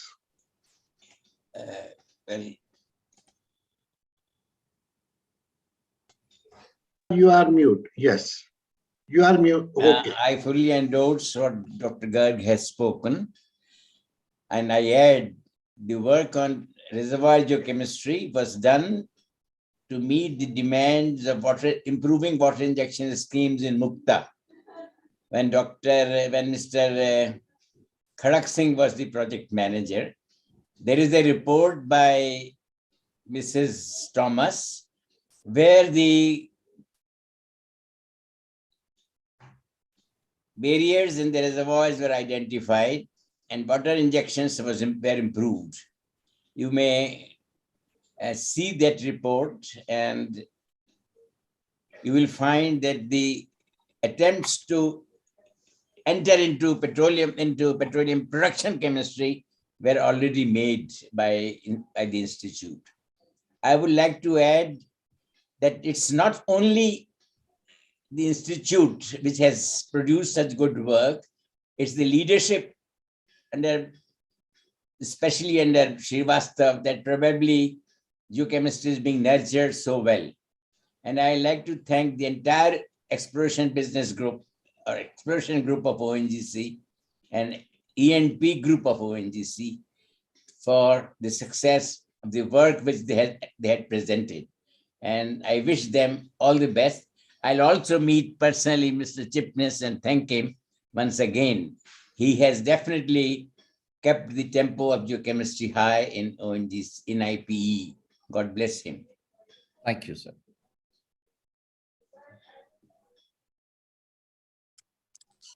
Thank you so much, everyone. With that, we come to the end of the keynote session 5. We got an extensive knowledge on various aspects of the Indian sedimentary basins. I'd like especially to thank Mr. S.N. Chitnis for chairing the session so beautifully. We also would like to thank all the speakers for the session, and also Kuldeep Chandra sir for the guidance on in fact, during the entire conference, and especially during this session in his keynote remarks. And with that, I would like to come to the end of this session. The next keynote session is going to dwell upon the various aspects of basins of China. And I'm very pleased to announce that this is going to be a very extensive session. This is going to run for 2 hours. And we already have, I guess, the speakers joining us. Anil sir, if you could if you'd allow me, then we can start with the keynote session 6 without any break, or would you want me to take a break and probably come back and start with the keynote session? Without any break. All right, sir. Aishwarya, So, time is yes, running. absolutely, sir. So I'd like to thank everyone for the keynote session on the Indian sedimentary basins. And with that, we'd start the keynote session on basins of China. And I'm very pleased to announce that we have guests from China already who've joined us. The chair for this session is going to be Professor Wang Yunpeng from Guangzhou Institute of Geochemistry, Chinese Academy of Sciences. Professor Sun Yongge also is going to chair for this session. He is joining us from the Zhejiang University in China. Very warm welcome to both of you, sir. The key speakers for this session are going to be Professor Huang Haiping, China University of Geosciences and the University of Calgary, Dr. Ma Yong, China University of Petroleum, Dr. Xiao Yangfu, School of Geoscience and Technology, Southwest Petroleum University, Chengdu, China, Mr. Keming Su, School of Geoscience and Technology, Southwest Petroleum University, China, Mr. Shuao He, School of Geosciences, China University of Petroleum, East China, Mr. Kun Shu, School of Geoscience and Technology, Southwest Petroleum University, China, Mr. Qingbo He, School of Geoscience and Technology, Southwest Petroleum University, China, Mr. Zhenglu Xiao, School of Geoscience and Technology, Southwest Petroleum University, China, and Mr. Xin He, School of Geoscience and Technology, Southwest Petroleum University, China. A very warm welcome to all of you, and thank you so much for having joined us in this very important keynote session that is going to develop on the basins of China. And I'd request the chairs for this session, Professor Wang Yunpeng and Professor Sun Yonghe, to please take the virtual mic and start with the keynote session. Over to you, Professor Yunpeng and Professor Yonghe. Thank you, Aishwarya. Can you hear me? Yes, sir, I can hear you. Okay, good afternoon, ladies and gentlemen. Welcome to the session, Basins of China. And we would like to thank the conference for the arrangement of this special session for Chinese explorations of the basins on organic geochemistry. So on behalf of my colleagues Yun Ge-song, I will chair this session. And as mentioned by you, that you can see we have several lists of speakers in this session. So I would like to remind every speaker to keep in mind that the time limitation for each we will within 15 minutes. Okay. So firstly, I'd like to welcome Haiping Huang from the University of China, China University, your University of Calgary, and your China University of Geoscience to give the presentation. Okay, Haiping, please.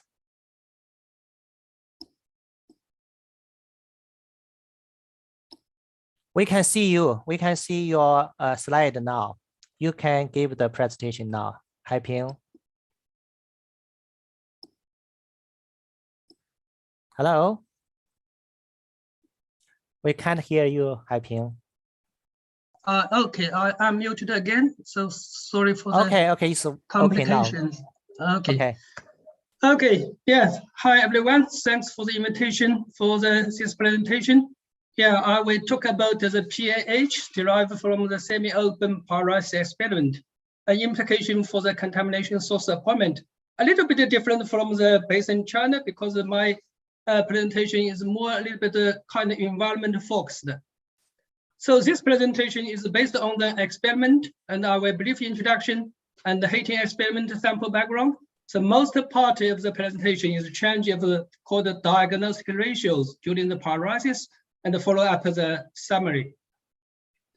So the PAHs are like the focus of the environment investigations. There are two main sources of the PAHs. One is called the pyrogenic, like from the forest fire, volcanic intrusions, human activity, and the industrial activity as well. And the second source is called the petrogenic, mainly from the sediment basins.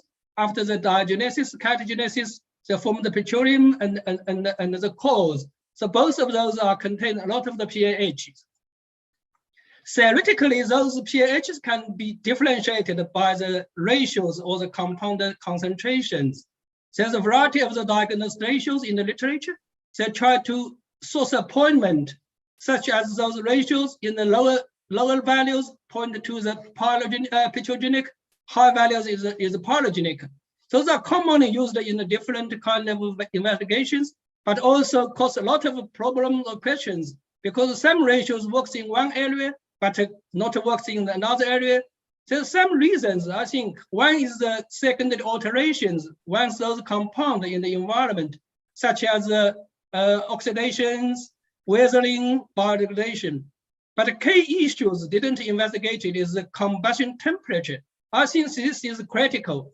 So today I will show you the result from the semi-open pyrolysis experiment. So one sample were divided into several sub-samples, heating from room temperature to different target temperatures. So this is the reactors. Once those reactions being heated, the pressure increase to certain values, then the valve of the expulsion being automatically opened. So once it's opened, the oil being expelled and the pressure build up again. So the expelled oil can be collected and do the analysis, and the residual rock is being extracted, and we got 2 sessions of the sample. The sample itself is from the West Canada sediment basins. It's in the Devonian age called the Wegapennisis, and in the Homo bighorn members. So this is immature source rock. The Tmax is 413, that indicates the source rock has not been generated oil and gas. And the TOC is 2.4, so it's organically rich. And here is the mass chromatograms were used for the diagnostic ratio calculations. 178 indicates the phenanthrines, mesophenanthrines, fluorine and pyrene compound pair, and the 228 is the benzoanthracene chlorosense. 252 is a benzofluorine and the benzopyrene. 276 is a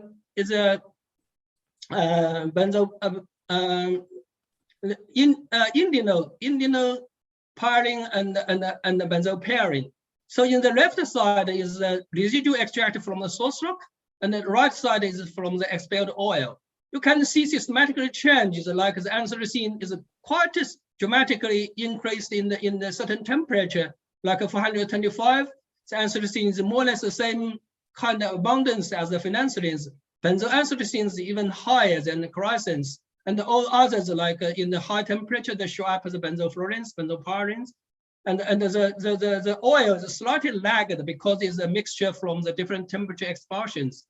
Here is more detailed one compound class, or the alkylphenanthrines, in concentrations and the relative abundance. We have the phenanthrine, mesophenanthrine, C2, C3 phenanthrines. The concentrations increase to certain temperatures and decrease in the high temperature ranges. So relative abundance show clearly changes. So like C3s decrease quite earlier in low temperature, C2, and the mesophenanthrines decrease a little bit high temperature, and the phenanthrines increase their relative abundance in the whole processes. So the ratios between compound without substitution called the parent compound against the mesolated compound, like the phenanthrine over mesophenanthrine, pyrene over mesopyrene, chlorosense over mesochlorosense, all those 3 ratios show quite similar patterns. In low temperature ranges, those ratios are quite lower. And after 450, the ratios increase dramatically. That means those kind of ratios can be applied for high temperature kind of zones, but the low temperature pyrolysis seems hardly differentiated from the petrogenic. So far right side is the ratios of those 5 rings against 3 rings. Fairly similar to the previous ratios. In the low temperature range, the ratio is quite low and no changes. That means there are not a differentiator for the petrogenic and the low temperature pyrolysis. And once the temperature over 450, ratio increased dramatically. This is ratio compound pair from the anthracene and the phenanthrines. So ratios like the below 0.1 is called the petrogenic, above 0.1 is the pyrogenic. you can see the ratios increase systematically with increasing temperature, and after certain temperature, the ratios decrease very suddenly, especially in the residual extractor in 470.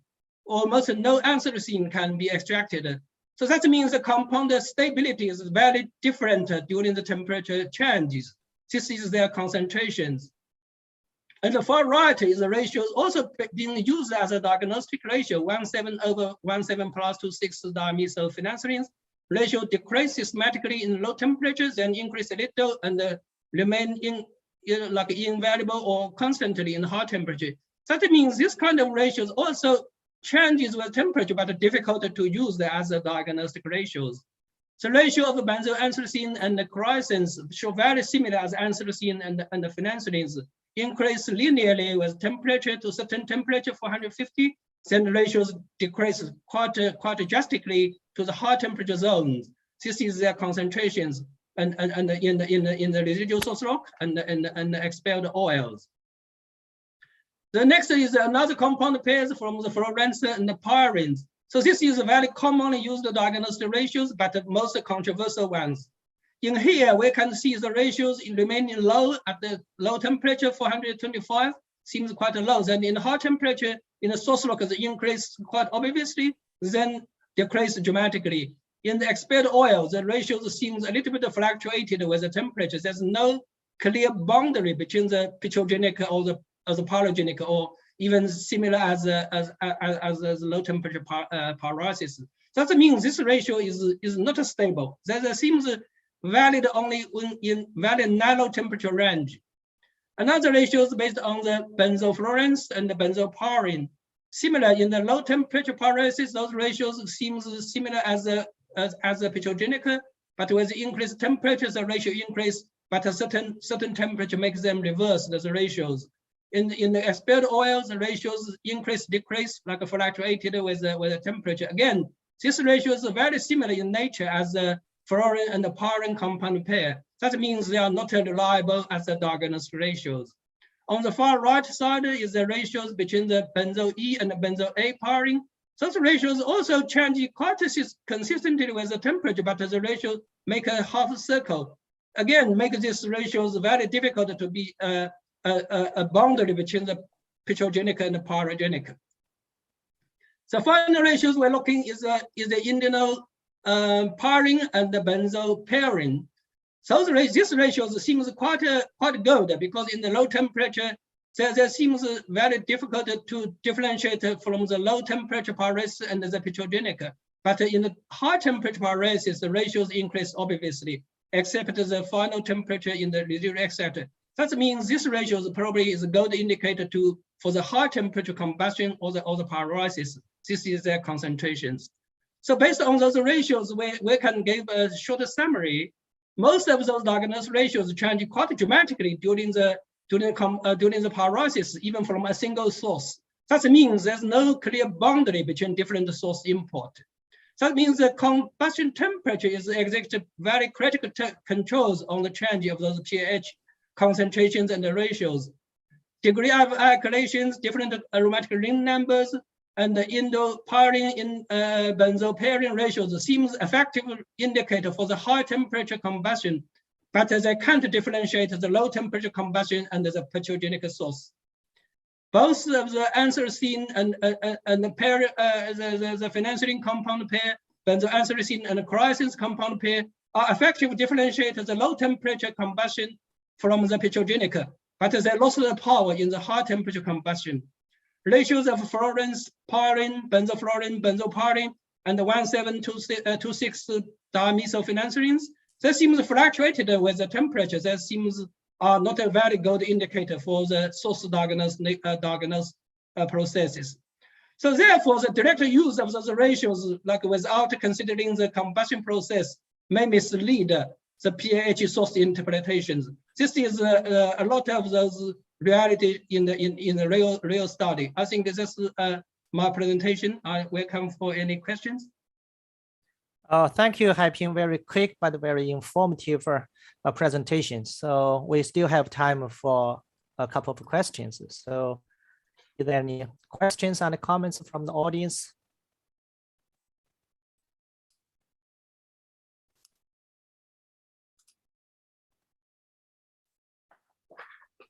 Any questions? So I have a question. Please, Simon. Hey, thanks, Yunpeng. Hi, Ping. Nice talk. I enjoyed it. I've made the observation a few times that anthracene is sometimes higher in abundance in coaly sediments at a moderate thermal maturity level.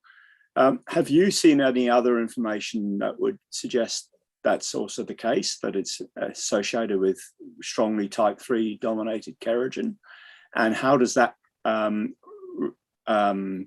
relate to your anthracene and phenanthrene heating experiments, or at least the experiments that show differences in behavior between anthracene and phenanthrene? Yeah, we also noticed the variety of the anthracene occur in the core of some type 3 kerogens.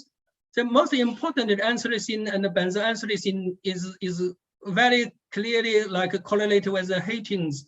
So we have some like the in situ heavy oil recovery. Once you inject the steams, the anthracene and benzoanthracene show up. So the occurrence of those are definitely is indicator for the heatings. But in the naturally like coal, I think is related with the oxidations. Some compound probably once oxidized, they can become anthracene kind of precursors. I'm not exactly sure where they come from, but mostly in the type 3 kerogens and the core. I didn't see too much anthracene in the type 2, type 1 kerogens. So yeah, I'm not certain for the source of anthracene in the natural samples. Yeah, okay, thanks, Haiping. Any more questions? So Haiping, I have a question about your experiment. You use a semi-open system, and I noticed that in the temperature range from 400 to 450, there is changes of the compounds. So can you give an estimation about the maturation at this temperature range from 400 to 450? Yeah, I didn't do the easy RO calculation, but it's easier to get an easy RO. Probably is better to indicate for the maturity. But basically, in my previous experience, before 425 is in the oil generation stage or the oil generation window. Once it reaches to the 425, starts the oil cracking. So that is equivalent to the condensate and the wet gas stage. So after 450, mainly is the gas generation stage. So that's cover the whole stage from the oil generation to the oil cracking and the dry gas to the 550. Okay, thank you. If there is no further questions, we will move to the next. Thanks, Haiping, for your very excellent presentation. Okay, so please share your screen, and I will invite the next speaker, Dr. Ma Yong from China University of Petroleum. Ma Yong, are you online? Hi. Yeah. Hi, okay. Professor Wang. Okay, please share your screen. Okay, can you see it? Okay, yes, go ahead. Okay. Okay, thanks everyone. It's my honor to give my presentation on our recent study on the anisotropic permeability of the lower Paleozoic gas shales in the eastern Upper Yangtze platform, origin and mechanism. My presentation including these 4 aspects. First, we know the shale gas exploration and development in China, especially in Sichuan Basin and the surrounding areas, have made great progress. But we also need to mention it shows the difference. The lower Cambrian shale gas, in the South Sichuan Basin and the surrounding areas, we did see some shale gas, the exploration, but the achievements is not too good. On contrary, the upper elevation Wufeng to lower Silurian Longma-Xi formation have made quite good achievements. So what's the reason cause the difference? Yeah, from the experience in US shale gas basins, they have noticed that the reservoir permeability might be an important factor. They have shown that permeability must exceed 100 nanodarcy to be commercially viable. So for the permeability, we should notice that it includes the fracture permeability, which is very important for the initial production of shale gas. Also, yeah, we can see the fracture in the micro CT images. On the other hand, we should know the permeability also includes the matrix permeability. Yeah, as shown in this macro CT reconstruction, we didn't see the fracture, but the matrix permeability is also very important for the shale gas production, and which has field which was studied quite little before. For the shale, due to the strong anisotropy, the shale matrix permeability has very strong anisotropic permeability. Studies before has shown the permeability parallel to bending is much larger than the permeability vertical to bending. However, the testing method and the technicals are also difficult, to characterize the shale matrix permeability. And the influence factors of the shale matrix permeabilities also are very complex, including the sedimentary and also the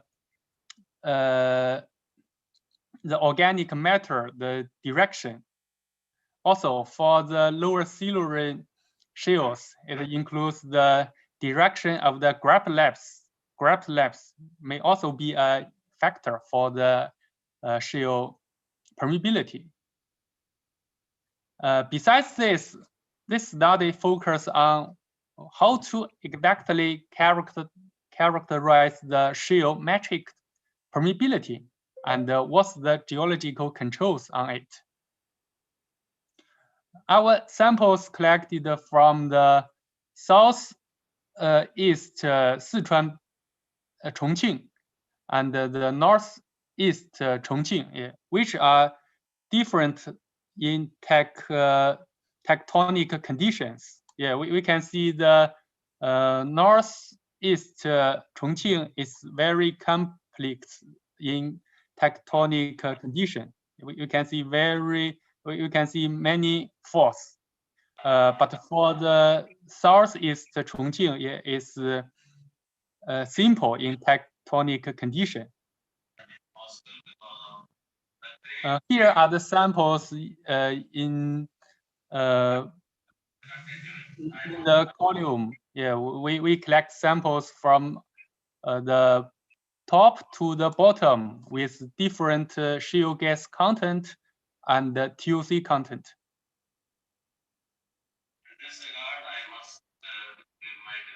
The XRD results show that the lower Silurian shales have many contents of course.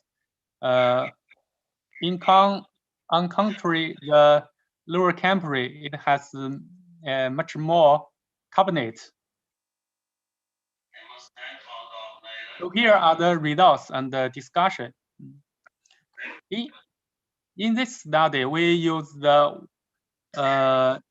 core samples. First, we use the micro CT to detect whether the microfracture is developed or not. We remove the samples with microfracture since we want to characterize the geometric permeability here. Then we use the 3D printer, to make the cubic shell samples and the memory. Then we use the POR PDP 200 made in Colab, to characterize the permeability in 3 directions.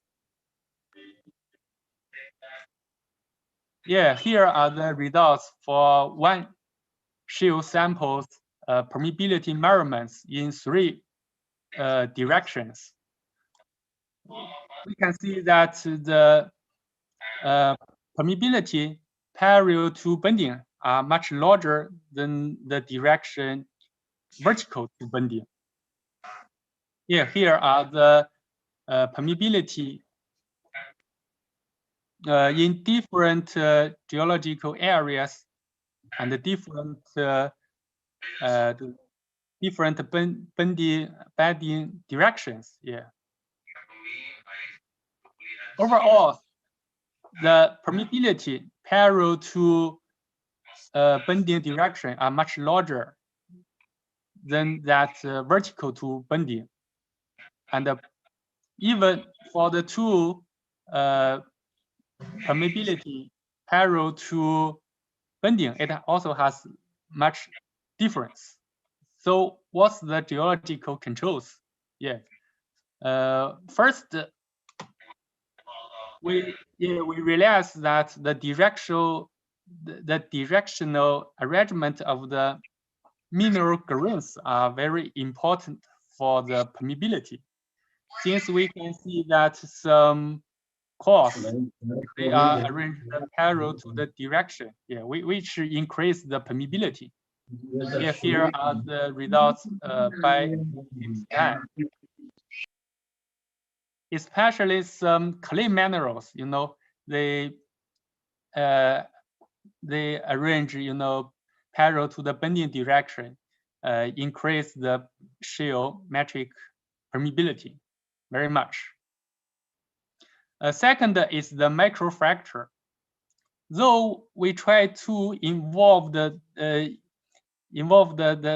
samples with microfracture, but in some samples in the northeast Chongqing, which are tectonic condition conflict, we can see that there are still some microfractures developed. Here we can see the layer dingle is very big, almost 60 degrees. So it has the microfractures. We can see that in the micro CT results. So this presence of the microfractures, it also includes the increase the shell permeability. The third one is the pore structure. We can see the difference of the pore structure of the organic matter in the 3 study areas, which the organic pore are filled in the northeast Chongqing. The nitrogen adsorption also see the similar results, which has good relationship with the permeability. The fourth one is the graphite paradigm in the Silurian shale gas. Here are the FIB SEM 3D reconstruction of the graphite paradigm. We can see the nanometer-sized pores, especially the direction of the graphite are important for the permeability. we can see that along the graphite paradigm, the permeability are almost 3 times of that vertical to the graphite. Here are the micro CT reconstruction of the graphite. So our conclusions are very simple. We invite a new math technique for the geometric permeability characterization. And also we analyze some factors that controls the geo permeability. That's my presentation. Thanks for your attention. Thank you. Okay, thank you, Ma Yong. Thank you for your very interesting talk. We still have time for questions. Is there any questions or comments from the audience?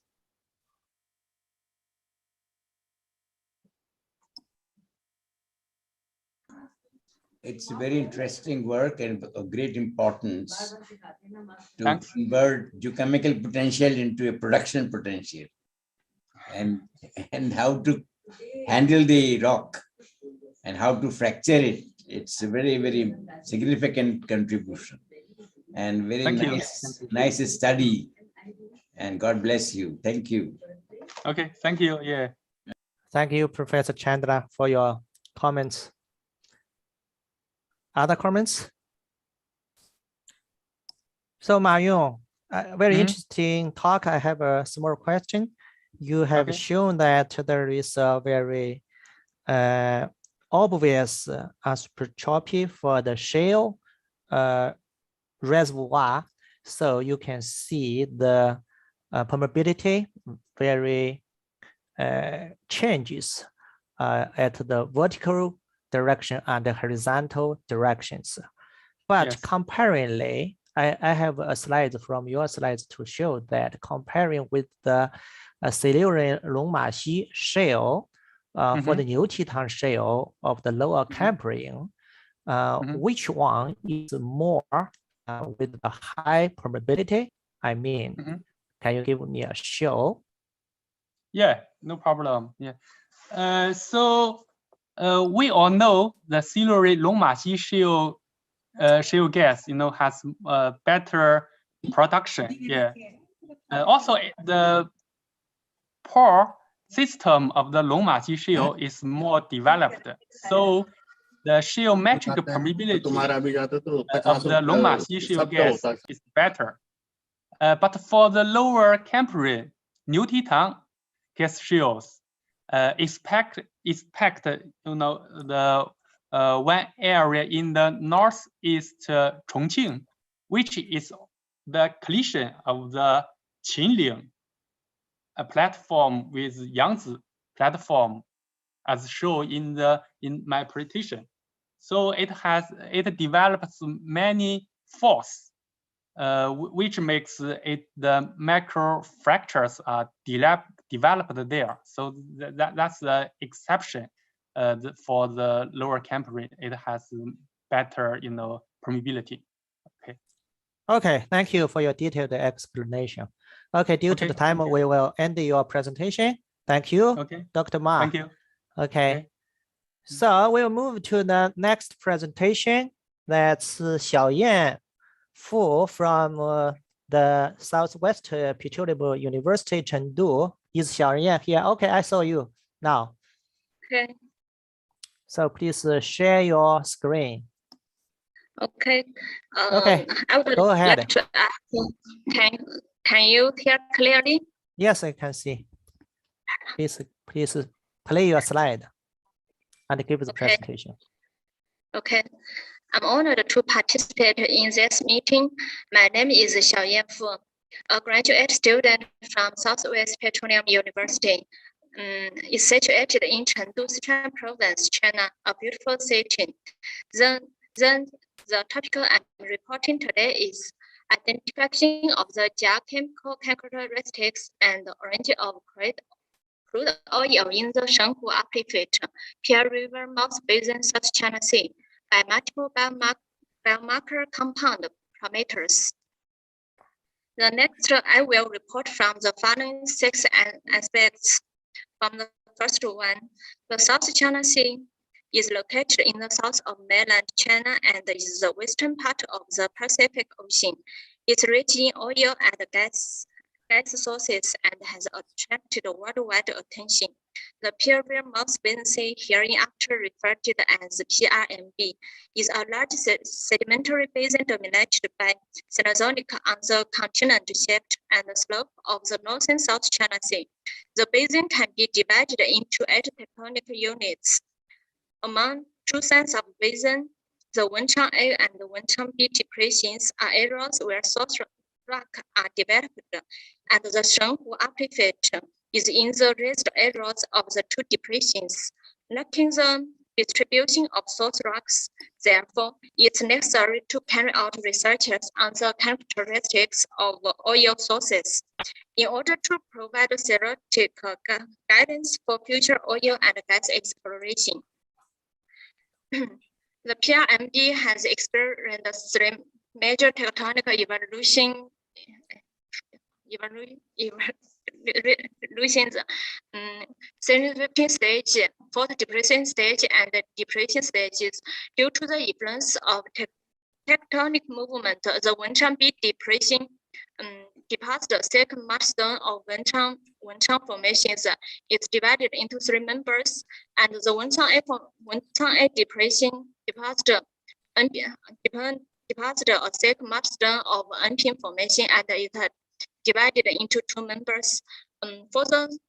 Due to the influence of the south of Zhusan subbasin fault in the Shenghu Epiphyte, the Zhujiang formation was directly connected to the bottom formation, and the Zhujiang formation becomes a reservoir in this area, and the Hanjiang formation deposits a thick of marshstone and become a cap rock.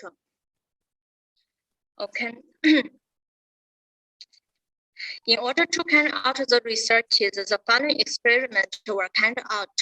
Rock-Eva total organic carbon microscope component experiment, GC and GCMS, and there are the instruments involved in the experiences and the step of sample processing.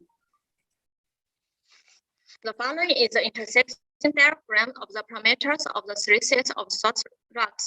The medium and shallow lake face source rock of Wenchang formation in Wenchang B depression. We can see that they are in the oil generation window and rich and both excellent source rocks. However, for the shallow lake source rock of Wenchang A, for the Anping formation in Wenchang A depression, we can find that the data depression is wide. For oil generation window to wet gas window, and the source rock is good to excellent. So we know that the hydrocarbon generation potential for Wenchang and formation of Anping may vary greatly. Third, the medium source rock of Wenchang formation, the microscopic components may dominated by sample and is many types 1 and 2. For shallow lake source rock of Wenchang B formation, it may examine and many type 2. For the content for the source rock of Anping formation in Wenchang A depression, it's widely distributed, many alternate and intended, and the types of source rock may type 2 vary type 2 to type 3. Okay, now for number 4, from the molecular chemical characteristics, from the saturated hydrocarbon parameter graph of crude oil, we can clearly see that the crude oil in the study area has a forward type distribution feature, and which is similar to the source rock wheel of wheel WA2 and WA4. From the cross-plot of related indicators, we found that the main contribution of organic matter is not terrestrial plants, but mainly from aquatic plants. From the terpene mass parameter graphing, we found that we found that the crude oil in study area contain relatively low tricycloterpenes. The carbon 20 tricycloterpenes has the highest content, and the carbon 92 carbon 23 tricycloterpene presents a high-low distribution characters, which means that it's similar to the whales.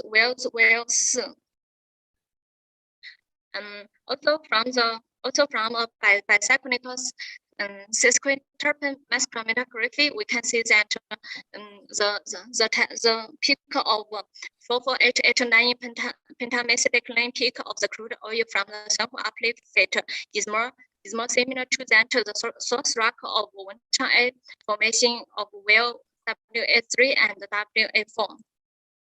Also, the regular stirring of crude oil and the carbon 32 mixturing means that represent the source of the parent material. From their mass chromatography, we also found that the sample uplift, the crude oil in sample uplift is also more similar, and the source rock of well WA3 and WA4. Okay, so the previous we have a quantitative understanding of the characteristics of oil and the source rocks. Below, we will conduct a quantitative discussion through data transfer and mapping. First, for the oil source correlation parameter of maturity, we can see that both crude oil and source rock in the steady area have reached the mature stage, but the sample of Wenchang B of the shallow lecture source rocks of the Wenchang source rocks in Wenchang A depression of well WA1 is relatively low. From the sedimentary environment correlation parameters, we also found the deposition environment of the oil is more similar for the wells WA4 and the Wenchang formation source rock in Wenchang B depression of WB1. From their parent material correlation parameters, we found that the crude oil has a similar to that of WA4. Then, to the geological profile, we found that the oil, we analyzed that the oil source ruled out the possibility that crude oil come from Wenchang B depression for Wenchang formation, and the oil generated in Wenchang B depression need to pass through Wenchang C depression to migrate to Shenghu uplift. The Wenchang the structure of Wenchang C depression we don't know its features, so it's difficult for the oil to Wenchang B migrated to Shenghu uplift. But the geological continue to Wenchang C and less understood that stage. But for the Wenchang A formation, it's relatively easy to oil migrated to our study area. So my conclusion is that the oil in the Shenghu uplift many come from Wenchang A depression and many closer to the wells of WA4. Okay, that is my conclusions from source rocks into different depressions and 5 wells and the oil characteristics compare with our source rock. Then this is the migrated characteristics. Okay. Above is the above is all the content to talk about it. Thanks for your listening. Okay, thank you, Xiaoyan, for your presentation.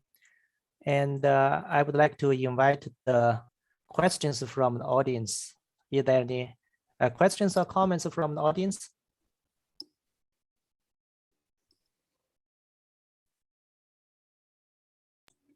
Again, Dr. Chairman, this is again very interesting. Young people are doing such good work. there's no question. Thank you, Chandra, for your. It's very explanatory, and young people are doing such good work. That's very good. Thank you, Dr. Chandra, for your comments. I have a small question for Xiaoyan. You have mentioned that you have identified the input of organic matter for the source rocks, and both have a lacustrine and terrestrial inputs of organic matter. So which one do you think is the dominant input of the source rocks, lacustrine one or the terrestrial one? Okay, let's see. I think it's many aquatic plants. The source rock many aquatic plants. This is my concluding. Thank you. It's not the terrestrial plants. Yes. Right? Yes. It comes from the aquatic plants. Yes. Yes, here I have reminded you, it's not, maybe it's not from the aquatic plants, it's from the aquatic other organic matters, aquatic things. So you mentioned as a lacustrine inputs. So try to explain this later, okay? Thank you. So I have a question. Okay, Simon, please. Xiaoyan, thank you very much for your talk. I was very interested. One thing I noticed in one of your slides was that you labeled some bicatenanes, W and T, in MZ412, and I don't think I heard you talk about them. But I also noticed they aren't present in all the samples. What do you think is the control on whether the bicatenanes are present or not in these samples? Have you got a question? You labeled the W and the T for your samples. Sorry, I don't understand clearly. Have you got the question of Simon? So if you go to maybe 2 or 3 more slides on. 再往下走2到3个多媒体。再往下一张。怎么不动了？ So the slide where you had the MZ412, not that one, maybe the next. Maybe next. 下一个。It's 这个吗？ No, further on. 再往下。 And further on. I think the next slide maybe. 就是下一张。 Yeah, this one. So you have no. 就是刚才那张。Back. Slide 12. 第12张。第12张。不要往下走。第12张。再往上，再往上。 这就第12张。不是，再往上。Okay. That one. Yeah. So the peaks that you have labeled W and T. 哎，不要走了，就是刚才那张。They are bicatenanes, I think. Sorry. Are you interpreting W and T as bicatenanes? And if so, why? What do you think controls their abundance and lack of presence in some oils?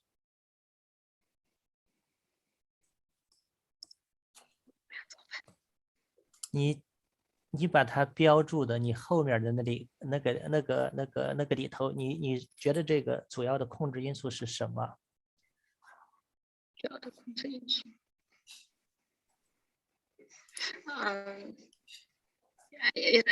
For the source rocks, it has in this basin it has special characters and it has many just lake or lake, but we don't have clearly which lake is, but we now is doing the researches to clearly which the lake is dominate。你最后 Okay. 那个最后那个 Thanks 标 very 的 much. 一个 W 一个是 T， 你看着那个差别了没有？有一个是有 W 一个 T， 对呀，这个对呀，就这张，他就问你是什么主要因素控制的这两个化合物的。It's dominated by plants from higher plants. Higher plants. Yes. So normally the bicatenanes are due to tropical hardwoods, the resin from them. Got it.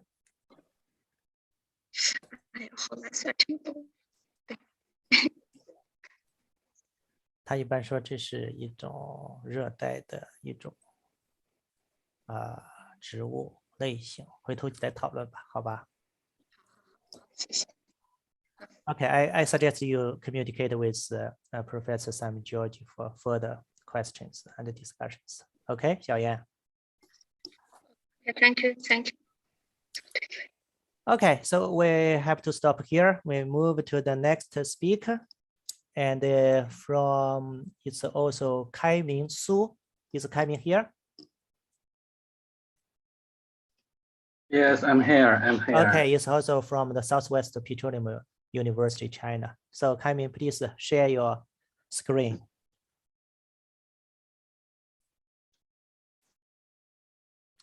Okay, we can see now, please. Good, go ahead.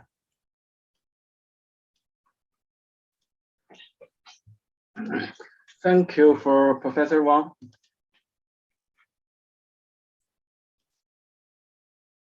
Excuse me.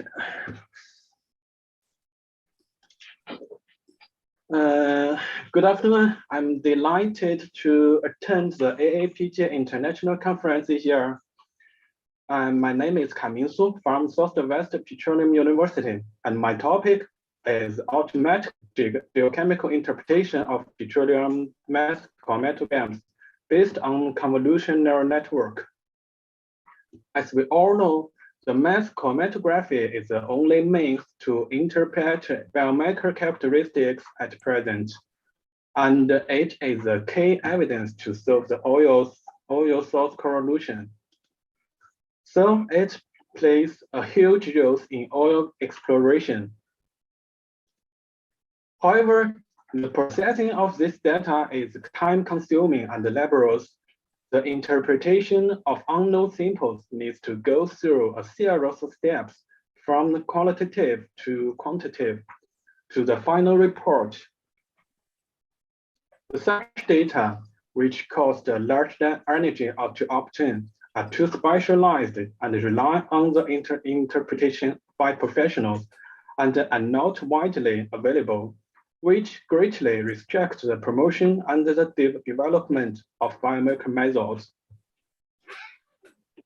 And in addition, for some compounds with low abundance, the present parametric methods also have many defects, such as easy to contain obvious human error. Therefore, I tried to another way to solve the petroleum geochemical interpretation of mass chematograms by using CNN, one of the popular artificial intelligence methods. The CNN is an important achievement in the development of neural network technology, and one of the most important deep learning model at present. It has strong feature extraction and generalization capabilities, and the analysis accuracy of some data sets even exceeds that of human beings. However, the CNN generally used for picture analysis. For example, give a picture of an animal, and the model can go through a series of analysis and finally output a result of sheep. But this case needs to deal with the chromatogram data, which is a form of curve and belongs to one-dimensional data. But both the pictures and the curves are high-dimensional data. This is precisely the advantage of CNN. That is good processing ability of high-dimensional data. The more challenging is how to build a biomarker data set that can be adapted to the machine learning. In this case, the curve in the form of picture is transformed into the quantified data by scanning the pixel point, column by column, and recording their height value. Here, the converted data is shown here. 108 samples were used in this case. So there is 108 rows in the data set. Each row contains 1,300 data points, which are the morphological information of the chromatographic curve. In the terms of the label data, the multiple biomarker parameters can be reduced by factor analysis.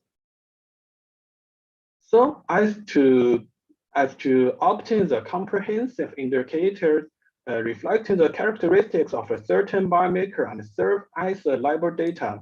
For example, the maturity index MI is established in this case, which is synthesized from these series of original biomarker parameters. And there is also the parent material time index, PMI, which is synthesized from these three biomarker parameters.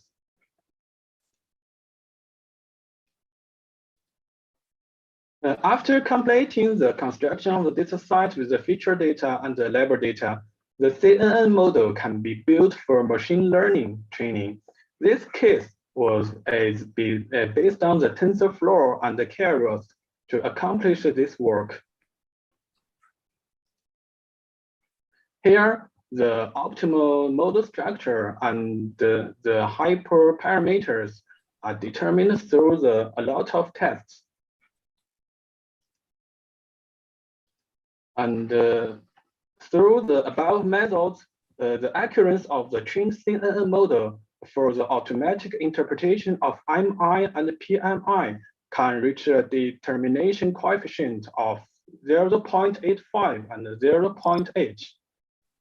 Here, 3 rounds of training and testing shown here, and the results are ideal.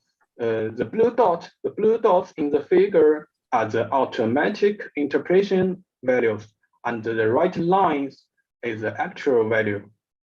It can be seen there that the automatic interpretation results are quite close to the actual value. Finally, the trained neural network model is applied to the software with versatile interactive interface and the practical automatic pre-petroleum geochemical interpretation software for mass chromatography is completed. And here I made a demo video to show what the software can do. I select 5 symbols outside the about data site and use the software to assess their maturity. This is the interface of the software. And then the GCMS curve was imported into the software in the way of screenshot.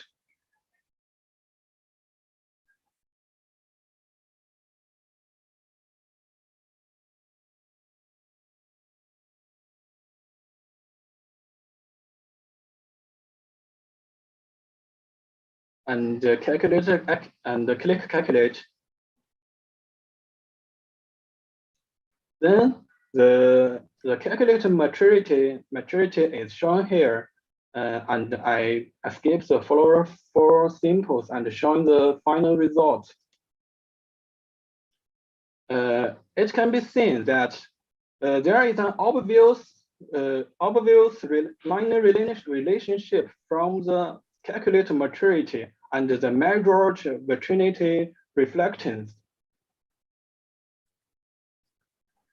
That's all my report. Thank you for watching. Okay, thanks, Kai-Ming, for your presentation. Very interesting. Now we have time for discussion. I will invite some comments and questions from the audience. Is there any audience for comments and questions?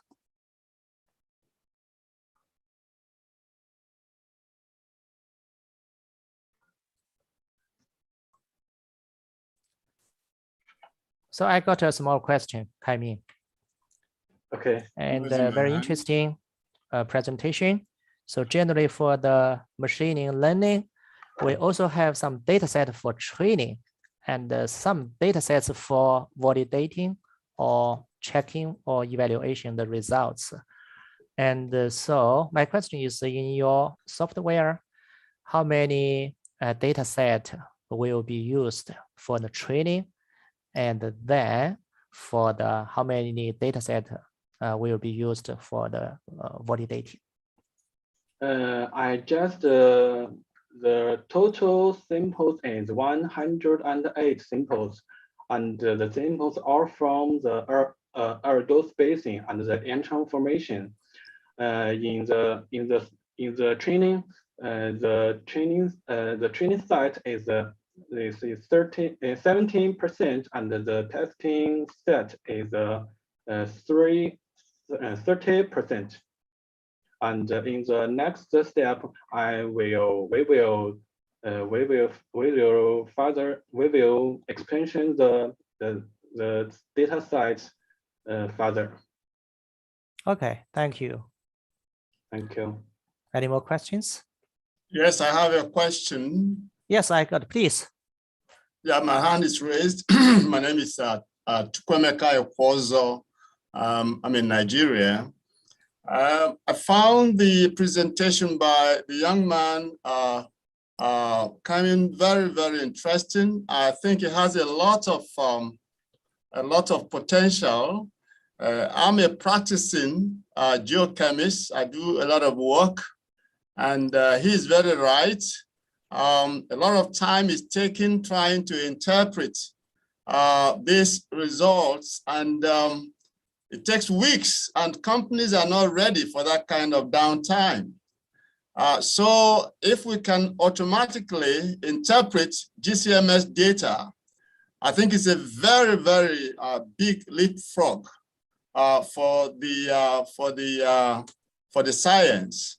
So I think he needs to be encouraged, and I'm very much interested in knowing whether a pilot project has been done with this, and whether this has been certified to be working. If it is being certified to be working, we shall be interested in having the software. Thank you. Thank you. Thank you. I mean, have you got the question? 他说你在甲方使用过程中，甲方对你这个结果是不是满意？是不是给你进一步的项目支持你来发展这个软件？ This software and this research just in the early stage, and the application is sorry, and the application is in the further, and now it's just in the research. Okay, very good. I wish you all the best. Thank you. Thank you. Thank you. Thank you for your comments. Thank you, Professor Wang. Okay, if there is no further questions, we'll stop here. Thank you, Kai-Ming. Okay, we'll move to the next speaker. Okay, please unshare your screen. So our next speaker is Mr. Shuhao He from China University of Petroleum East Huadong. Is Dr. He here? Shuhao? I'm here. Okay. Can you hear me? Yes, very good. So I can see you. Please go with your presentation. Okay, thank you. Good afternoon, everyone. My name is Shuhao He. Today, I'm going to tell you something about the hydrocarbon accumulation stages of the southern slope belt in the Yogurt Basin, China. The Yogurt Basin is a compressional superimposed basin which has rich oil and gas resource. Complex geological framework and structural evolution cues the characteristics of oil and gas accumulation need to be further studied. So we analyze homogenization, temperature, salinity, tapping pressure, and fluid potential recorded by fluid incursion to study the oil and gas accumulation stages, migration directions. And the southern margin of the Yogurt Basin refers to the Piedmont thrust belt in North Tianshan, that is the northern Tianshan mountain Piedmont thrust belt with many spectral traps and the most active oil and gas shows. The study area is the northern slope belt, meaning takes the Mosuwan Bulge and the Morbei Bulge on the slope belt as example for anatomy. The simple well are found to more 1 and more 1 to 2. This is the oil source compression. And according to previous studies, there are 3 types of crude oil in the study area: and Cretaceous, Jurassic, and Permian. Sorry. According to the compression of the oil source, the geochemical characteristic of the crude oil in the Morbei Bulge and the Mosuwan Bulge are that tricyclic tamping carbon-21 or carbon-23 content is the highest, and the contains a certain amount of gamma serines and richer beta carotene. So it is similar to the Permian source rock. So it is judged that oil and gas source in study areas comes from the Permian source rock. And then is field incursions. Most field incursion in study area host in the quarries can be divided into 2 stages. Early stages, hydrocarbon include are mainly distributed inside the quarry particles or in the microcracks of the particles, and the shape is mainly irregular with yellow and yellow-green fluorescence. The late stages is mainly distributed in the fissure through quartz, and the color of hydrocarbon inclusion is yellow-green fluorescent. A small part of them is blue fluorescent, and the shape is mostly irregular. And the co-exciting saline incursions are small. The shape is mainly circular. Small part is irregular, and the gas-liquid ratio changes greatly. And that is the accumulation stages.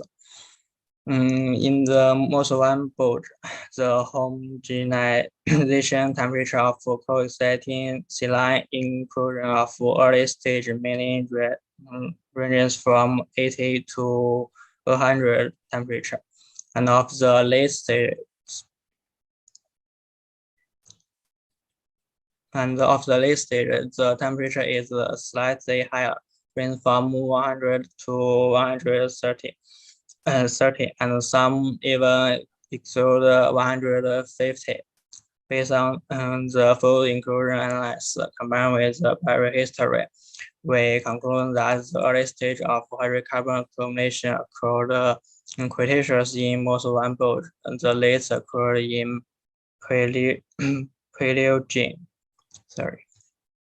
And in the Morbei Bulge, only from the early stage of the inclusion, the homogenization temperature of co-exciting saline inclusions of the early stage mainly ranges from 80 to 120. and combined with the barrier history, we conclude that the oil and gas in the mobile boat began to accumulate to the Cretaceous, and this is the field potential. And then we calculate the field potential. We use the Hubble's field potential expression to simplify the resulting to calculate the field potential. We use the homogenization temperature date and salinity date. And this is the result of the calculation. And in the early stage, in the Cretaceous, the paleo fluid potential in well form 2 was the highest, followed by well more 1 and the lowest in more 1, noted in well more 1 to 2. Therefore, the general direction of oil and gas migration is from southwest to the northeast. And for the late stage, during the Paleogene, the paleo field potential and the direction of the oil and gas migration in this stage was roughly the same as that in the early stage. But compared with the early stage, the paleo field potential has increased. And this is my conclusions. The oil source comparison results shows that the oil in the Mosul bulge and the Mobile bulge are all derived from the source rocks of the low worker formation of the Permian.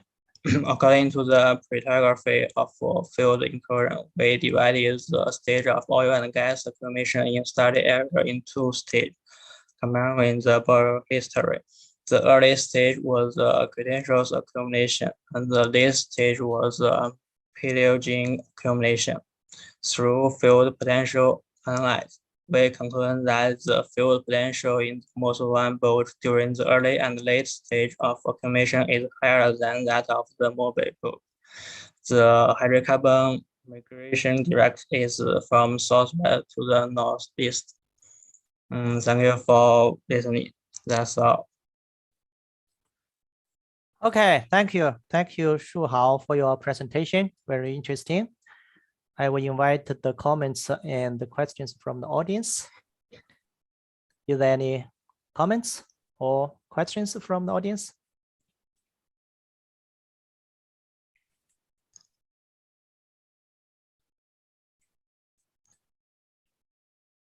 I have a question for you. You have demonstrated the results of the fluid potential, and it's very interesting. And my question is, how many wells did you calculate the fluid potential in your study? How many wells? My study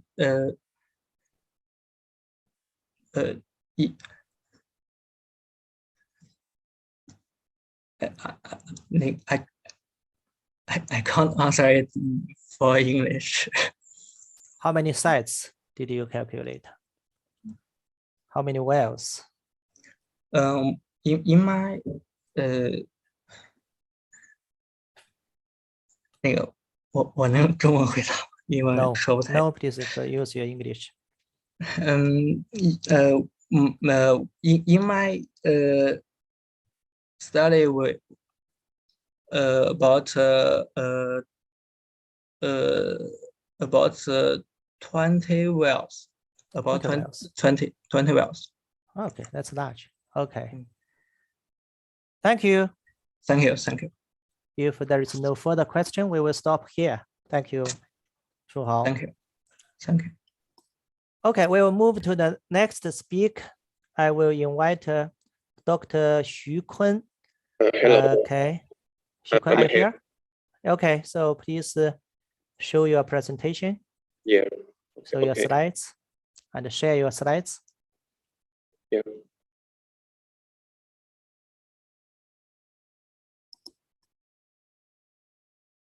Okay, please go ahead. Yeah.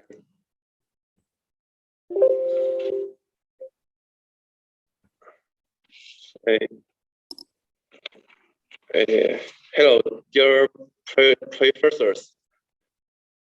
Dear professors, good afternoon. I'm a student from Southwest Petroleum University. My name is Shukun. I'm pleased to be here to share my research results with professors and experts. My study title is analysis of the difference in absorption behavior of marine continental and transitional shale based on molecular simulation. My study aim is to study shale gas. Shale gas exploration made initial breakthroughs in the Loma shale of the Sichuan Basin. Industrial traditional shale gas flow has been obtained in Eros Basin and Qingshui Basin. Shale gas has great exploration potential, but the micro absorption mechanism is not clarified. Shale gas is an unconventional gas. Shale gas mainly accumulates in mudstones. According to the sedimentary environment, shale can be formed in marine continental transitional phases. Previous studies mainly focused on the poor characteristics, organic matter formation mechanism, and sedimentary environment of traditional shale gas. However, micro absorption mechanism of marine continental and transitional shale is not clear. Many scholars have used graphene instead of Krogan and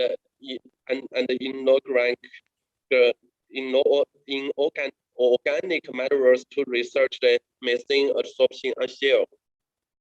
These shale models and realistic shale have a certain gap, which do not consider material components of the realistic shale to study methane absorption. According to realistic material components and empirical properties of shale, we construct the shale model by molecular simulation, divide the pore size distribution and the absorption capacity of shale components, analyze the difference of different water saturations on methane absorption capacity, and constructs water containing methane absorption models. Since the research methods of marine, continental, and transitional shales are similar, traditional shale is selected as a typical one. Due to limited time, this report mainly focuses on traditional shale. For marine materials and methods, biomolecular simulation methods, according to the material proportion of traditional shale, amorphous shale module is used to build the transitional shale model. Basic units include organic matter, quartz, coordinate, and unit. For the identification of proportion of each material, we connect the component data and are mainly from traditional shale of Qingshui Basin, Eros Basin, and Sichuan Basin, and select the average component as the ratio of shale. Moreover, kilogram quartz and clay minerals are mixed together in a certain ratio, and the shale model is established based on their destinies, molecular structures, and their chemical formulas. We also use many modules to ensure the accuracy model. For example, in the annual module, it sets a temperature range 300 to 800 Celsius degree and 25 annealing cells. optimized after each cycle. Finally, the lowest energy model is selected to conduct absorption experiments. The results and discussion. At the same time, molecular model of cell is constrained by angular density and porosity of materials. The consistency of the density values demonstrates the effectiveness of the force field and field model. Simulated porosity and realistic porosity exist in a certain differences because every material must go through the unphased cell model to form cell components models. The bound angles and the bound of simulated methane and water molecules are close to those in the experiment. These factors altogether ensure the accuracy of the model of the shell models. The shell gas absorption is characterized by monolayer absorption, and kilogram shell have the largest absorption capacity. The methane absorption values of shell and shell components have a good correlation with the Lamure simulated values, indicating that the shell methane absorption is made absorbed by monolayer absorption. The maximum volume values of kilogram and TS are greater than those of non-organic materials, including village, quartz, and collinite. Quartz has the largest absorption capacity for methane, which is conducive to the existence of free gas. We can say that a large amount of the methane gas is absorbed on the surface of shell, kilogram and clay materials. However, quartz has relatively low absorption gas content, and much free gas exists around the center of the pore. The presence of quartz in shell contributes to shell fracturing and the existence of free gas.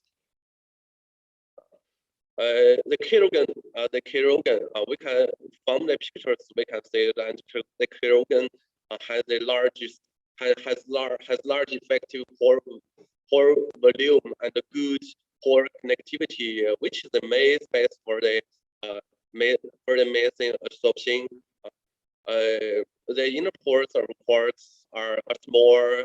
Most pores are isolated invalid pores, and the apertures are less than 1 eye. Collinite has more and isolated pores with a certain connection, and all apertures are less than 3.8 eye. It has pore sizes similar to the collinite, and the maximum aperture can reach 5 eye. Many kilogram apertures are greater than 4 eye and interconnected, and the maximum aperture can reach 5 eye. The shell pore diameters range from 1 eye to 5 eye, divided by both isolated pores and interconnected pores. From the data in the table, we can say that the methane absorption belongs to the vertical absorption, and the unit has the largest absorption capacity for methane. Why? Because we know in the limit ISO steric head, so we can say it has the largest value. The ISO steric head exhibits different strengths with shell and shell components, and the pressure and the pressure changes. The average isosteric height of each component are less than 40 kg per mole, which belongs to the process of vertical absorption. The interaction force between units and methane molecules is the largest, followed by kilogram and continent, and quartz is the smallest. Besides both, the increase of water saturation reduces methane absorption when water saturation is greater than 6%. Water molecules will cover the surface of the shell. The absorption volume of shell decreases with the increase of water saturation. Water molecules are prior rights to absorb in hydrophilic absorption sites, reducing the volumes of the monolayer absorption of methane molecules and the volumes of the effective pores. Methane absorption is carried out in the in shell containing 6.6% water saturation. After disseminated absorption, many water molecules are absorbed on the surface of the shell, and only a few methane molecules are absorbed on the surface of the shell. We connect the above information. We get the models. The methane absorption model of shell is determined by limited isosteric head pressure and water saturation. From the chart, we can say when the shell reaches the maturity stage, it begins to produce nitric gas and methane molecules. Preferentially absorbed on the surface and the inner pores of the corona. When methane molecules are saturated on the surface of the canal minerals, methane molecules on the pores surface are absorbed until saturated condition, and then the methane content increases in the shell pore space, and the pore pressure gets larger. The high pore pressure makes the inner pores of the corona grow up until the amount of the absorption gets larger, whereas the inner pores of quartz have the stability of the silicon oxidizing part almost remain constant. The inner pores are continent, and in it have a certain elastic change, meaning that the amount of methane absorption grows up. When water molecules exist in the shell, those are preferred to be absorbed on the surface, and the inner pores are clay minerals to reduce the methane absorption capacity. This is my conclusion. Thank you. This is my presentation. Okay, thank you, Dr. Xu Kun, for your presentation. And very interesting. Now I'm inviting the presentations from the audience. Is there any comments or questions from the audience?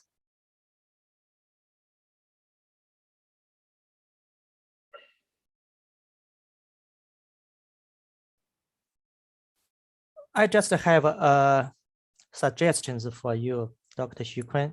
Yeah. You used the molecular simulation to simulate the adsorption process of the shell, and you have studied the adsorption capability of different minerals and carrigens. Okay, and I noticed that you are mostly using the mono layers. You use the monolayer adsorption. But I want to remind you that in a high pressure state, And at that moment, at that case, sometimes there will be some multiple layer adsorptions. So I just suggestion, please, please consider this situation in the future. Okay. Yeah. Thank you. Okay, if there is a further question, we'll move to the next speaker. Thank you. Xu, please share your screen. Thank you, Professor Wang. Okay. Yeah. So our next speaker is Dr. He Qinbo. Is He Qinbo here? I'm here.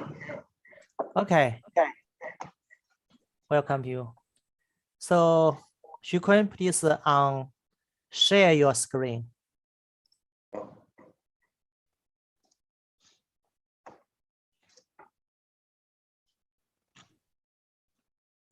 Okay. He Qinbo, please. Okay, go ahead. Please. Good afternoon. I'm from Southwest Petroleum University in China. The topic of my report is the hydrocarbon generation potential of continental transitional organic seal of such formation in the outer basin. The terrestrial seal is a major domain for continuing exploration and development in China, with a wider distributed area and a greater exploration potential, accounting for 25% of shale gas resources in China. The variable areas for transitional shale gas in Outer and Sichuan basin account for 17% in China, and their geological resources account for 88% in China. Therefore, it is expected to become a new strategy electricity resource for natural gas industry. And this statistic as margin of the outer basin is an example. The start area is affected by technological activities. The frequent change of weather farming multiple state of very continual transitional factors tracked in the bench formation, Taiwan formation, and Sanshi formation. The Sanshi formation shale is most typical, with a larger accumulator thickness and rich organic matter, showing high shale gas potential. Therefore, the study takes the Sanshi formation as a research object to analyze the hydrocarbon generation potential of organic-rich shale. The Sanshi formation transitional source rocky types include dark shale, carbonaceous shale, and Q. They have really high QC values. Its habitat has a high abundance of organic matter and belong to moderately good source rocky. From the results of the corrosion examination under the microscope, the corrosion in the Sanshi formation shows constant many of vitrinate and internet and contains small amount of suspropylene and a few naphthalene. The corrosion carbon isotope of most of the sample is really large, indicated that the organic matter type is manageable 2 and 3. Similarly, from the observation results of the scanning electron microscope, the organic matter is a such formation shows comes from the higher plants, which is a typical gas pro-organic matter. So the analysis of the Tmax are all maturity index of the student samples. It is shown that all the Sanshi formation samples are has to our mature, and the same maturity has been in the 3 gas window. The results of TG analysis shows that that the wetness rate of the corrosion sample is about 25%, indicating that the effect organic matter content in the such formation is low. Due to different types of chemical bonds involved in the fracture reaction of corrosion at different cell evolution stages, the gas composition formed in quite different. During the glass tuber pyrolysis experiment, the yield of two alkene gas showed their coating increase trade. However, hydrocarbon gas showed trend of first increase and then decreasing, indicate that heavy hydrocarbon gas will undergo secondary cracking to form methane. For the generation of methane, the activation emerging of sexual ranging from 14.7 to 16.7 with two main peaks. Therefore, it shows that formation the methane is not only related to the formation of corrosion degradation, but also to the formation of secondary cracking of heavy hydrocarbon. In addition, total alkene gas and methane have similar distribution characteristics. With the increase of pyrolysis temperature, the carbon isotopy of methane shows the characteristics of first decrease and then increase, with RO as 1% battery. It can be divided to two stages. Each stage has a good correlation with log R. The carbon isotopes of ethane and propane changes slowly in the early stage of pyrolysis and rapidly become heavier in later stage of pyrolysis. During pyrolysis process of such formation show is many gas generation. When RO is about 0.96%, it is the peak of oil generation.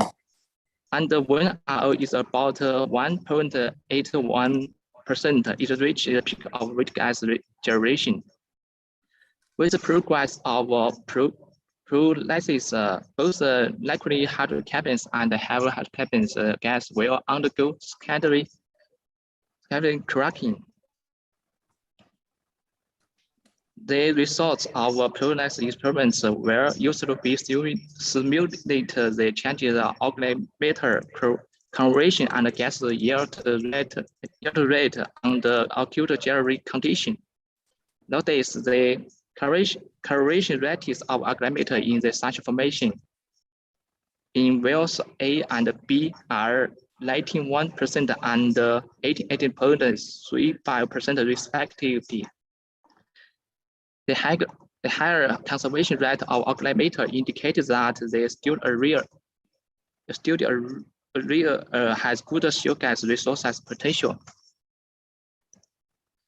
And this is my conclusion. Thank you for your listening. Okay, thank you. Thank you, Dr. He, for your presentation. Now I'm inviting the questions from the audience and the comments.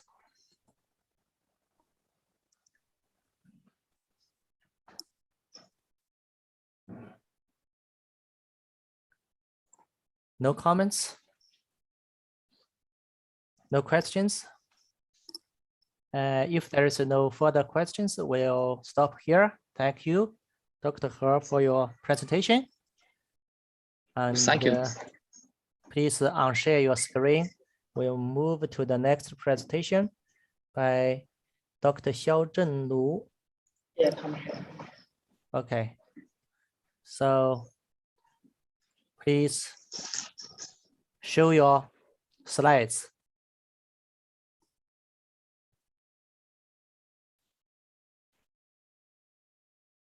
Xiao Zhenlu. Yeah. Okay, go ahead. Also from the Southwest Petroleum Geochemistry.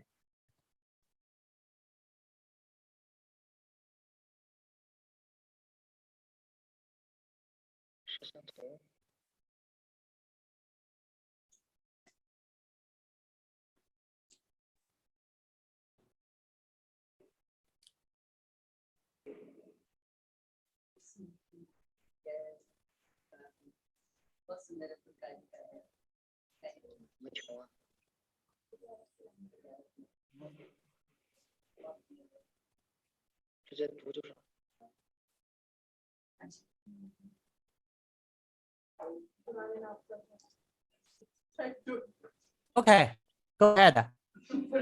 Okay. Dear APECs, good afternoon. It's a great honor to attend this meeting.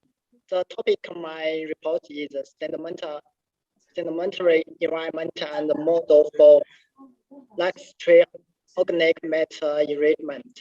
And I take Sichuan Basin in southwest China as an example. My name is Xiaozheng Luo, and I come from School of Geoscience and Technology, Southwest Pingchong University. Previous studies suggesting that the global climate was warmer during the Jurassic. However, in deep studies of different regions revealed a complex regionalization of global climate. Besides, the Torrential oceanic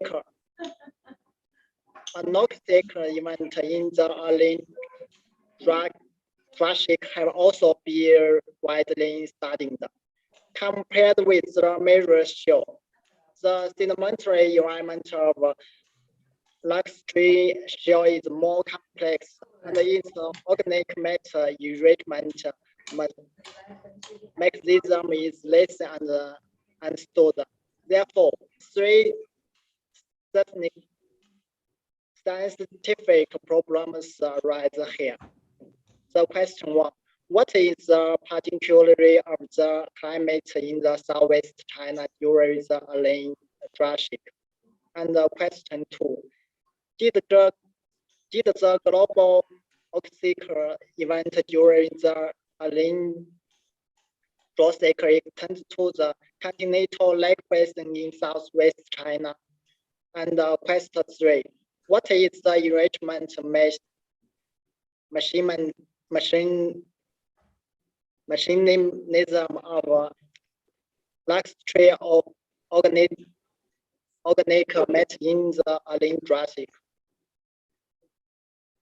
And firstly, briefly introduce the geological background of the study area, and based on the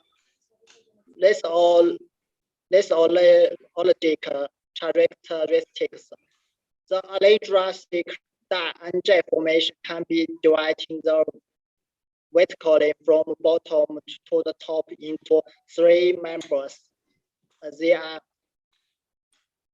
D3 member, D2 member, and D1 member respectively. The D3 member is dominated by shale limestone with the seaback shale, and the D2 member is generally thick massive black shale, and the D1 member is mainly grayish brown massive limestone and black shale. Previously, the D2 member was considered to be the most efficient state of source rocks. At present, the member is regarded as the most favorable shale oil exploration target. For the Carinese, the petroleum exploration, the D2 member had been divided into the three sub-members and named the C, D, A respectively from the bottom to the top. 25 shell samples were obtained from Weilgongshi in the central Sichuan basin for QC measurement, and 36 samples were collected to determine trace and major elements, of which 8, 7, 10, 7, and 4 samples were obtained from D1, D2A, D2B, D2C, and D3 members, respectively. Based on the longitudinal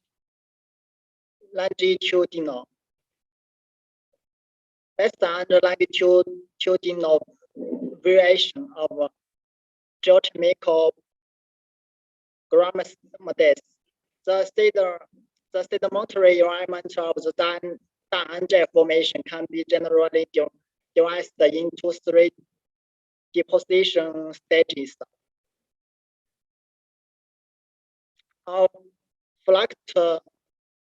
Fluctuation stage.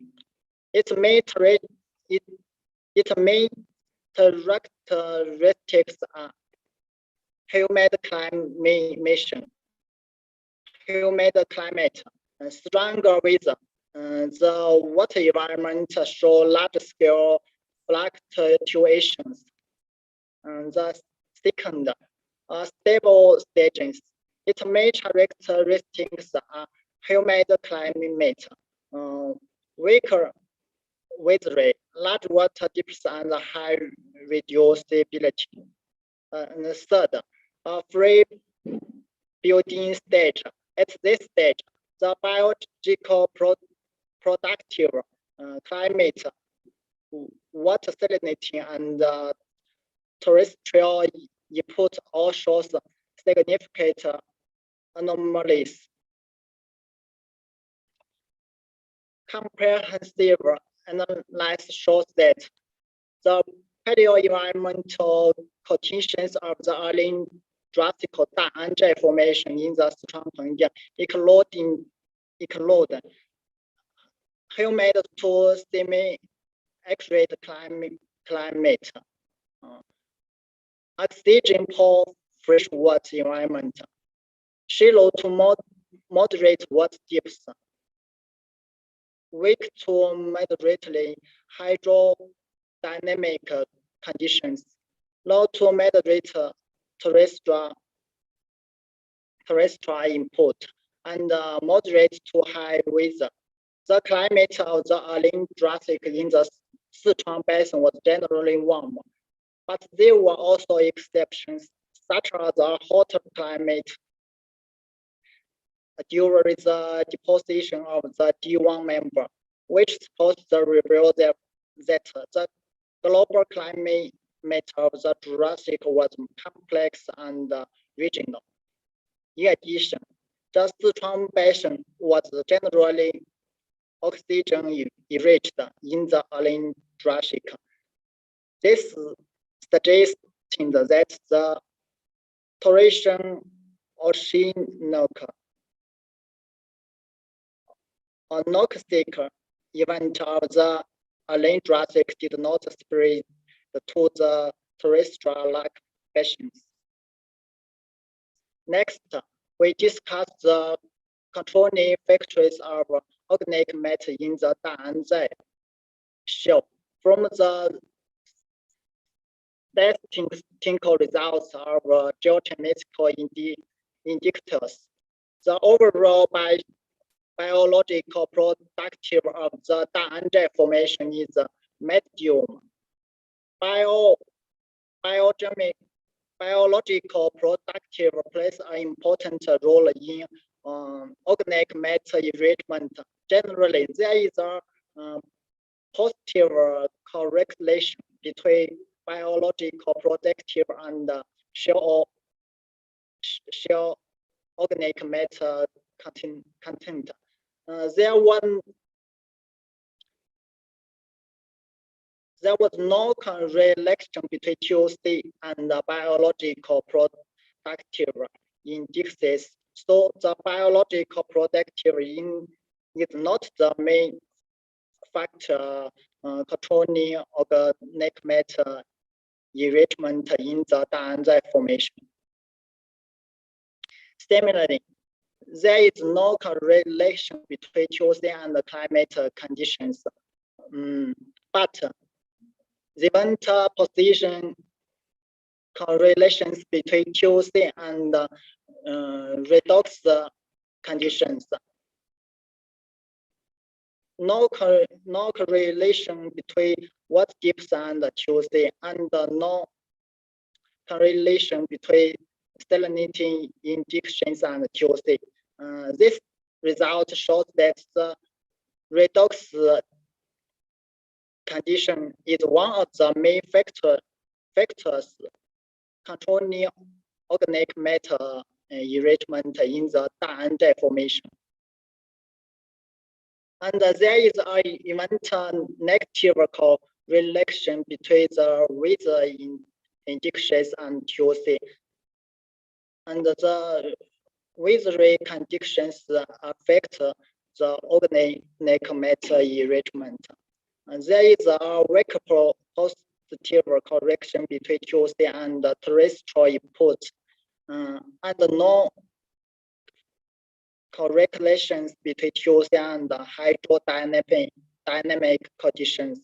That terrestrial input is one of the factors controlling organic matter enrichment.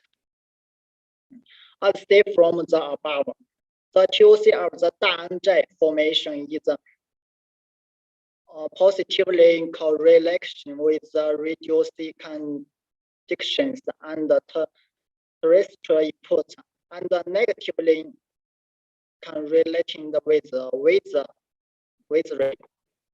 Biological productively climate, what dips, salinity, and hydrodynamic force was not the major factors affecting organic matter enrichment in the Danzai formation. So although the biological productivity of the D2A member was low, this layer has the highest QC content. So the latter preservation conditions of organic matter are highly significant, and the dynamic model of the organic matter enrichment in the Danzai formation is established based on the thermometry environment characteristics of a high QC wheel section. That is reduced environment form in the bottom of the deep water, which is favorable for organic matter preservation. And in the shallow water, high terrestrial input and weak weather increase the organic matter deposition rate, and reduce the organic matter decomposition times, reduce the organic matter lost, and benefiting the rapid deposition and preservation of the luxury organic matter. And from this study, we can draw the following four conclusions. The sedimentary environment of the Danzai formation can be generally divided into three deposit stages. And the climate of the Jurassic in the Sichuan Basin was generally warmer, but there were also short hot periods, which supports the review that the global climate in the Jurassic period had a complex regionalization. The overall bias towards the organization in the Sichuan Basin during the drastic suggestion that the TOAE did not spread to the continental lung patients. The later observation conditions of the organic matter are highly significant. My sharing ends here. Thank you for your listening. Thank you. Okay, thank you. Thank you for your presentation, Dr. Xiao. Now we will invite the questions from the audience and the comments from the audience. Is there any questions from the audience?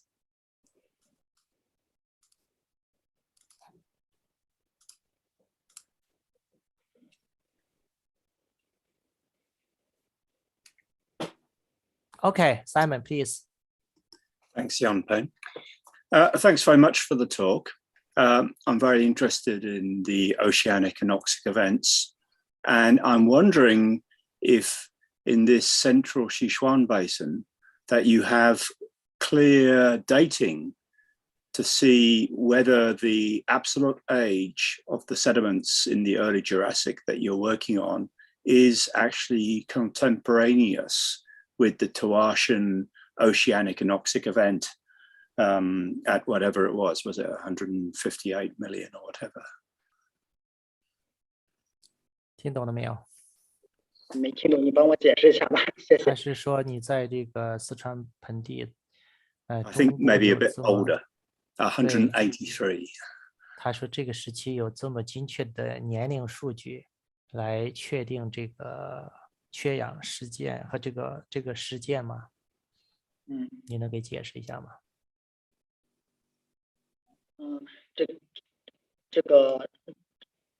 这项研究呢，只涉及了我们这个档案这一支。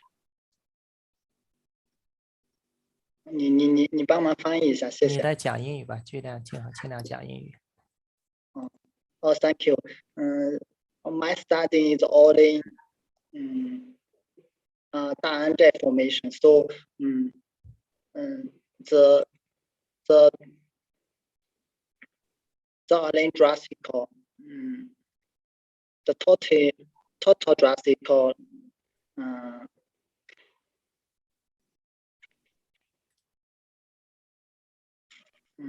That's in the central Sichuan basin. Yes. It's difficult for me now to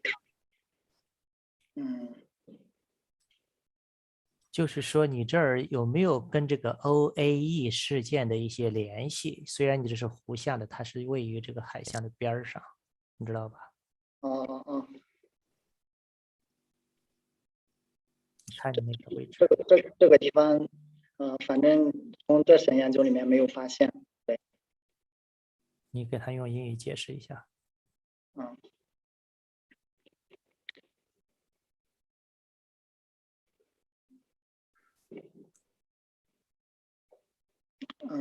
The overall bias towards oxidation in the Sichuan basin during the early Jurassic. So I suggested that the event did not spread to the continental lake basin, especially in the Sichuan basin. Okay, thank you. Okay, thank you. Thank you. Any more questions? If there is no, we will stop here. Thank you, Dr. Hello. Xiao. Okay. Chandra, please. Just one simple question. Yeah. Was there also high organic matter productivity in the aquatic regime of the lake? 他问你这里头是不是有比较高的有机质的产率，在这个 lake 里，在这个湖里头。I think that's so. Because this shows it only 1.5%, and the oil reservoir have a huge development. Because terrestrial organic matter alone will not be able to create a high reducing environment. Reducing environment will be created by oxygen deficiency, sulfur content, and the algal, bacterial, dead phytoplankton, dead organic matter, plus the high rate of sedimentation. 他认为是非常高速率的沉积，所以这个导致它的 TOC 低，是不是这样的？我认为是这样。 The terrestrial organic matter is not easily degradable. I 你能 agree 用英语 you. 回答吗？ I agree with you. Yeah.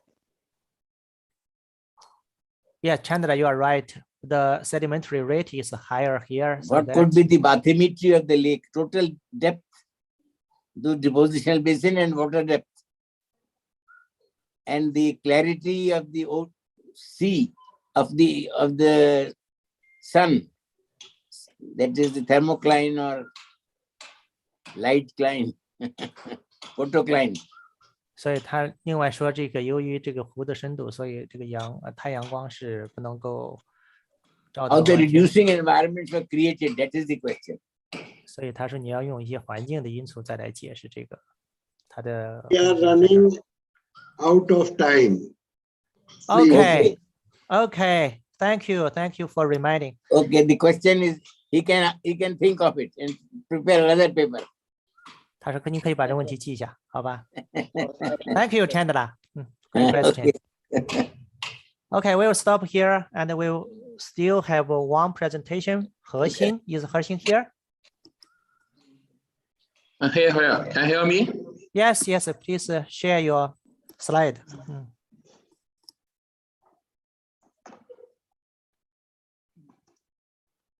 Okay, go ahead. Okay. Good afternoon, teachers and students. My name is He-Xin. I come from Southwest Western University in China. Today, the theme of my speech is the geochemical characters of salt rocks and crude oil in Salt Lake environment. I mainly take Canada Basin in China as examples. At the same time, I also found some previous studies on this aspect and made some conclusions. Nowadays, there are many salt lakes in the world, such as Caspi Cesar, Qinghai Lake, and Barakash Lake, etc. And in the underground, thousands of meters away from us, and the thousands to hundreds of millions of years ago, saltwater lakes also developed. They deposited their unique rocks, such as gypsum, limestone, those mighty. In China, the most typical salt lake sedimentary basins are Canada Basin, Jianghan Basin, Taiwan Basin, Bohaiwan Bay Basin. This basin has multiple salt lake face salt rocks, which shows the great exploration purpose of salt lake face basin. Today, my speech is the Canada Basin. The Canada Basin is located southwest in China. For the underlaken salt thoracic corridor often shows the character loss lower ratio present to feather and observed odor, even carbon advantage. Due to these characters, we can easily distinguish salt lakes face and crude oil from freshwater lakes face. Crude oil from the ratio of pH and OEP. All this shows that the higher environment reduction degree of salt lake phase crude oil is stronger than that of freshwater lake phase crude oil. For temperatures, the relative abundance of typical of the temperatures in Salt Lake phase crude oil is low, and the ratio of tricyclic terpene to hopen is high, generally greater than 0.5 and some even greater than 1.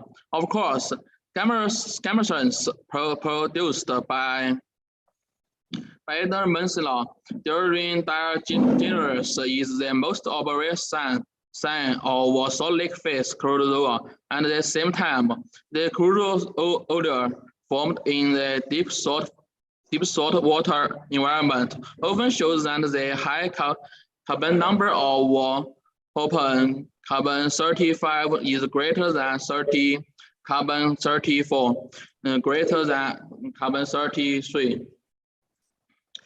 Because the higher plants are difficult to survive in the salt lake environment, the crude odor in the salty lake environment is often dominated by carbon 27, and the content of carbon 29 is not. The GC may not be very intuitive.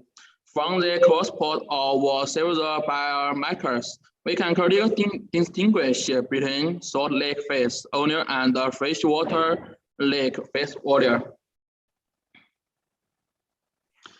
Of course, the particulars of geochemical characteristics of salt lake phase crude odor is caused by salt salts. The organic matter source of salt salts makes them different.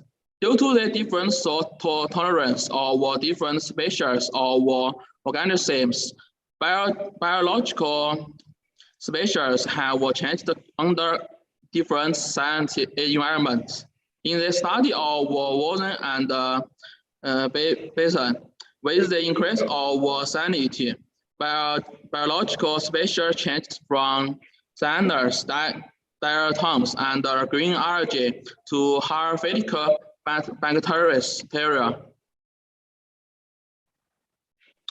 Of course, the number of organisms also decreased gradually due to the increase of salinity. In the study of the Sam and Bailey, when they salinity research 61,000 fish and other organizations basically disappear. When they salinity research 101,000, insects begin to disappear. When they salinity research 121,000, most mollusks begin to disappear. Only some salt-tolerant bacteria are still growing, but when salinity research a certain level, all living things disappear. Why is this? In the study of water and oil, this is mainly because the oil oxygen content in the water decreases with the increase of salinity. It is becoming more and more unsuitable for the survival of most organisms. Only some herphatic bacteria can survive. This is also the main reasons for the low content of organic matter in the salt lake phase salt rock. In general, salt rock source algae are the main source. Among them, the writer failures among diatoms and Panodiola among green algae are the most common. In addition, some red algae, blue algae, and suspect source can be seen. From previous studies, we can find that because of the difference of biological species, the character of salt lake phase salt rocks are fresher than lake surface. Salt rocks are obviously different. This is also the reason for the different geochemical characters of their products. We can clearly find the carbon 27 is often higher than carbon 29 certains in samples with high content of gamma rays. This is also that its parent material is mainly from aquatic organizations. In this regard, we can clearly see the obvious difference between saline lake phase and freshwater lake phase salt rocks from the cross ports. Thank you for listening. That's all. Okay, thank you. Thank you for your presentation. And we will invite the questions from the audience. Is there any questions or comments from the audience?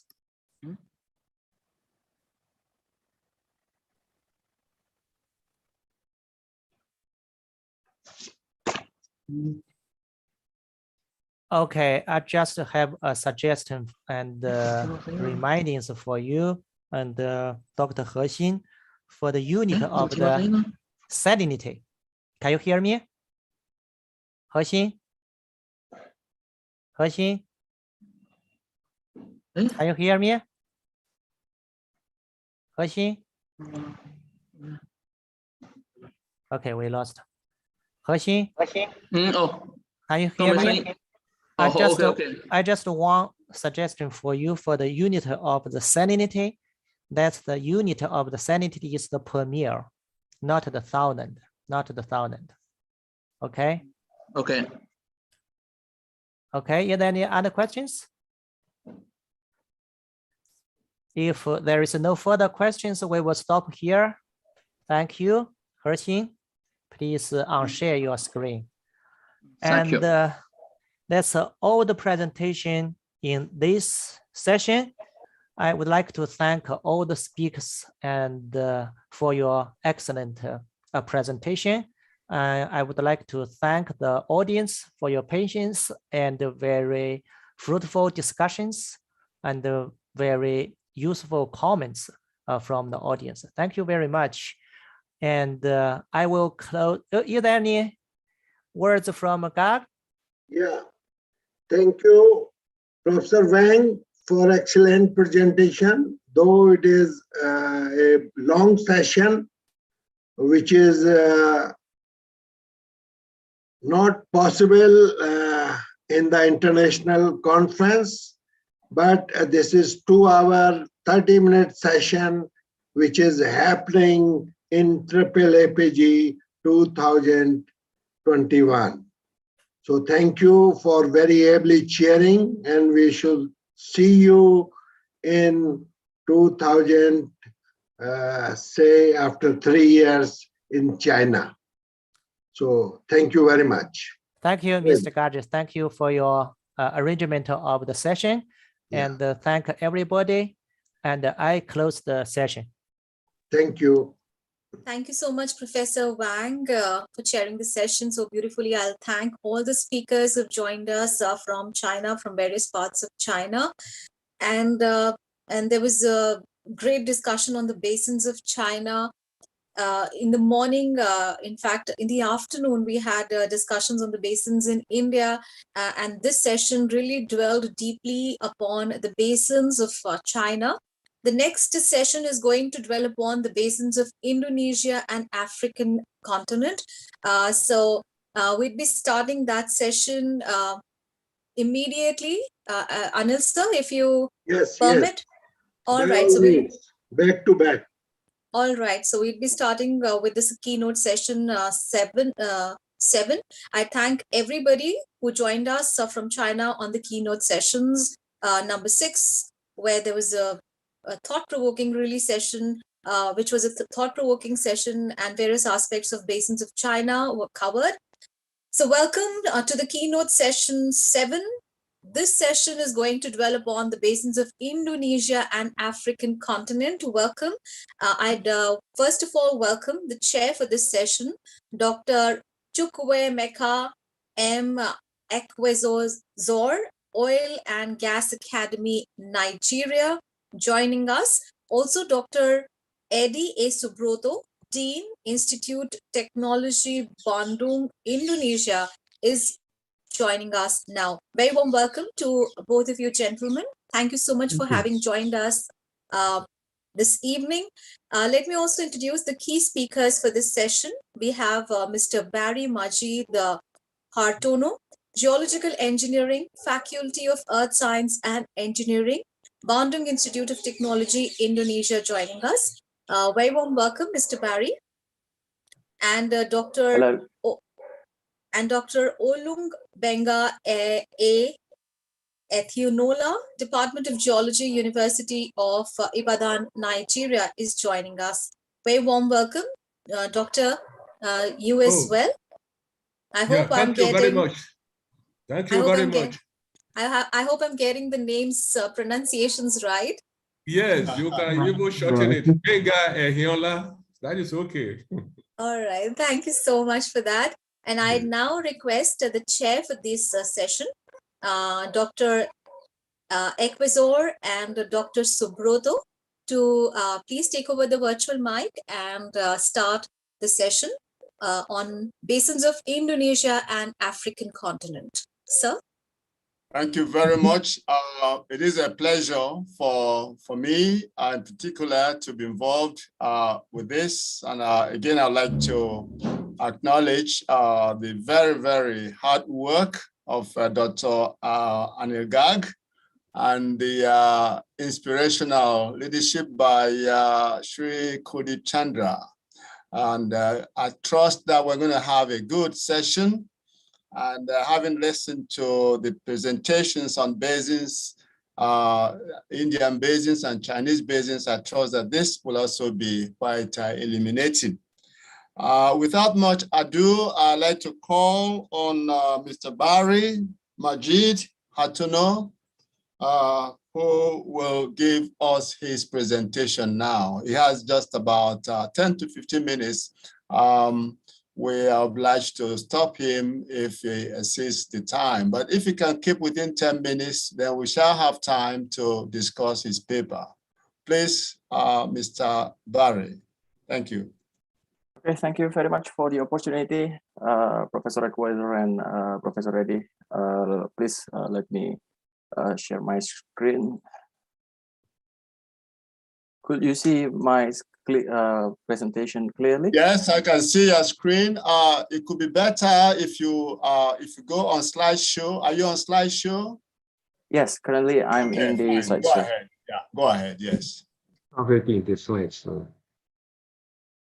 Okay. Thank you very much. Good evening, good morning, and good afternoon, everyone. Hope you're all doing well. Please welcome to the 11th AAAPG Conference 2021. First of all, I would like to say thank you for joining my presentation entitled "Why Does Geographical Distribution of Crude Oil Matter? From Hydrocarbon Generation to Post-Expulsion Alteration," with a case study from Seram Basin, Eastern Indonesia. My name is Barry Majid Hartono. Currently, I'm a master's student at Institute Teknologi Bandung, or ITB, and I will become the presenter for the next 10 to 15 minutes. Before I begin my presentation, I would also like to acknowledge my co-authors. There are Professor Edi Subroto and Dr. Asep Kusumajana from ITB, Mr. Ryan Drianto and Mr. Galung Malvinas from Sidik Seram Energy Limited, Dr. Joko Wayudiano from Center for Geological Survey, and Mr. Bagus Prianto from ITB.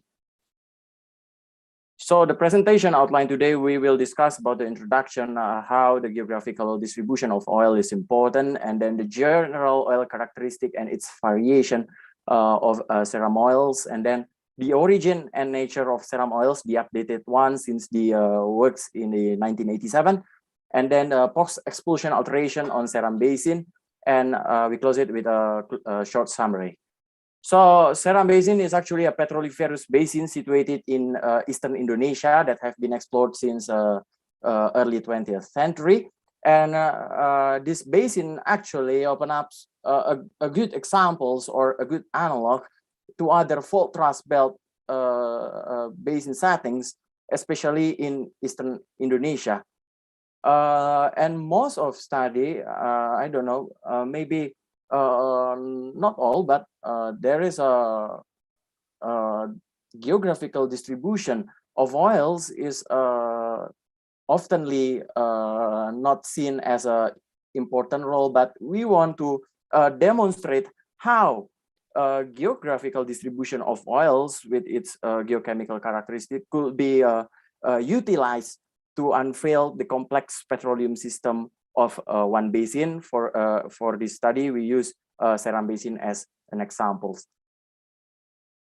And then the data used here, we take 14 DST oil samples from the pre-tertiary Manusela Reservoir, and also 20 DST oil samples retrieved from Fufa Reservoir for 4 oil main producing oil fields in Seram Basins from the Lovin, Osel, Nief, and Bula fields. We also utilize data from previous publications such as Price et al. 1987, Livesey et al. 1992, and Peters et al. 1999.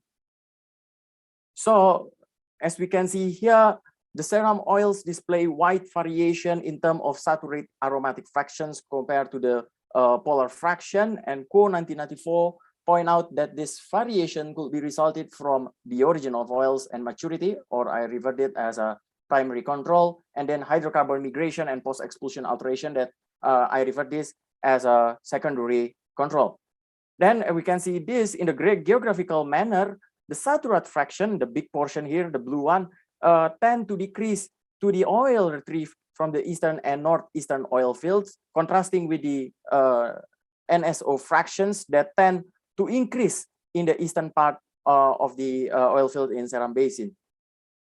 So now we take to the primary control first. As we can see here, Seram oil display a prominent peak of dryman and homodryman, and then a higher dryman over the rearranged C15 bicyclic alkane, and then higher C29 hopane over C30 hopane, higher TM over TS, the occurrence of 30 norhopane series, the prominent peak of C24 tetracyclic secohopane, occurrence of hopanate hexacyclic, that suggests indeed Seram oils are sourced from carbonate source rock, similar with the previous study since 1987.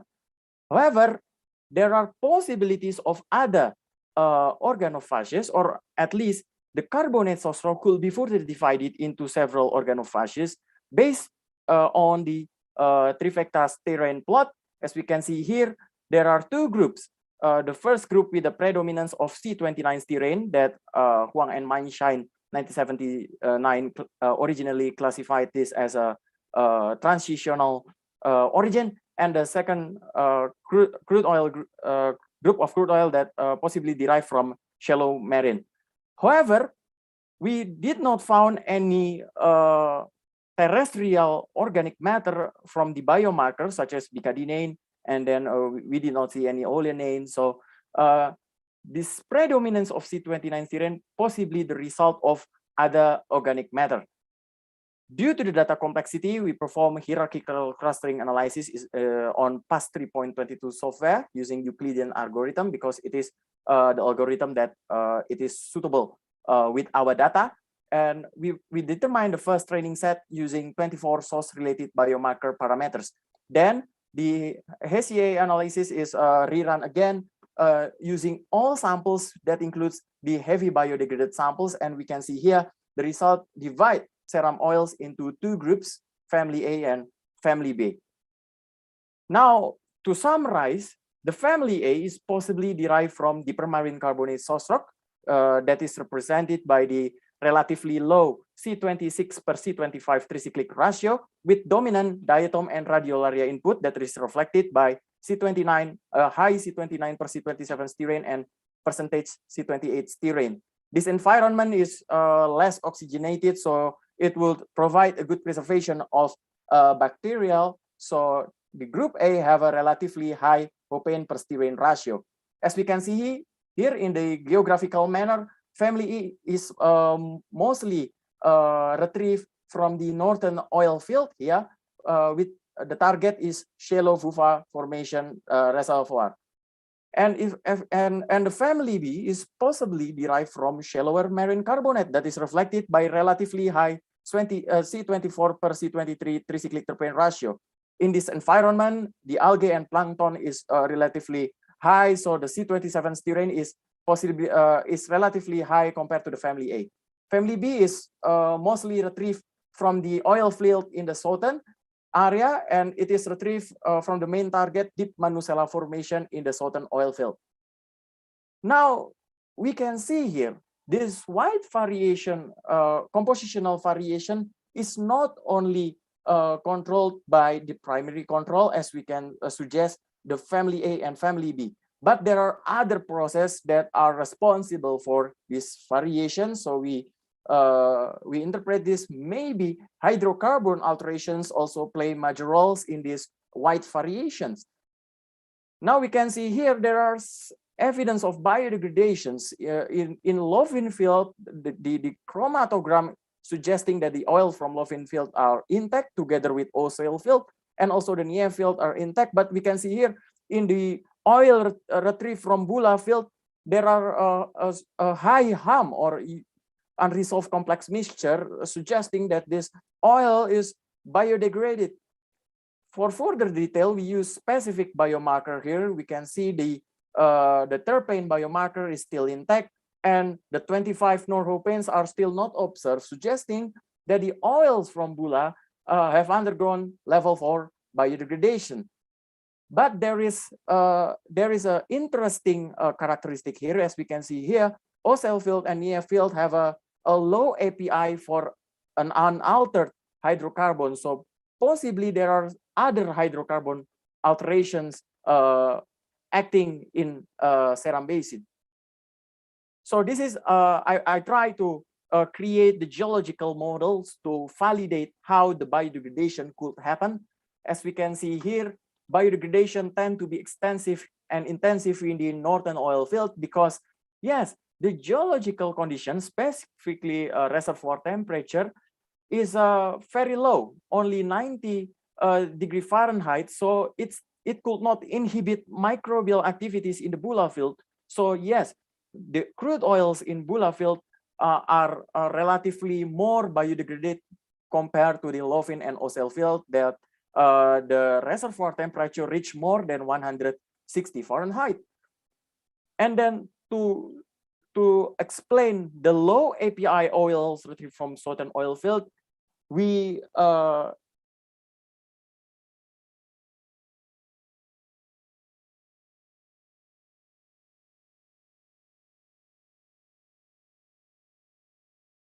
is clearly observed. Here, the cycloalkane tend to be destroyed because there are relatively high harm here, but the normal alkane is still intact. So it is not biodegradation, but this pattern of destruction is possibly similar with the water washing. To explain this, we try to simulate the geological models why the water washing is happen in the southern oil field. We add some parameters due to the data availability. So we just utilize phenanthrene and methylphenanthrene index. According to 1994, phenanthrene and methylphenanthrene tend to be ratio tend to be decreasing if there are water washing. So as we can see here, in the Lovin oil, the phenanthrene per methylphenanthrene is relatively high. So it is intact, but the NEF and Ocell field have a relatively low phenanthrene per methylphenanthrene index, possibly due to the water wash. And we can see here, the water washing is possible because there are the reservoir here are cropped out in the NEF gorge. Because of the reservoir is cropped out, then the meteoric water input could flow with the classical gravity-driven mechanism, resulting on water washing in NEF and Ocell fields. So to summarize, we can see that the family A in the, is mostly accumulated in the northern oil field, and the family B is relatively accumulated in the southern oil field. And there is an imaginary line here. Possibly it is related with structural features, which is thrust fault, because Seram Basin is a 4-lane thrust belt. So this with the relatively southeast northwest trending. So this imaginary line separate the northern oil field, the family A, and the southern oil field oils, the family B groups. In terms of hydrocarbon alteration, we can see that the oils from the northern field tend to undergo biodegradation more extensive. But if we go to the southern oil field, the main hydrocarbon alteration acting in this field are mostly water washing. So by combining geographical distribution of crude oil with its geochemical characteristic, we could debunk the complex petroleum system history, especially from hydrocarbon generation to post-expulsion alteration aspect on one basin petroleum system. Before I close my presentation, I would also like to acknowledge CITIC Seram Energy Limited and Pusat Survey Geology that has provided the data and allowed this research to be presented at 11 AAAPG Conference 2021. there are several further read if you are interested with our biodegradation study and also the nature and origin of carbonate derived oil in Seram Basin, the updated one since the 1987. Thank you very much. Please feel free to give us some questions and discussion. Terima kasih banyak.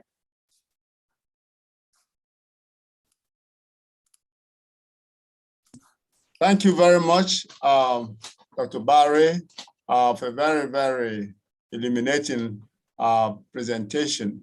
I'm afraid we've shot over time, so I would like my co-chairman to take the next paper, and if we're lucky, we might be able to get permission for discussion of this paper.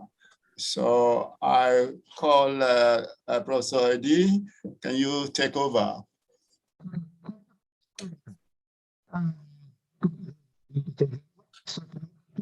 Be from Department of Geology, University of Ibadan, Nigeria, Dr. Olubenga Ehinola. So please, time is yours now.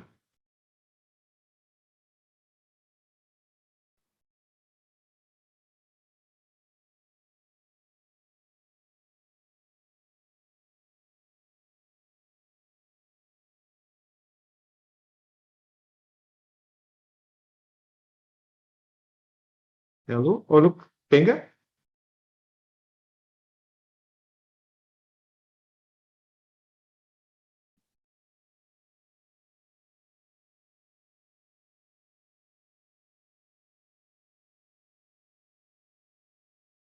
Okay.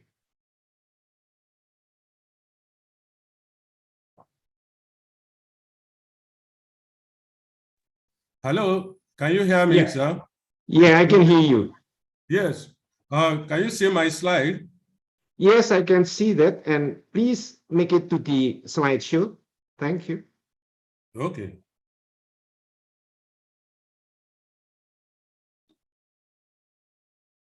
Yeah.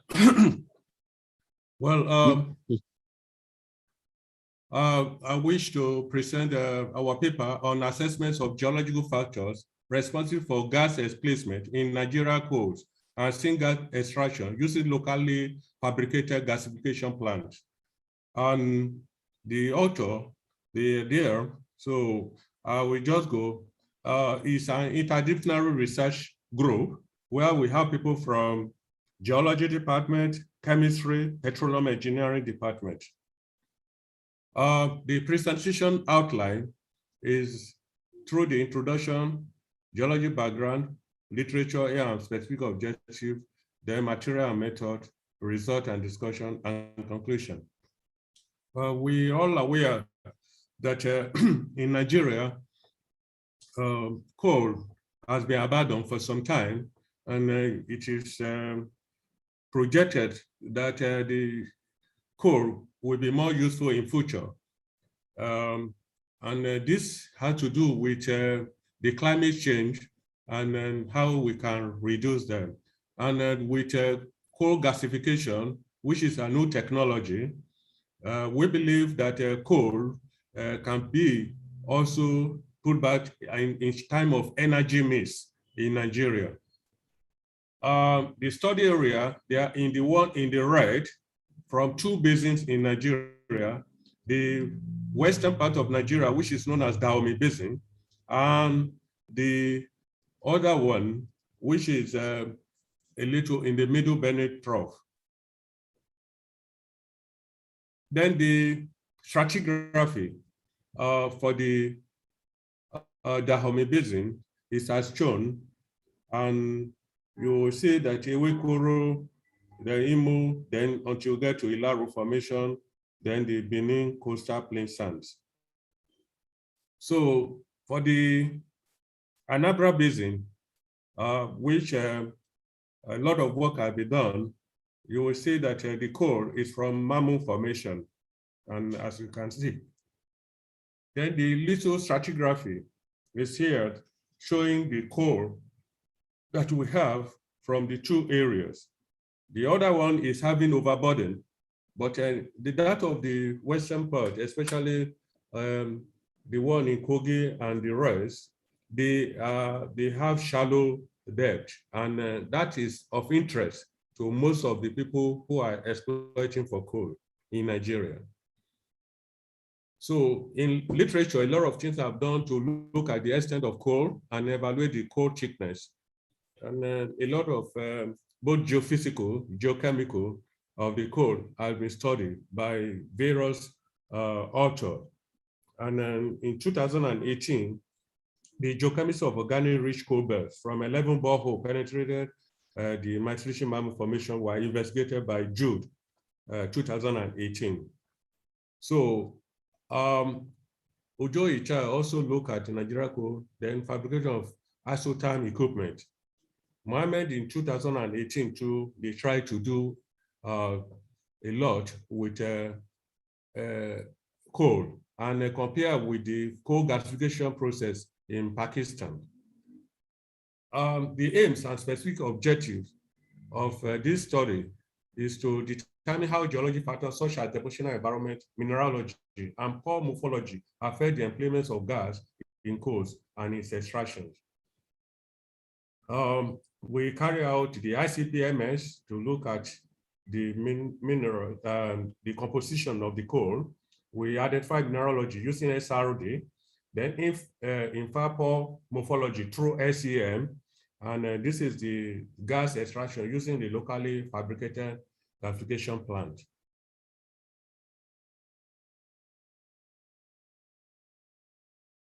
Then the material and methods, sample collection, laboratory analysis, then we fabricated, then go to the other one that I've shown earlier on. And we try to design the fabricated gas plant. It is 30 inches by 10 inches. And then you have the 0.15 inches opening. Then here is the water inlet, which we also use. And then you can see the filter gas plant here that is being connected.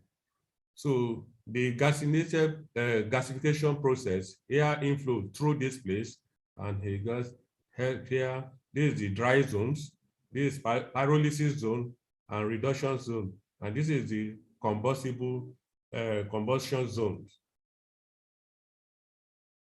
Then this is the process where we are fabricating the plant, and this is the end product, as you can see here. Then the result, the trace element from the coal, from Uchen and Okoba. So you have seen that they are here. I can tell you that Nigerian coal is better even than some of the coal we have in Turkey and China in terms of the elemental composition. And most of this has been used for this work. The trace element too that are used are here, and the ratio of vanadium, nickel, cobalt, copper, zinc, and these are even lower than most of the coal from China and Turkey.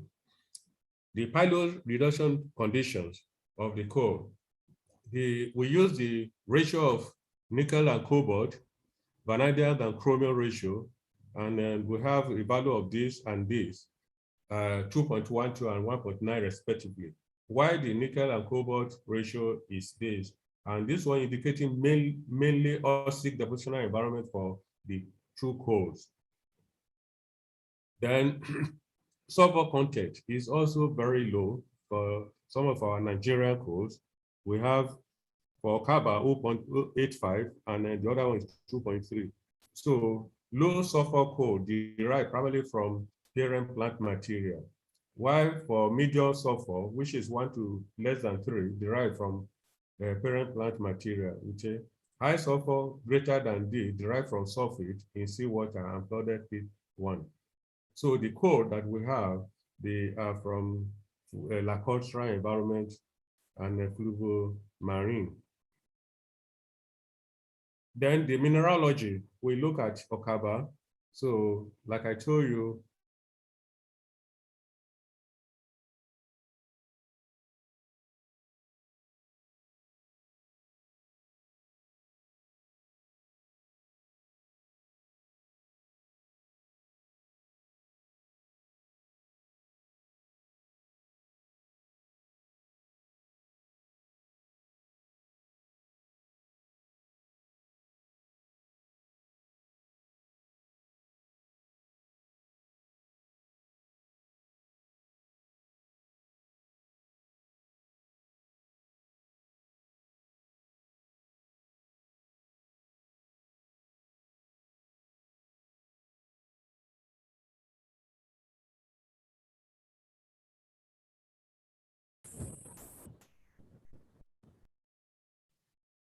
It's a problem with the speaker.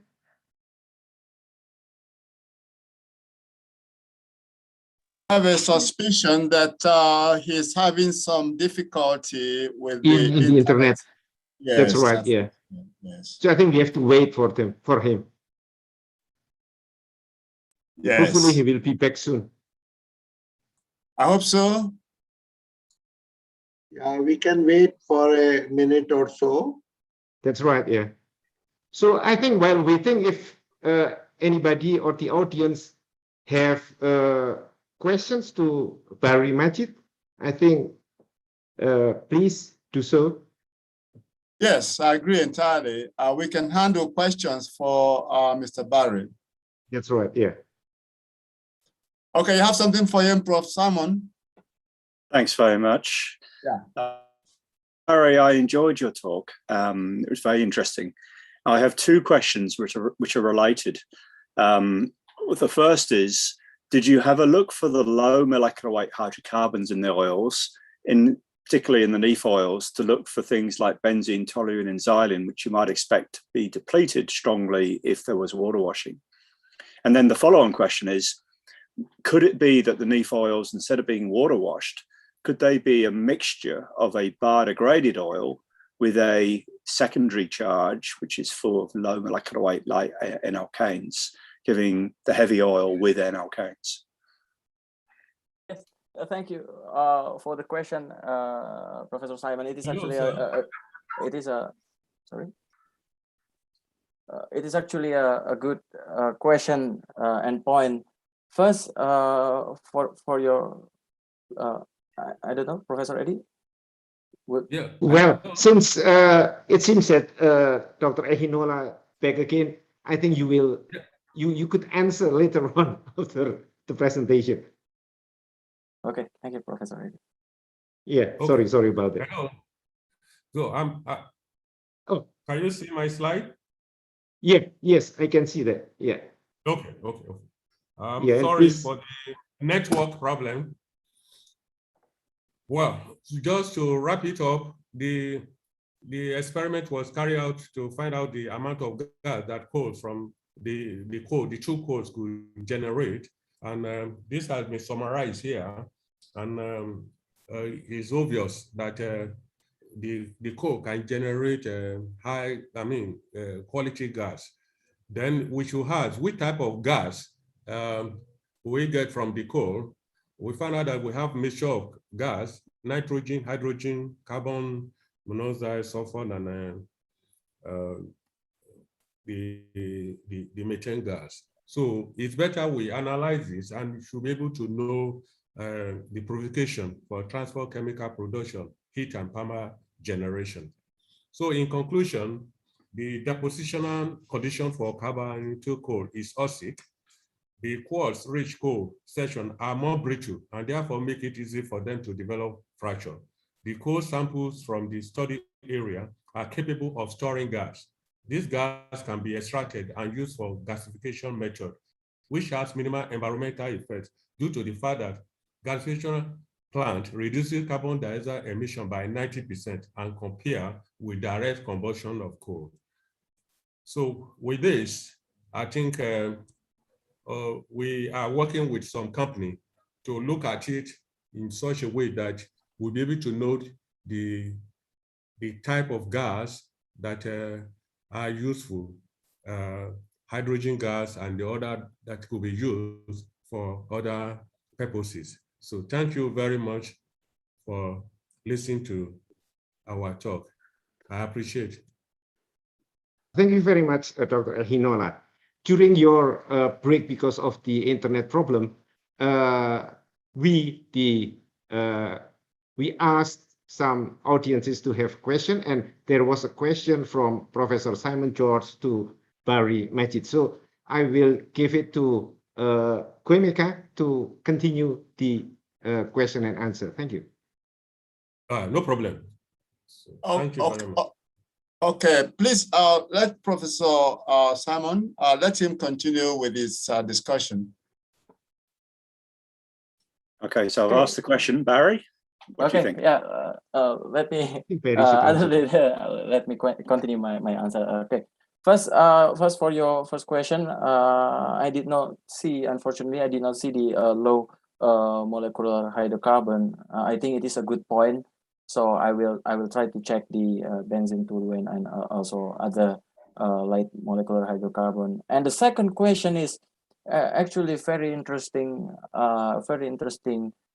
Point about the occurrence of oil mixing, because in the previous study by Price et al. 1987, they suggest a possibilities of the occurrence of oil mixing, and that is makes sense because we found that the C20 there are some maturity imbalance reflected by the aromatic biomarker, and also the maturity referred from the C29 styrene. So they display a similar maturity based on the aromatic fractions, the RC, and but there are a huge separation between the C29 styrene that possibly could be the result of oil mixing. So it is a good suggestion, I think, Professor Simon. Thank you. Thanks very much for the answer. That's great. Let me also follow up on this. I don't know, Mr. Barry, did you do any work at all on C7 alkanes, isoalkanes? Sometimes when you are doing this kind of work, it is useful to, apart from the biomarkers, to also cast a look at the low molecular weight isoalkanes, especially the C7 alkanes. You know of the mango parameters, Hebron parameters. They can be useful because you might be looking at something which has to do with post-expulsion. That is something that had to do when the oil was migrating. I think that it's important for you to also look at that and see whether you can include that factor in your interpretation. Did you have a look at the C7 hydrocarbons, for example? No, I did not see any Cs. I did not also observe the C7 alkanes and also the isochronates. So it will be a good point from you, Professor Ekwelzer. I will try to check it also. Thank you. Very good.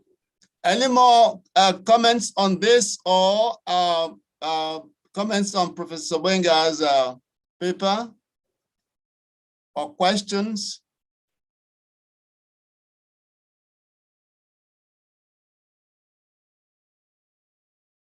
Okay, I guess on behalf of myself and Professor Sobruto, it's time to say thank you to the organizers for giving us the opportunity to pilot this session.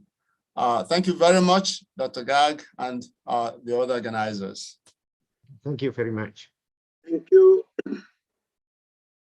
Dr. Ekwelzer, Dr. Edie, Simon George, who you are present all the time and asking questions and improving the knowledge of geochemists and geologists at the same platform.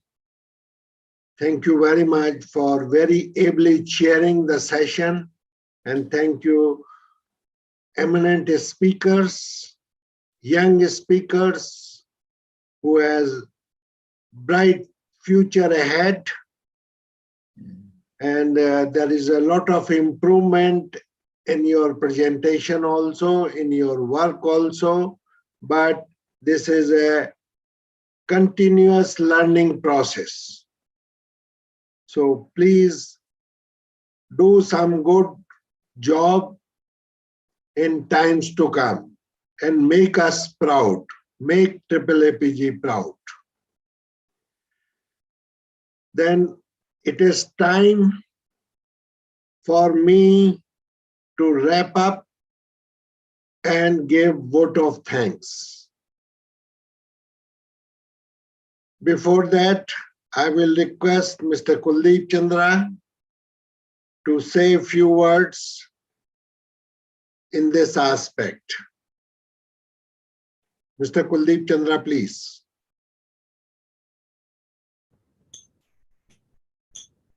Hello. Yes, Are you able to listen to me? Yeah, I do. Yes, sir. I can hear you. It is, since Dr. Garg has said it is wrap up of the conference, I would say it was a very rewarding conference, and we learned lots of things. Some questions would always remain unanswered because they require further research into the very deep questions which we have been asking. The question asked by Dr. Simon was very good about the water washing. There should be some evidence in the adjoining waters which are flowing from the outcrop to the subsurface of some indicators of oil, maybe toluene, xylene, and other polyaromatics, which are easily soluble, more soluble in water compared to others. But that aspect probably needs further investigation. The question is about the last session, one more thing which as I learned, that you can access gas which is a flue gas of a coal gasification process. Well, that's carbon monoxide and hydrogen. Hydrogen and methane are already used as a fuel along with carbon monoxide when gasification is done. But the interesting point would be that whether the coal seams have some indigenous coal bed methane prospects. That should be first exploited, and then probably coal mining can be started in a bigger way. Why to lose the resource which is already absorbed onto the coals inside the seams? That's also a point which requires rethinking and better exploitation of coal bed methane from the coal seams. Why to go for gasification and then access something which is which may lose some of the absorbed gases when the coals are brought to the surface. It was very interesting to see that the young researchers are working on very complicated geochemical parameters of biomarkers, isotopes, and very little had been shown this time on hydrogen isotopes. And very little has been shown on the gas hydrate potentials of various regions and the conditions under which gas hydrates have been forming in various sedimentary basins in the offshore, deep offshore area. Because our exploration will shift gradually to deeper offshore areas in time, because that will be the most prospective parts, especially in the Pesci-margin basins of Pesci-margins. So on the whole, the conference was very enriching, and I must congratulate all the authors who have done a lot of good work in making their excellent presentations, and all the chairmen of various sessions who have very ably conducted the sessions, as well as all the award recognition takers and award winners, which had been organized for excellence, global award and global award for excellence. And especially the team which have worked with us for over the years to make our conferences successful. May the new year brings new vistas of new hope and less pandemic, and so that we can have a real good conference, next conference in China, under an environment of which is free of menace of Omicrons and coronas. And the challenges are great in relation to sustaining production levels, in relation to efficient exploitation of hydrocarbons, and in relation to managing environment and pollution. Maybe our geochemists of the region will become leaders in all these fields in times to come. There are already many leaders, but there would be real leaders whose work will be referred and cross-referred for years to come. And I wish that the petroleum geochemical community of this region helps their countries to be more self-sufficient in their energy demands through hydrocarbons. I wish, once again, I thank everyone who was associated with organizing and participating in this conference. Okay, thank you. Over to Dr. Guy. Thank you so much, Kuldeep sir, for that.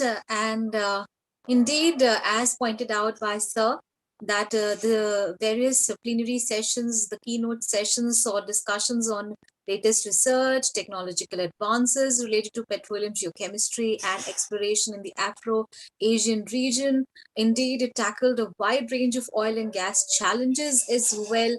And so we are confident really that the 11th AAAPG will result in an accelerated ongoing research on establishing robust petroleum and geochemistry applications, and it connected professionals. Aishwarya is giving keynote address. As if Aishwarya is giving keynote address. No, sir. Actually, I was about to hand over the mic to you for the vote of thanks, sir. Aishwarya, I will start from you. You were excellent moderator and you know much more about AAAPG, petroleum, coal, gas, hydrogen, waste to energy, and like that. So you are just delivering a keynote address. This is my feeling. I may be wrong. So sorry, sir, if you felt that way. It's not sorry, it's good. It's added to your feather. Okay. Aishwarya deserves a special yes. And appreciation for her coordination and right. Right. So I just did my homework a little bit. That's all. Okay. Thank you.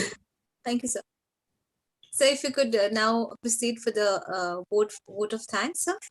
Okay. Distinguished delegates. Mr. Garg? Yeah. Okay. From the program list, I noticed that there are still a speaker that's from the next conference. That's Dr. Yes. Wang. Yes. Yeah. Is she online? We'll see a few words for the next yes. conference. Professor Xiaomin Wang. Yes. Research Institute of Petroleum Development and Exploration, PetroChina, who is the next host of the AAAPG conference. So you are welcome and extend a warm invitation to China. Ms. Wang, please. Professor Wang. Xiaomei, are you online? Yeah, I'm online. I just try to. Yes. Is that right? Yeah. Yes, we can see you. Okay. So please go ahead. Thank you.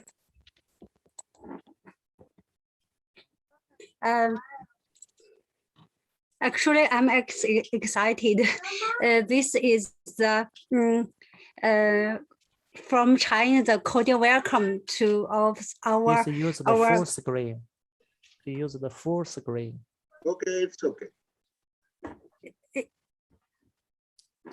Anything, right? You can use the full screen. Yeah, I try to. Yeah, now it's okay. Yeah. It's Okay. very, I actually, I'm very excited. For over 36 years, the AAPG has successfully held 11 conferences from India to India, and next time from China to China. Besides members and colleagues from Africa, Asia countries, we have seen increased number of attendees from Europe and North America in recent years. So the conference actually is no longer an Asia regional meeting. It has grown into a truly global scientific event in the petroleum chemistry field.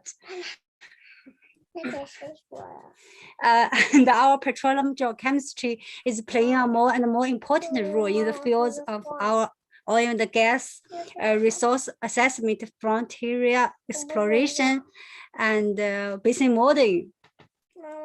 So, yeah, so she can join.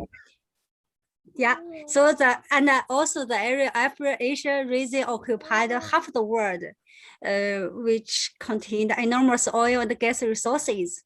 So we would like to positively cooperate with more petroleum departments and companies in our region to enhance the success of petroleum exploration and production.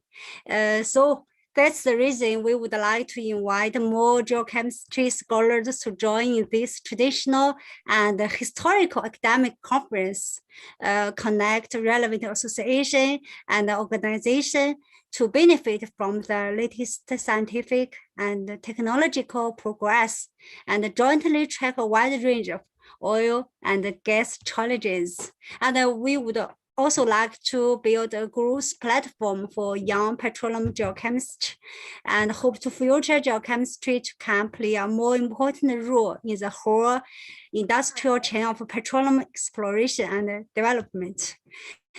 Here I give a brief introduction of our company. Our company, the full name is Research Institute of Petroleum Exploration and Development. That's rapid from China National Petroleum Corporation. We are a senior staff department and technological service center for the global development of our upstream business in CAPC. We have more than 2,000 members of scientific researchers, including 8 national academia. So our plan is that if plan A, if is from May to June, we hope to have in northern China, the weather is very nice. And if it's October to November, we hope to meet in South China, is very warm. That's plan A. We hope to held in plan A style. But if there's some special condition, especially if the international travel could not return to normal because of the virtual model or something like that, we hope to see online international conference. We hope to see meet face to face of plan A. And thanks again for the fantastic organization of 11th AAAPG India chapter. We have joined together to communicate recent advances in geochemistry, although we just meet each other behind the screen. But I guess we did not affect us in any way to hold this wonderful meeting. So hope meeting all the dear delegates at the next session in China, from the cover Chinese New Year to rabbit Chinese Year. That's all, thanks. And besides, hope all of our delegates Happy New Year. Thanks.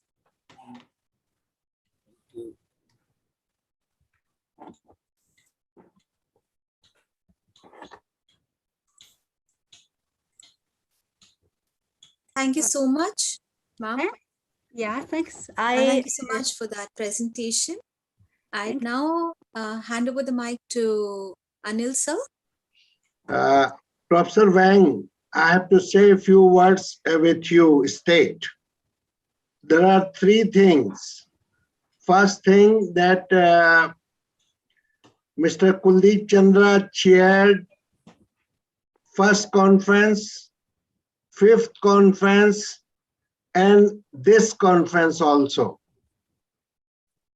Yes, thank you.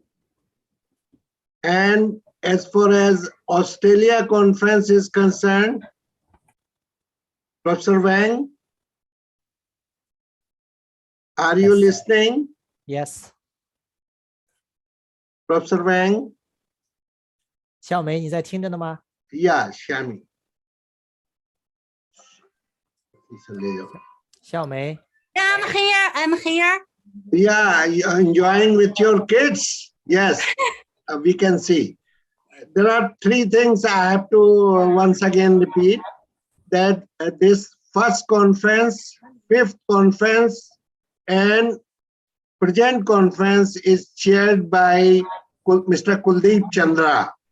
I am always assisting him in the first, fifth, and this conference. So my name as a chair is not comfortable. Okay, in fifth and this. In second correction, Simon George was not the chairman of third. Mr. R.V. Jones was the person who is no more now. We paid tribute to him, and Simon George helped him in organizing this conference in Australia. Definitely, we will cooperate and meet in China in 2023. I would also say that the 10th conference was organized by Wang Pangapin. This was 10th was also organized in Guangzhou, and probably it was by Wang Pangapin. Thank you, Mr. Chandra. My pleasure. Thank you very much. I mean, you did hard work, and it was a very successful conference. I was there. Yes, I remember. Aishwarya, your order, please.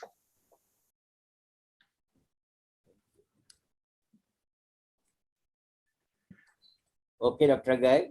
Yeah. So I have to thank, and this is thank you speech, which I am specialized in all the conferences except this one. I was given vote of thanks. In this, we welcome address for the first time. So this conference is coming to end, but there is no end. It is a starting in China. And next conference will be in China, and Chinese are good host, so we will have in person. We have to thank Ministry of Petroleum and Natural Gas, Government of India, Niti Aayog, Government of India, for their support. Gold sponsors are ONGC. I have to thank Director Exploration, ONGC. I have to thank Zhang Shuang, ex-executive chairman of AAAPG, who has done excellent job and is still doing, and under his banner, AAAPG will be flourish. Then I have to remember Colonel S.P. Wahi, our chairman ONGC. When we organized first, he was chairman, and he was a man of vision, leading from the front. Then Mr. S.K. Manglik, who is no more, we pay tribute to him, and Mr. L.L. Bhandari. They were the person responsible for the success of first. In second, Mr. B.C. Bora was chairman, and YV Sinha was the director explosion. In the first, Mr. S.N. Talukidar was the director explosion. So we have to thank each and everybody. All these three conferences which we could able to organize, that is chaired by Mr. Kuldeep Chandra, and this is under his guidance and able leadership, we could able to do justice with the international audience. And you will surprise that it is not seen here. We are seeing only 40 to 50 people, but number has increased internationally. 1,275 yesterday. 1,275. This is all-time record in AAAPG. 1,275 virtually joined. This is a plus point of virtual conference or negative conference. This I don't know. But this is recorded and number is available. So this is a success from my point of view. Then I have to thank Professor Fan Po, who has taken this conference, second conference in China, Beijing. I have to remember and thank from my heart. And this always happens.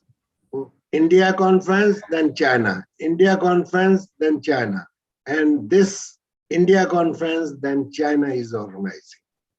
So this is a sequence. Then I have to thank Mr. Ekozor.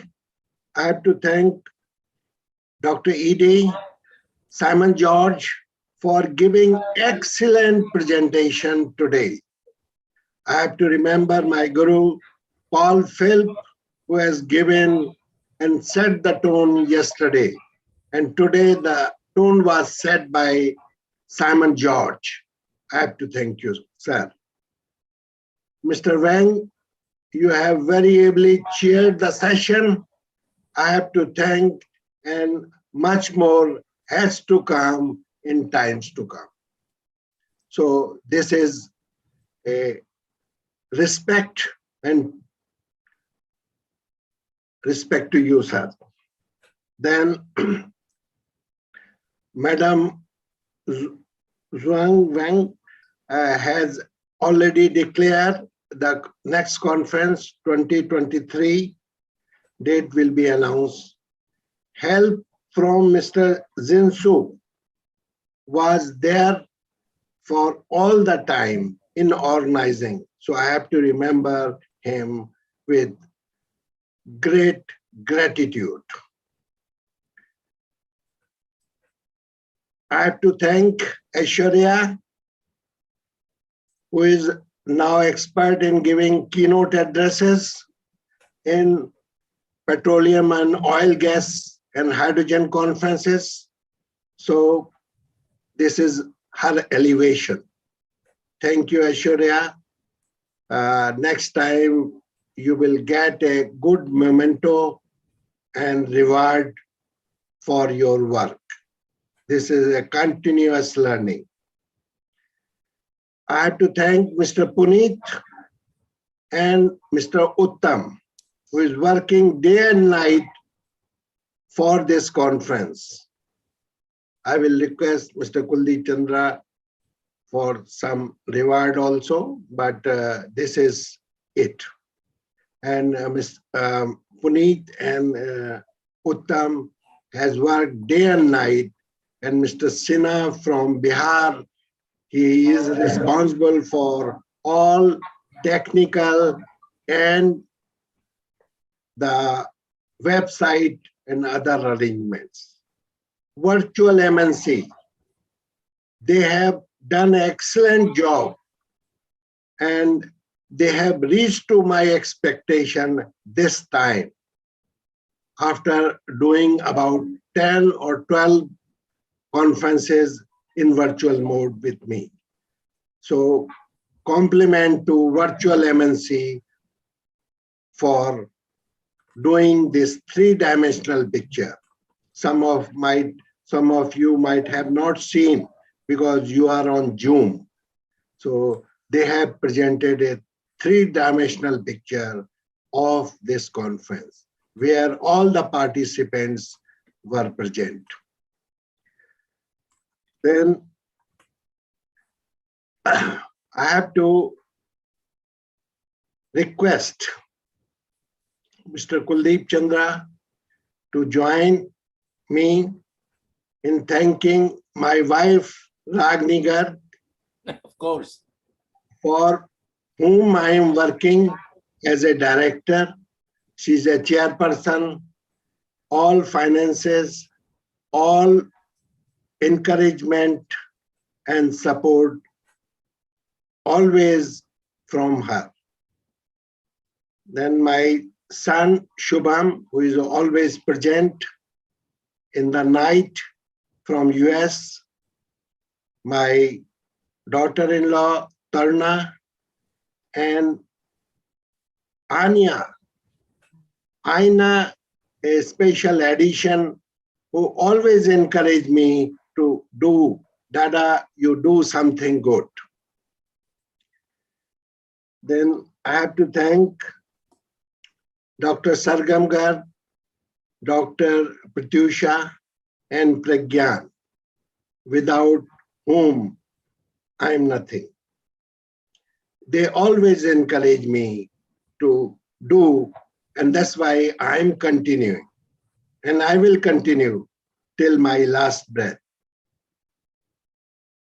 Then we are organizing international conference, World Petrocoal Congress on 16 and 17 February 2022, and World Future Fuel Summit 16-17 February 2022. They are simultaneous conferences. They are simultaneous conference in virtual mode. There are few organizations in the world who can claim two conferences running simultaneously in energy field. So this is one step, and we will invite you all for that. Then you have listened that 12th AAAPG International Conference will be held in China, and the year is assigned, that is 2023. Yes. So we invite you all for this and have good papers for this. Authors who has presented excellent work, particularly from China, from Nigeria, from Indonesia, from Australia, from US, from KDMIP and Oil India. They were excellent piece of information. If I am not wrong, then Mr. Kuldeep Chandra will endorse, because he is the father of geochemistry. So if I have mistaken something, then he will just correct me. And then I have to say Merry Christmas and a very happy, prosperous New Year, safe New Year, healthy New Year 2022. And with this, today I am flying to US to my son and daughter-in-law, and enjoy Christmas and New Year there. With your blessings and support, this 11th conference is a great success. And final word from Mr. Kuldeep Chandra, please. Okay, Dr. Gag, thank you very much. Geochemistry is the science which deals with origin, migration, and accumulation of petroleum. It's a philosophical subject when we talk about origin. It's a mystery on migration and another mystery on accumulation and preservation. And I'm very happy that on all these aspects, our scientists and technologists in the field of petroleum geochemistry has unraveled new frontiers of studies to better understand these facts, origin, migration, and accumulation, with a view for a cost-effective and efficient exploration and development of oil and gas fields and production also. To sustain production is really becoming difficult because our field sizes are decreasing with time. And we have to put more of probably geology and tectonics to identify areas where large prospects can be found out. And geochemistry will only help in assessing their prospectivity. The geochemistry has evolved to as a predictive modeling, predictive science to assess prospects for comparative geochemical data, which in a given geological framework, which was not possible without the vast data which has been created over the years in the branches. I must thank once again all my colleagues of the Afro-Asian region and international colleagues from all parts of the world who are enriching petroleum geochemistry as a branch of science which can survive by its own efforts, by its own revelations of the mystery of origin, migration, and accumulation. I thank once again each and every one, and I definitely like to say good words for Puneet, who has worked day and night for organizing this conference, and the award for him will be decided as whatever Dr. Garg decides about it. I'll support that. And once again, I joined Dr. Garg to thank Ragini, Mrs. Garg, who is the director for the association, and the support of the family of Dr. Garg to continue with this good work, his good work in organizing conferences and letting scientists meet together and technologies meet together for a better world. Wish every one of the delegates and participants a wonderful new year and a carefree world from Corona and a healthy world and with full of gaiety and happiness. God bless everyone. Yumi Wang. Thank you. Professor Yumi Wang, would you like to say something again? No, and thank you very much for the very warm words from Chandra and you. Okay. Thank you very much for the organization. I think it's a successful one. And welcome you again to China. Okay, thank you and wish you a happy New Year and Merry Christmas. Thank you. Happy New Year, Merry Christmas. Hey everybody, Happy Christmas. Thank you so much, everyone. Thank you so much for your participation in the conference and the expo. Your presence and valued participation indeed was the key to the success of the 11th AAAPG 2021. I hope everybody had a stimulating, exhilarating professional experience. It was indeed a great pleasure having all of you, and we really look forward to your valued participation in the future AAAPG conferences and in the other conferences as well that Dr. Garg has already mentioned. Thank you so much, everyone. Good evening, everyone. And again, wishing everyone Merry Christmas, and a very happy New Year and a healthier 2022. Thank you so much, everyone, for having joined us. Bye-bye. Bye-bye. Thank you. Thank you very much. Thank you very much. Thank you. Bye-bye. This is very successful. Merry Christmas. And Merry Christmas, Happy New Year as well. Simon, Dr. Eddie Suberto, Dr. Yeah. All of them, very nice. It was a pleasure. Okay, thank you. It's fortunate that we are all meeting and seeing each other. That's right. Yeah. Okay. See you in China. Bye. Bye. Bye. See you. Yeah, see you. Yeah. Bye. Bye-bye. Okay. Yes, bye, Gaj. Thank you. Thank you. Thank you. Bye-bye. Thank you, Anand, Mamgain. Thank Yes. you. Thanks. Merry Christmas. Thank you, Merry Rakesh. Christmas and Happy New Year. Okay. Yes. Thank you, sir. Bye. Bye, sir. Bye. Thank you, Dr. Ekozor. Thank you very much. It's a pleasure meeting you again. Yeah. Thank you, Professor Wang. Thank you. It's okay.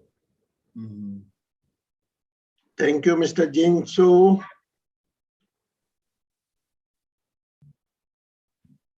And we must thank Fan Pu once more and wish him good long life. Yeah, that I will do. And all our colleagues who have really worked hard with us to make it a success. Okay. Okay. Bye, Dr. Garg. Thank you, sir. Thank you. My daughter is here today, my granddaughter. So I wish to be busy with her. Okay, okay. Thank you very much. Hello, Jinsu Sahab. Mr. Jinsu was great help. Okay. Thank you, sir. I will call you after, say, 10 minutes. Okay. Yeah. Thank you, sir.